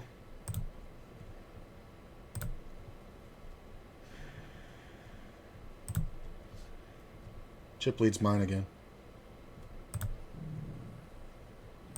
Sergeant, be nice.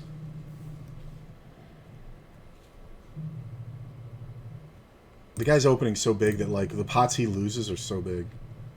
Like, he doesn't have to do all that. He's really fixating on the chip lead, I feel like. Like, it doesn't matter. Like, I'm just get heads up. Just getting trash in the blinds.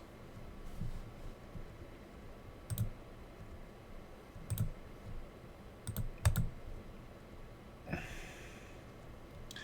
mean, we have a lot of blinds, but, like, not crazy, right? Like, I got, like, 45, 46. I don't think opening 3x is smart.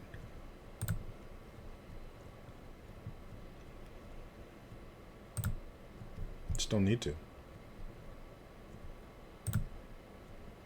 God, I wish I could get a hand in fucking first or in fucking the big blind.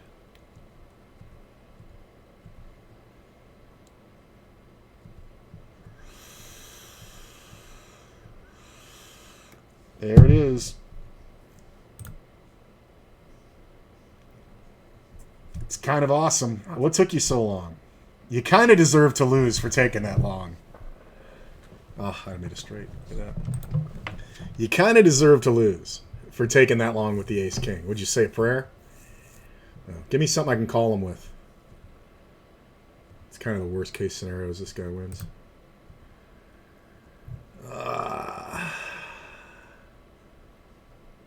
5 blinds. 4.5. Cost me 59 to win 107. Yeah. 6.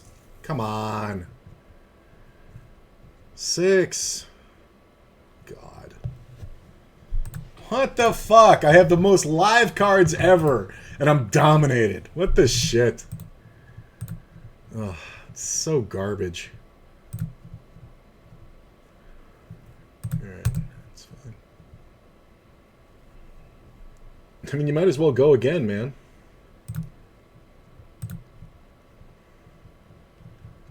Hey, McLovin. What's going on, buddy?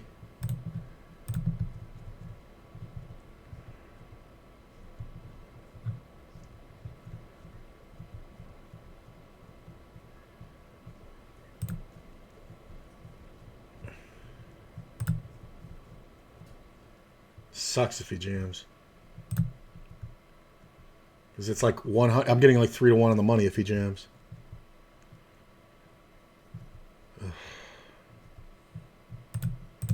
Ace. 4. Ace. God damn it. I'm getting 3 to 1 on the money. I have to fucking call because he's going to jam king, queen. Ugh.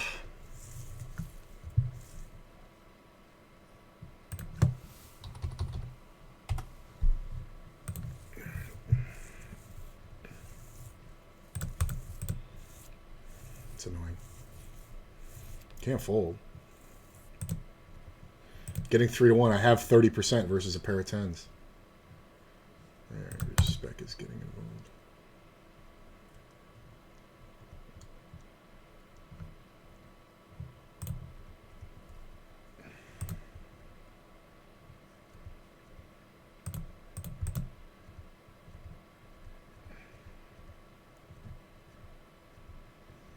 Next blind level's 20k in 10 seconds. This dude should really be jamming now. Yeah.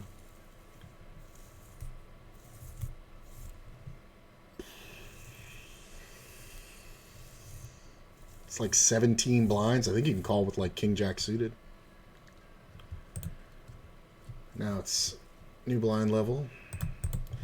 Now it's getting serious. I still got like 34. Ah.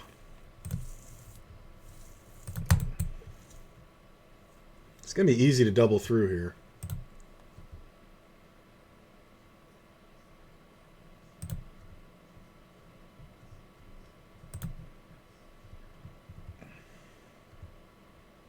I just want to see if he's still jamming everything.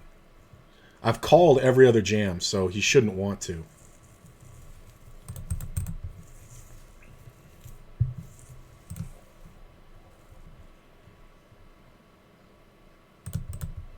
I'm not even going to try. It's fine. He can bluff me with one big blind. It's fine. I'm not going to try.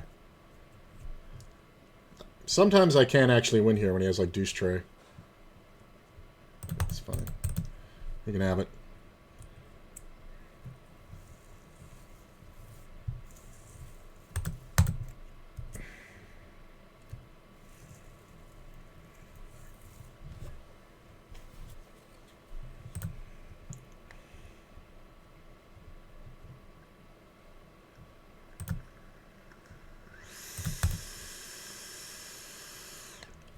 Like, that hand's almost there. Like, queen 10 or, like, queen 9 suited, I can open.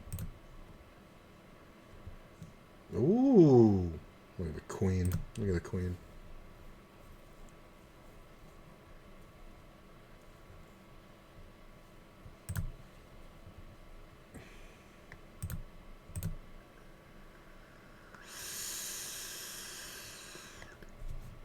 Oh, God, one time.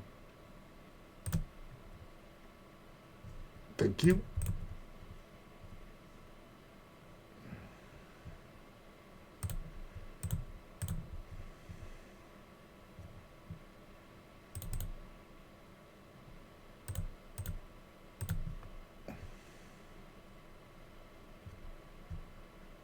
Jam it. The only way he has me beat is with like a random pair of kings.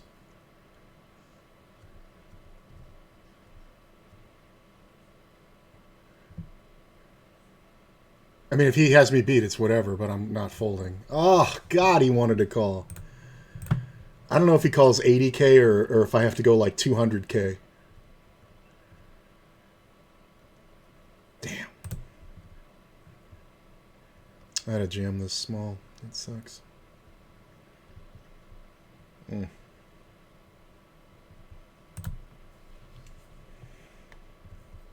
He bet really small on the flop, though. Did you notice that? Like, every other time he goes 3x pre-flop, and then he makes the same bet on the flop every time. But that one, he only went 2x on the flop. Like, he lowered his bet. He down bet. So I was thinking maybe he was monstering, like, with aces or something. But then he just checks the turn, and it's like, what the fuck? Look at this. That's kind of awesome. These guys are fucking flattened out again. It's fucking crazy. First button open.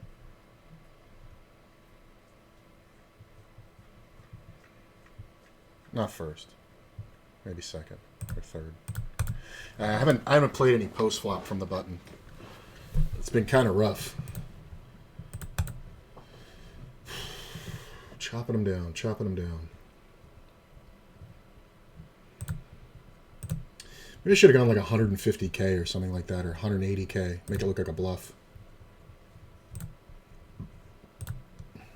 Double down. I mean, this guy's raising an awful lot. I mean, I get it, but at the same time, I'm not going to fold like hands that I should be defending, and this is definitely one I should be defending. Especially when we check down the last one. So, it's delicate, but we got to see what happens. Go small.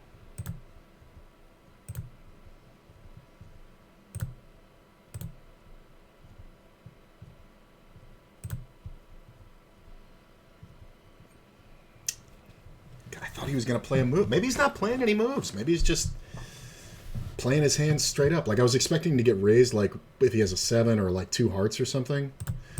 But, like, maybe he just had, like, King Jack or whatever. I don't know.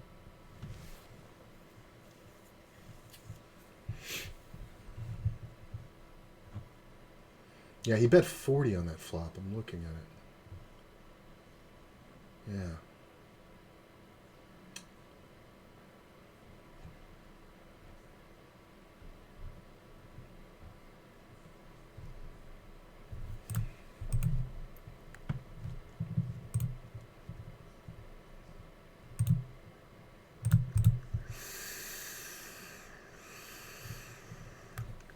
Catching up. Wow. Okay. No! 8 in the door. Another 8 for good measure. Down to 3.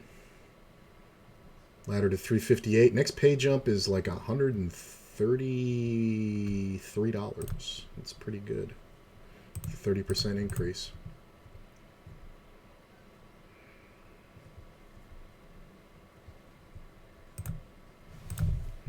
The ace-8's kind of awesome there. That's kind of a great jam for that stack level.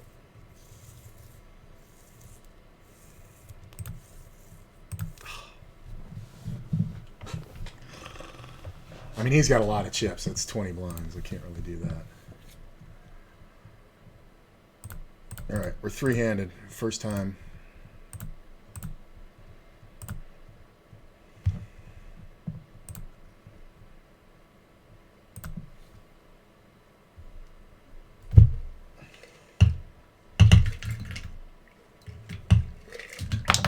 Oop. Spilled some ice.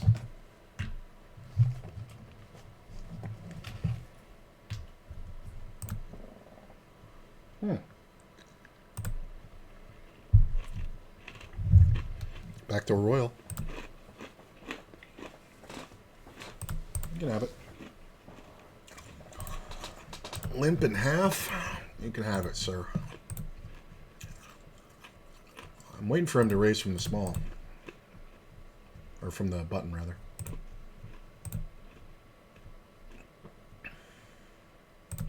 He's getting tired of it, but I think he knows I'm not, like, getting crazy out of line.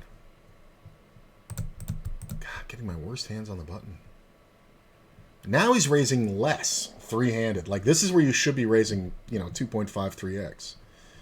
Because, like, the rest of... He was raising 3x with 9 players on the table. Now he's blind versus blind, and he's going 2x. Like, it's just so not the way. I mean, now this is the third time in a row I'm raising him.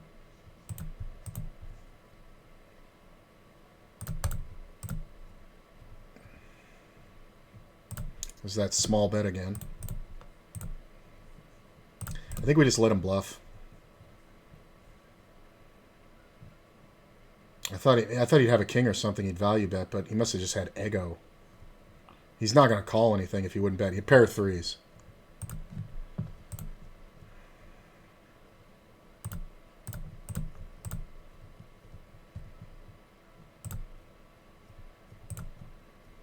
Almost at a mill. Walk it. Let me get a mill. Yeah, there's his 3x.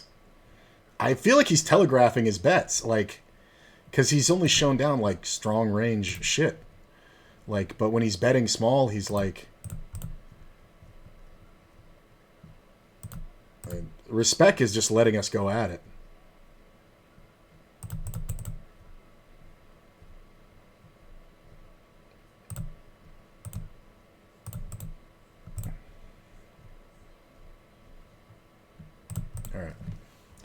I'll give him credit there. That's fine. Because he didn't see me bluff last time. I think he knew right where I was at, and I think he actually had a pair. I think he had a good pair, if not a pair and a draw. Which is fine. You limped last time. What are you going to do now?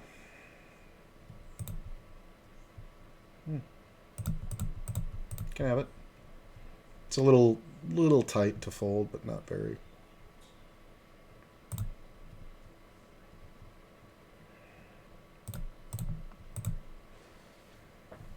All right.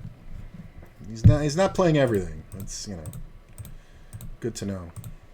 I think he's like being more aggressive depending on where his stack is at. See, 3x from the small here is reasonable. It's still too much, but it's reasonable. I think you only have to go like 2.3, 2.4. Because, he's only got like 15, no, like 18 blinds, something like that.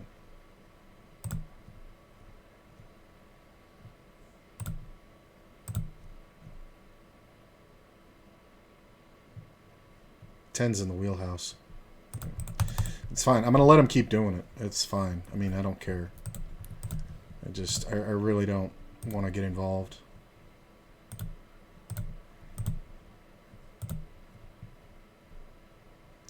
It's a little wide, but I don't get, he doesn't really like defending his blind too much. So, changing my bet sizing will be kind of interesting. I want to see how it affects people. Yeah, that's kind of what I thought. I don't think that's a move, but I do think he's overplaying good hands.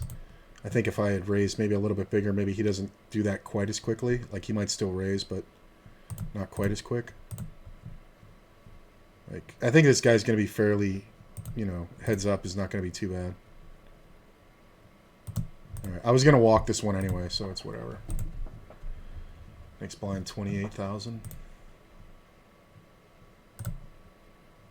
Come on. Come on, come on. Damn it.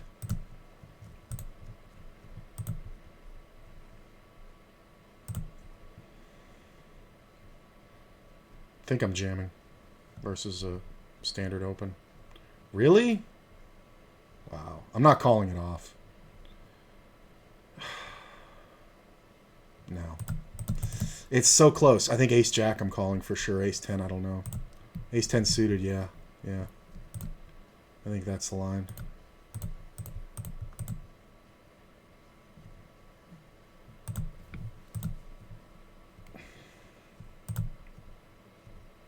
It's just that was the first jam. Like, if he had been doing it, I would have called for sure. But it was just the first jam. That's a great jam. That's a really great jam. He should be doing that. With the way these blinds are going to go up, he needs to be doing that now. That's a really great jam.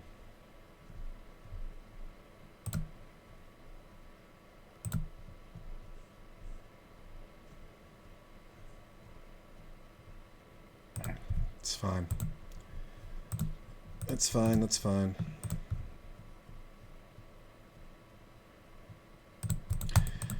I get to walk one, finally. I needed to walk one because I raised every other one.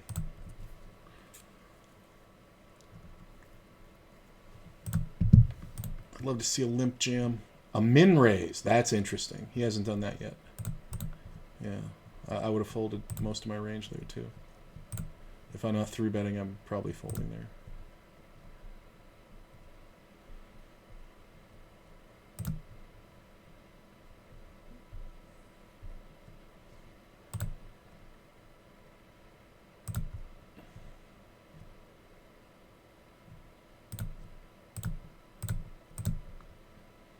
Not folding.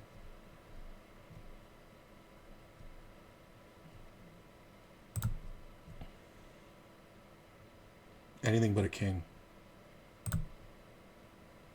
Wow, now it's tough. It's tough if he jams. Everything else is easy.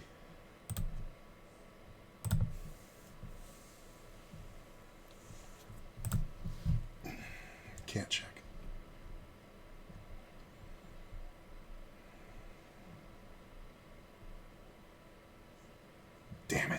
I really thought he was going to go for something stupid with 2 pair. But I guess he just had a 9.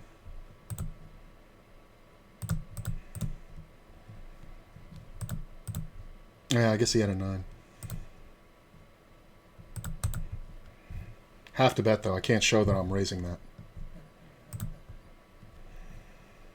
Or that I'm betting the flop.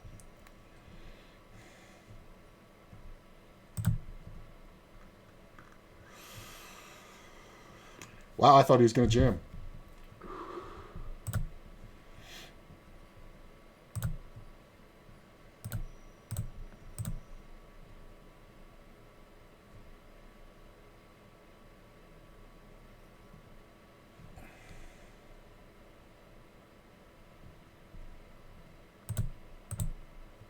It's fine. He's so short.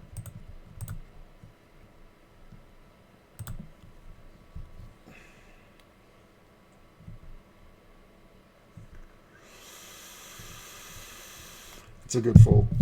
If you're not willing to jam from his position, you should be just folding. Oh, God, I have to have an ace here. Can't have ace 9 now. Like, I know it's coming. I know it's coming. Like, it sucks. But I can't fucking call 15 fucking blinds. Because if I double this fucking guy, it's a nightmare for me. I'm at 500. He's at 700.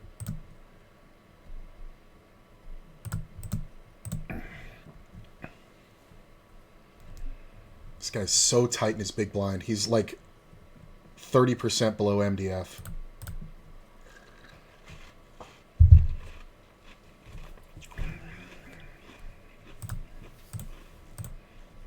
He might be like 40% below MDF. I've stolen so many from the blind from him.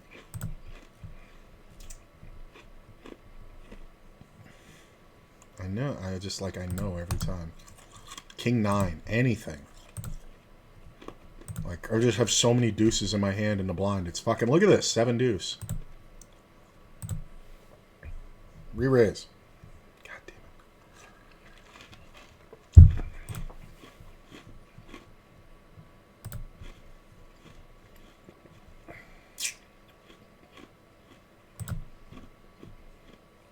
I think it's the speed of the raise that matters more than the size at this point. God damn. There's his 3x again. I really feel like he's telegraphing these bets. I don't know.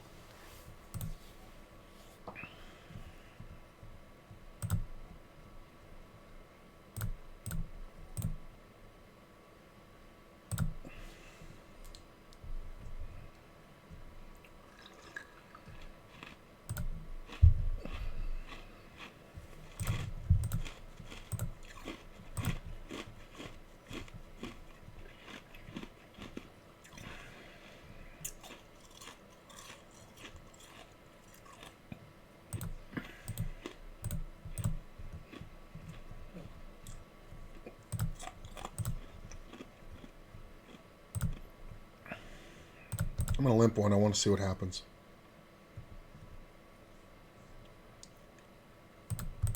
Okay. I wanted to see what happens.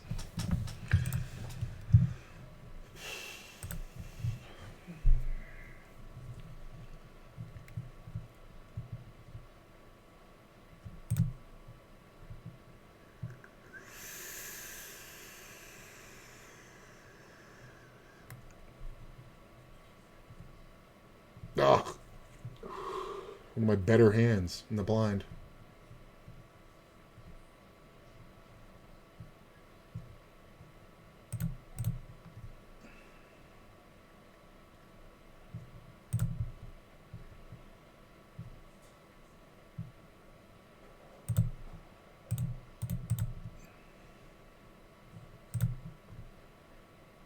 Come on. Thank you, sir. Thank you, sir. 1.148. We sailed right by $1 million. Just knew it. Just knew it. Just knew he was going to go fucking bonkers eventually. Just gave me fucking 350,000 like it was nothing.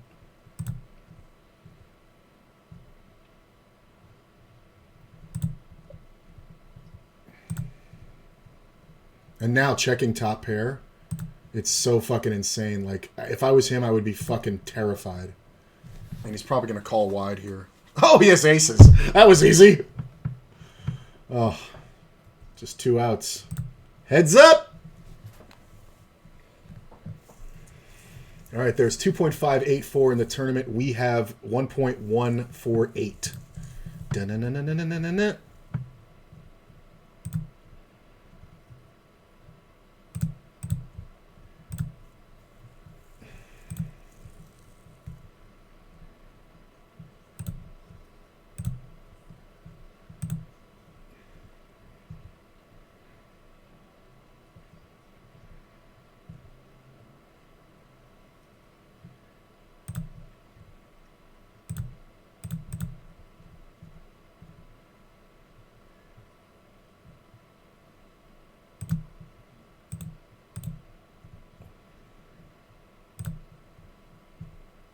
That king's bad, but man, I'm good. I know I'm good. Like, he should be bluffing there, but I know I'm good. Queen 7. Got the chip lead. Tournament. He's getting frustrated. It's like a $190 pay jump. It's pretty awesome.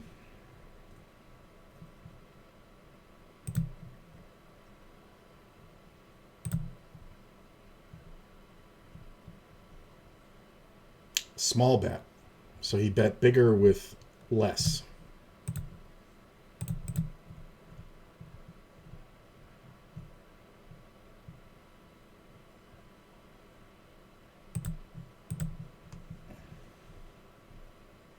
Knew it was going to work. Just the biggest bet on the planet. I know you have a fucking king, man, but like, Jesus. Like, if he had bet through the turn, like, I almost thought about jamming the flop, but then it's like, there's no point. It is a little bit of a cooler, but I'm going to have 2 pair a lot. Wow, he's going to the 3-bet strategy pre-flop pretty quick.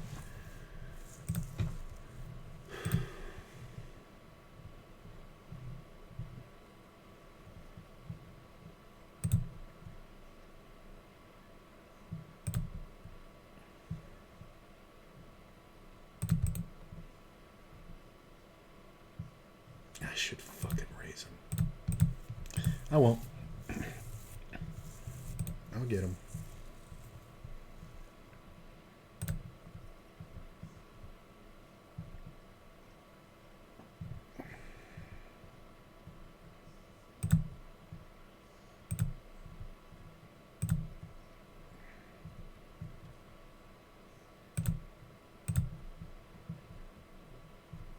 He's never folding an ace.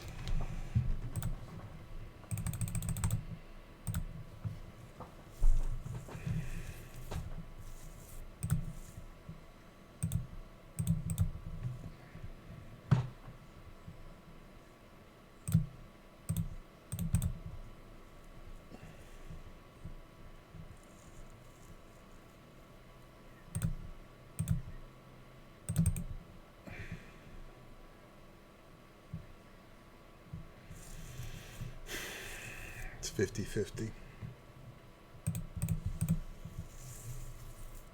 He'd have showed it. If he bluffed me, he would have showed it.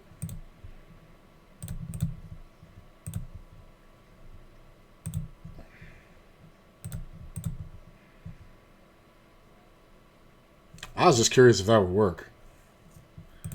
Like, I'm trying to, like, needle him, you know? Get him to, like, open up a little. This is good. I like the tempo of having a fold there. I like that.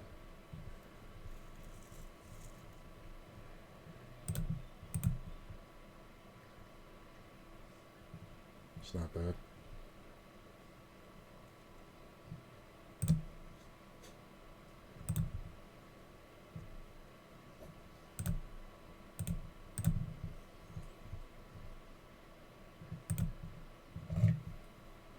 Fuck.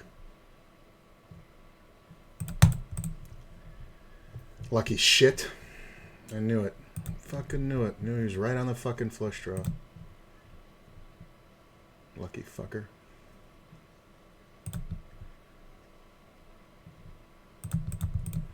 He's getting a little, yeah, he's getting a little agony now. It's fine. Ebb and flow a little bit.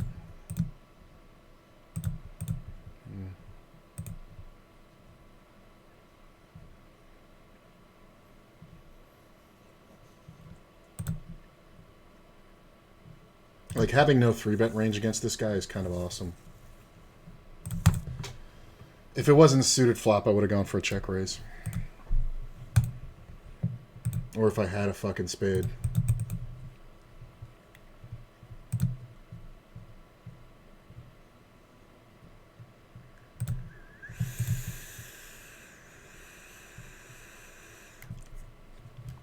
I mean, this is supposed to make him raise a lot. But it looks so scary. I mean, I had the best hand, but he could have definitely had a better diamond.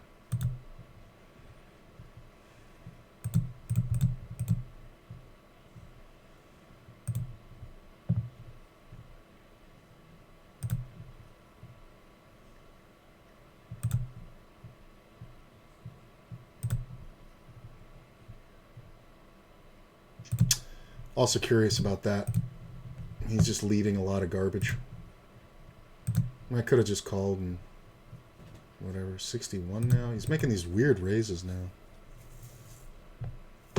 It's just they all mean something too. Like all I have to do is figure out like where his percentages are. Like he's just telegraphing the shit out of it.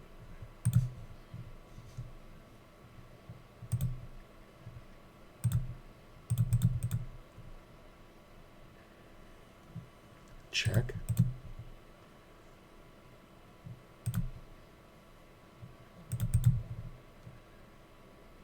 Shocker. King, queen. 6 deuce.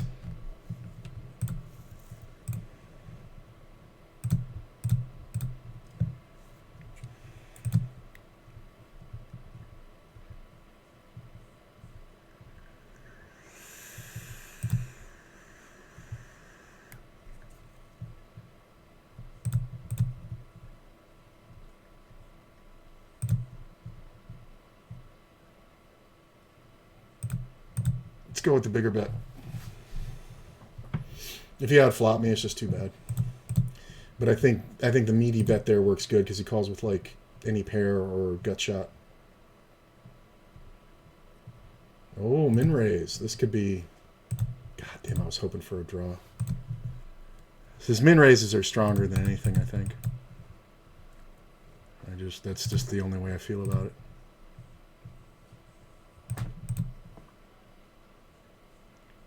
Is he gonna go 3-bet?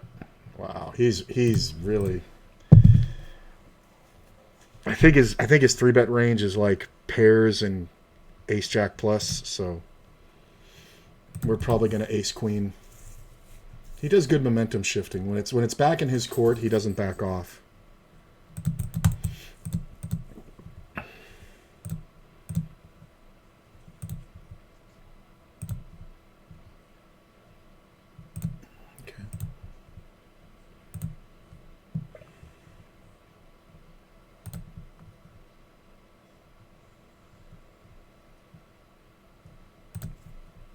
I mean, it's just so much.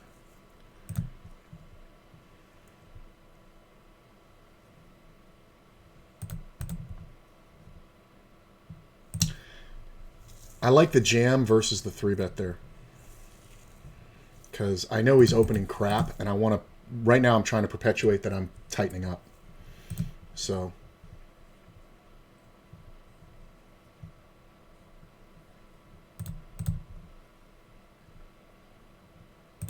I mean, that's what I'm going to do with pairs versus this guy, unless it's like jacks plus.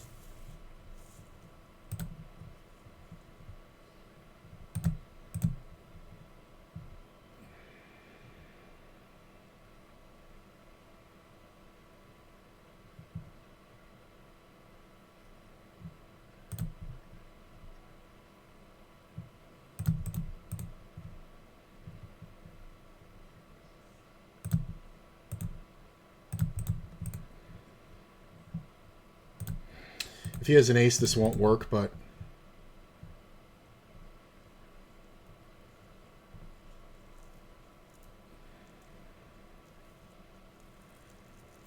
He's calling.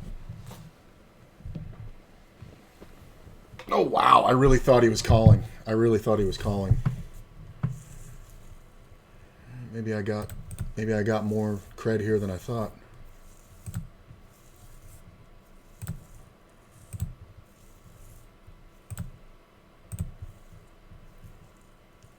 Bet.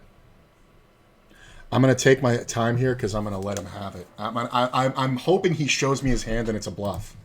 Because I want to make him think I was thinking about it. Yeah, he had something.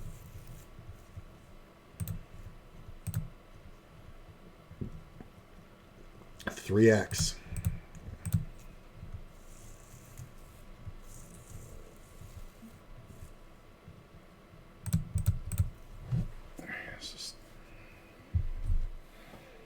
There are some schools of thought on, you know, raising different amounts heads up, but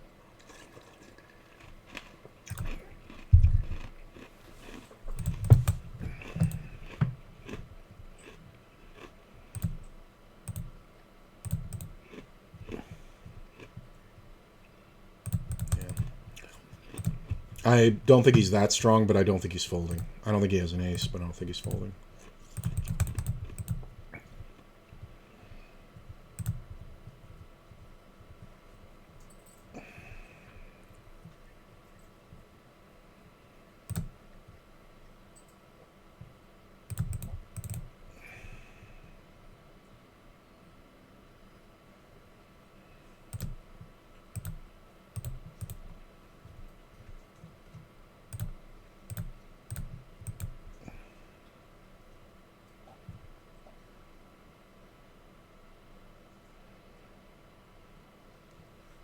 It's amazing. And once he calls me on one of those and sees I bluffed it, he's going to pay off every single one if I take the same line.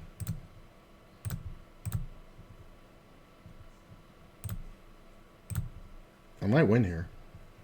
Yeah, no. Just using a half pot bet all the time is fucking insane.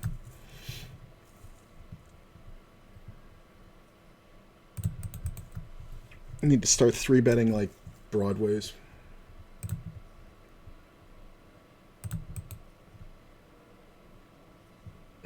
Okay.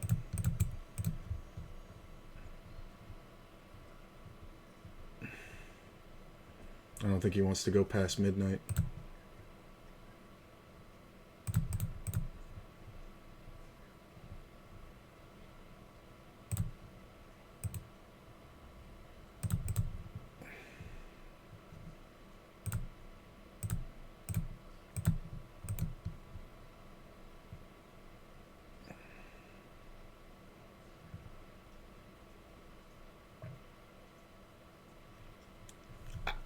I think this isn't going to work at one point, but god damn it, it's working.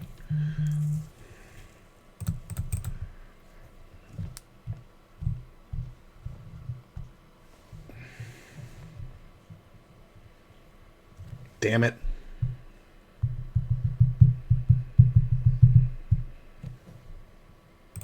Come on.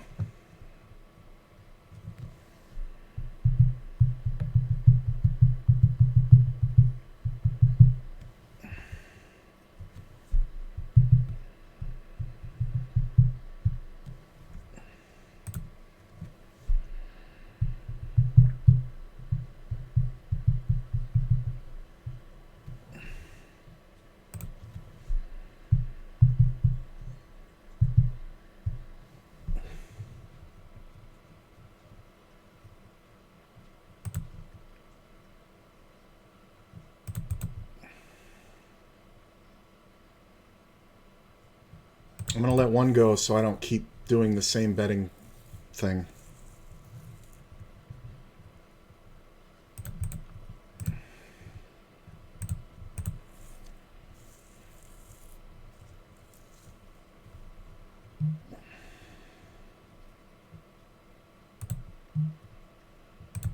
Oh, that's rough.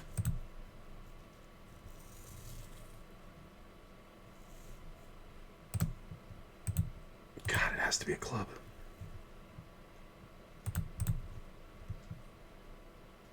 I knew it. I fucking knew it. Saying if it's anything but a club, I would have bet.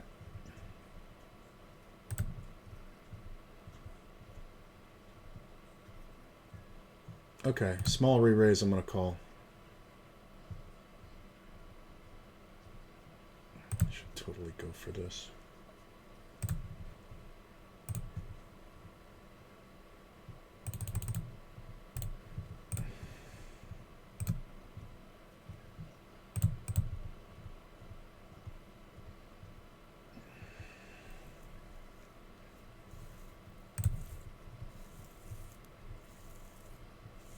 God, I thought he was going to raise. Look at this.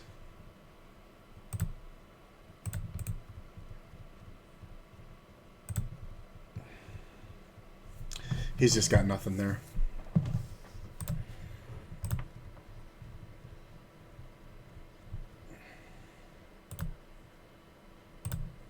First 3-bet. Yep.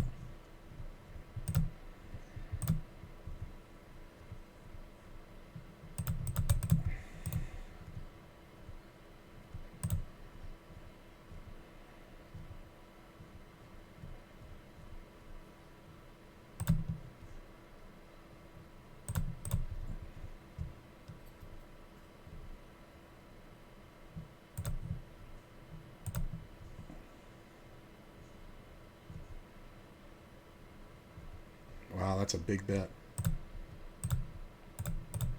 If he's got me beat, he's got me beat.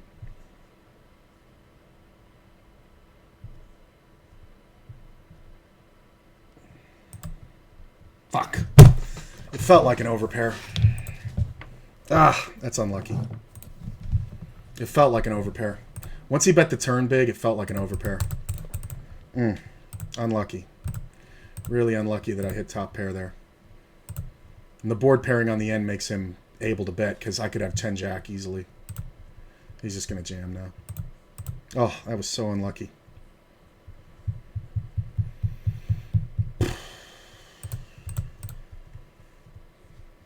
Not over yet. Not over yet. Come on.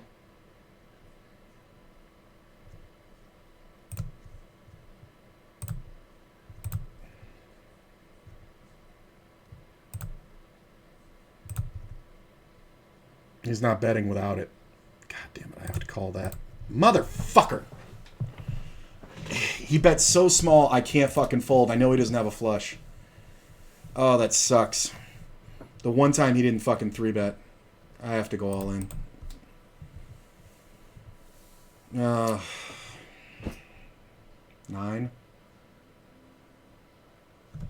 That was super unlucky. I mean... I can't. You can't play it much better than that, honestly. Like the queens, like when he made the big bet, I was kind of like suspicious, but it's whatever. That sucked. Oh God, I really wanted to take it down. I had the guy. I fucking killed him so many times. Oh my God. Well, it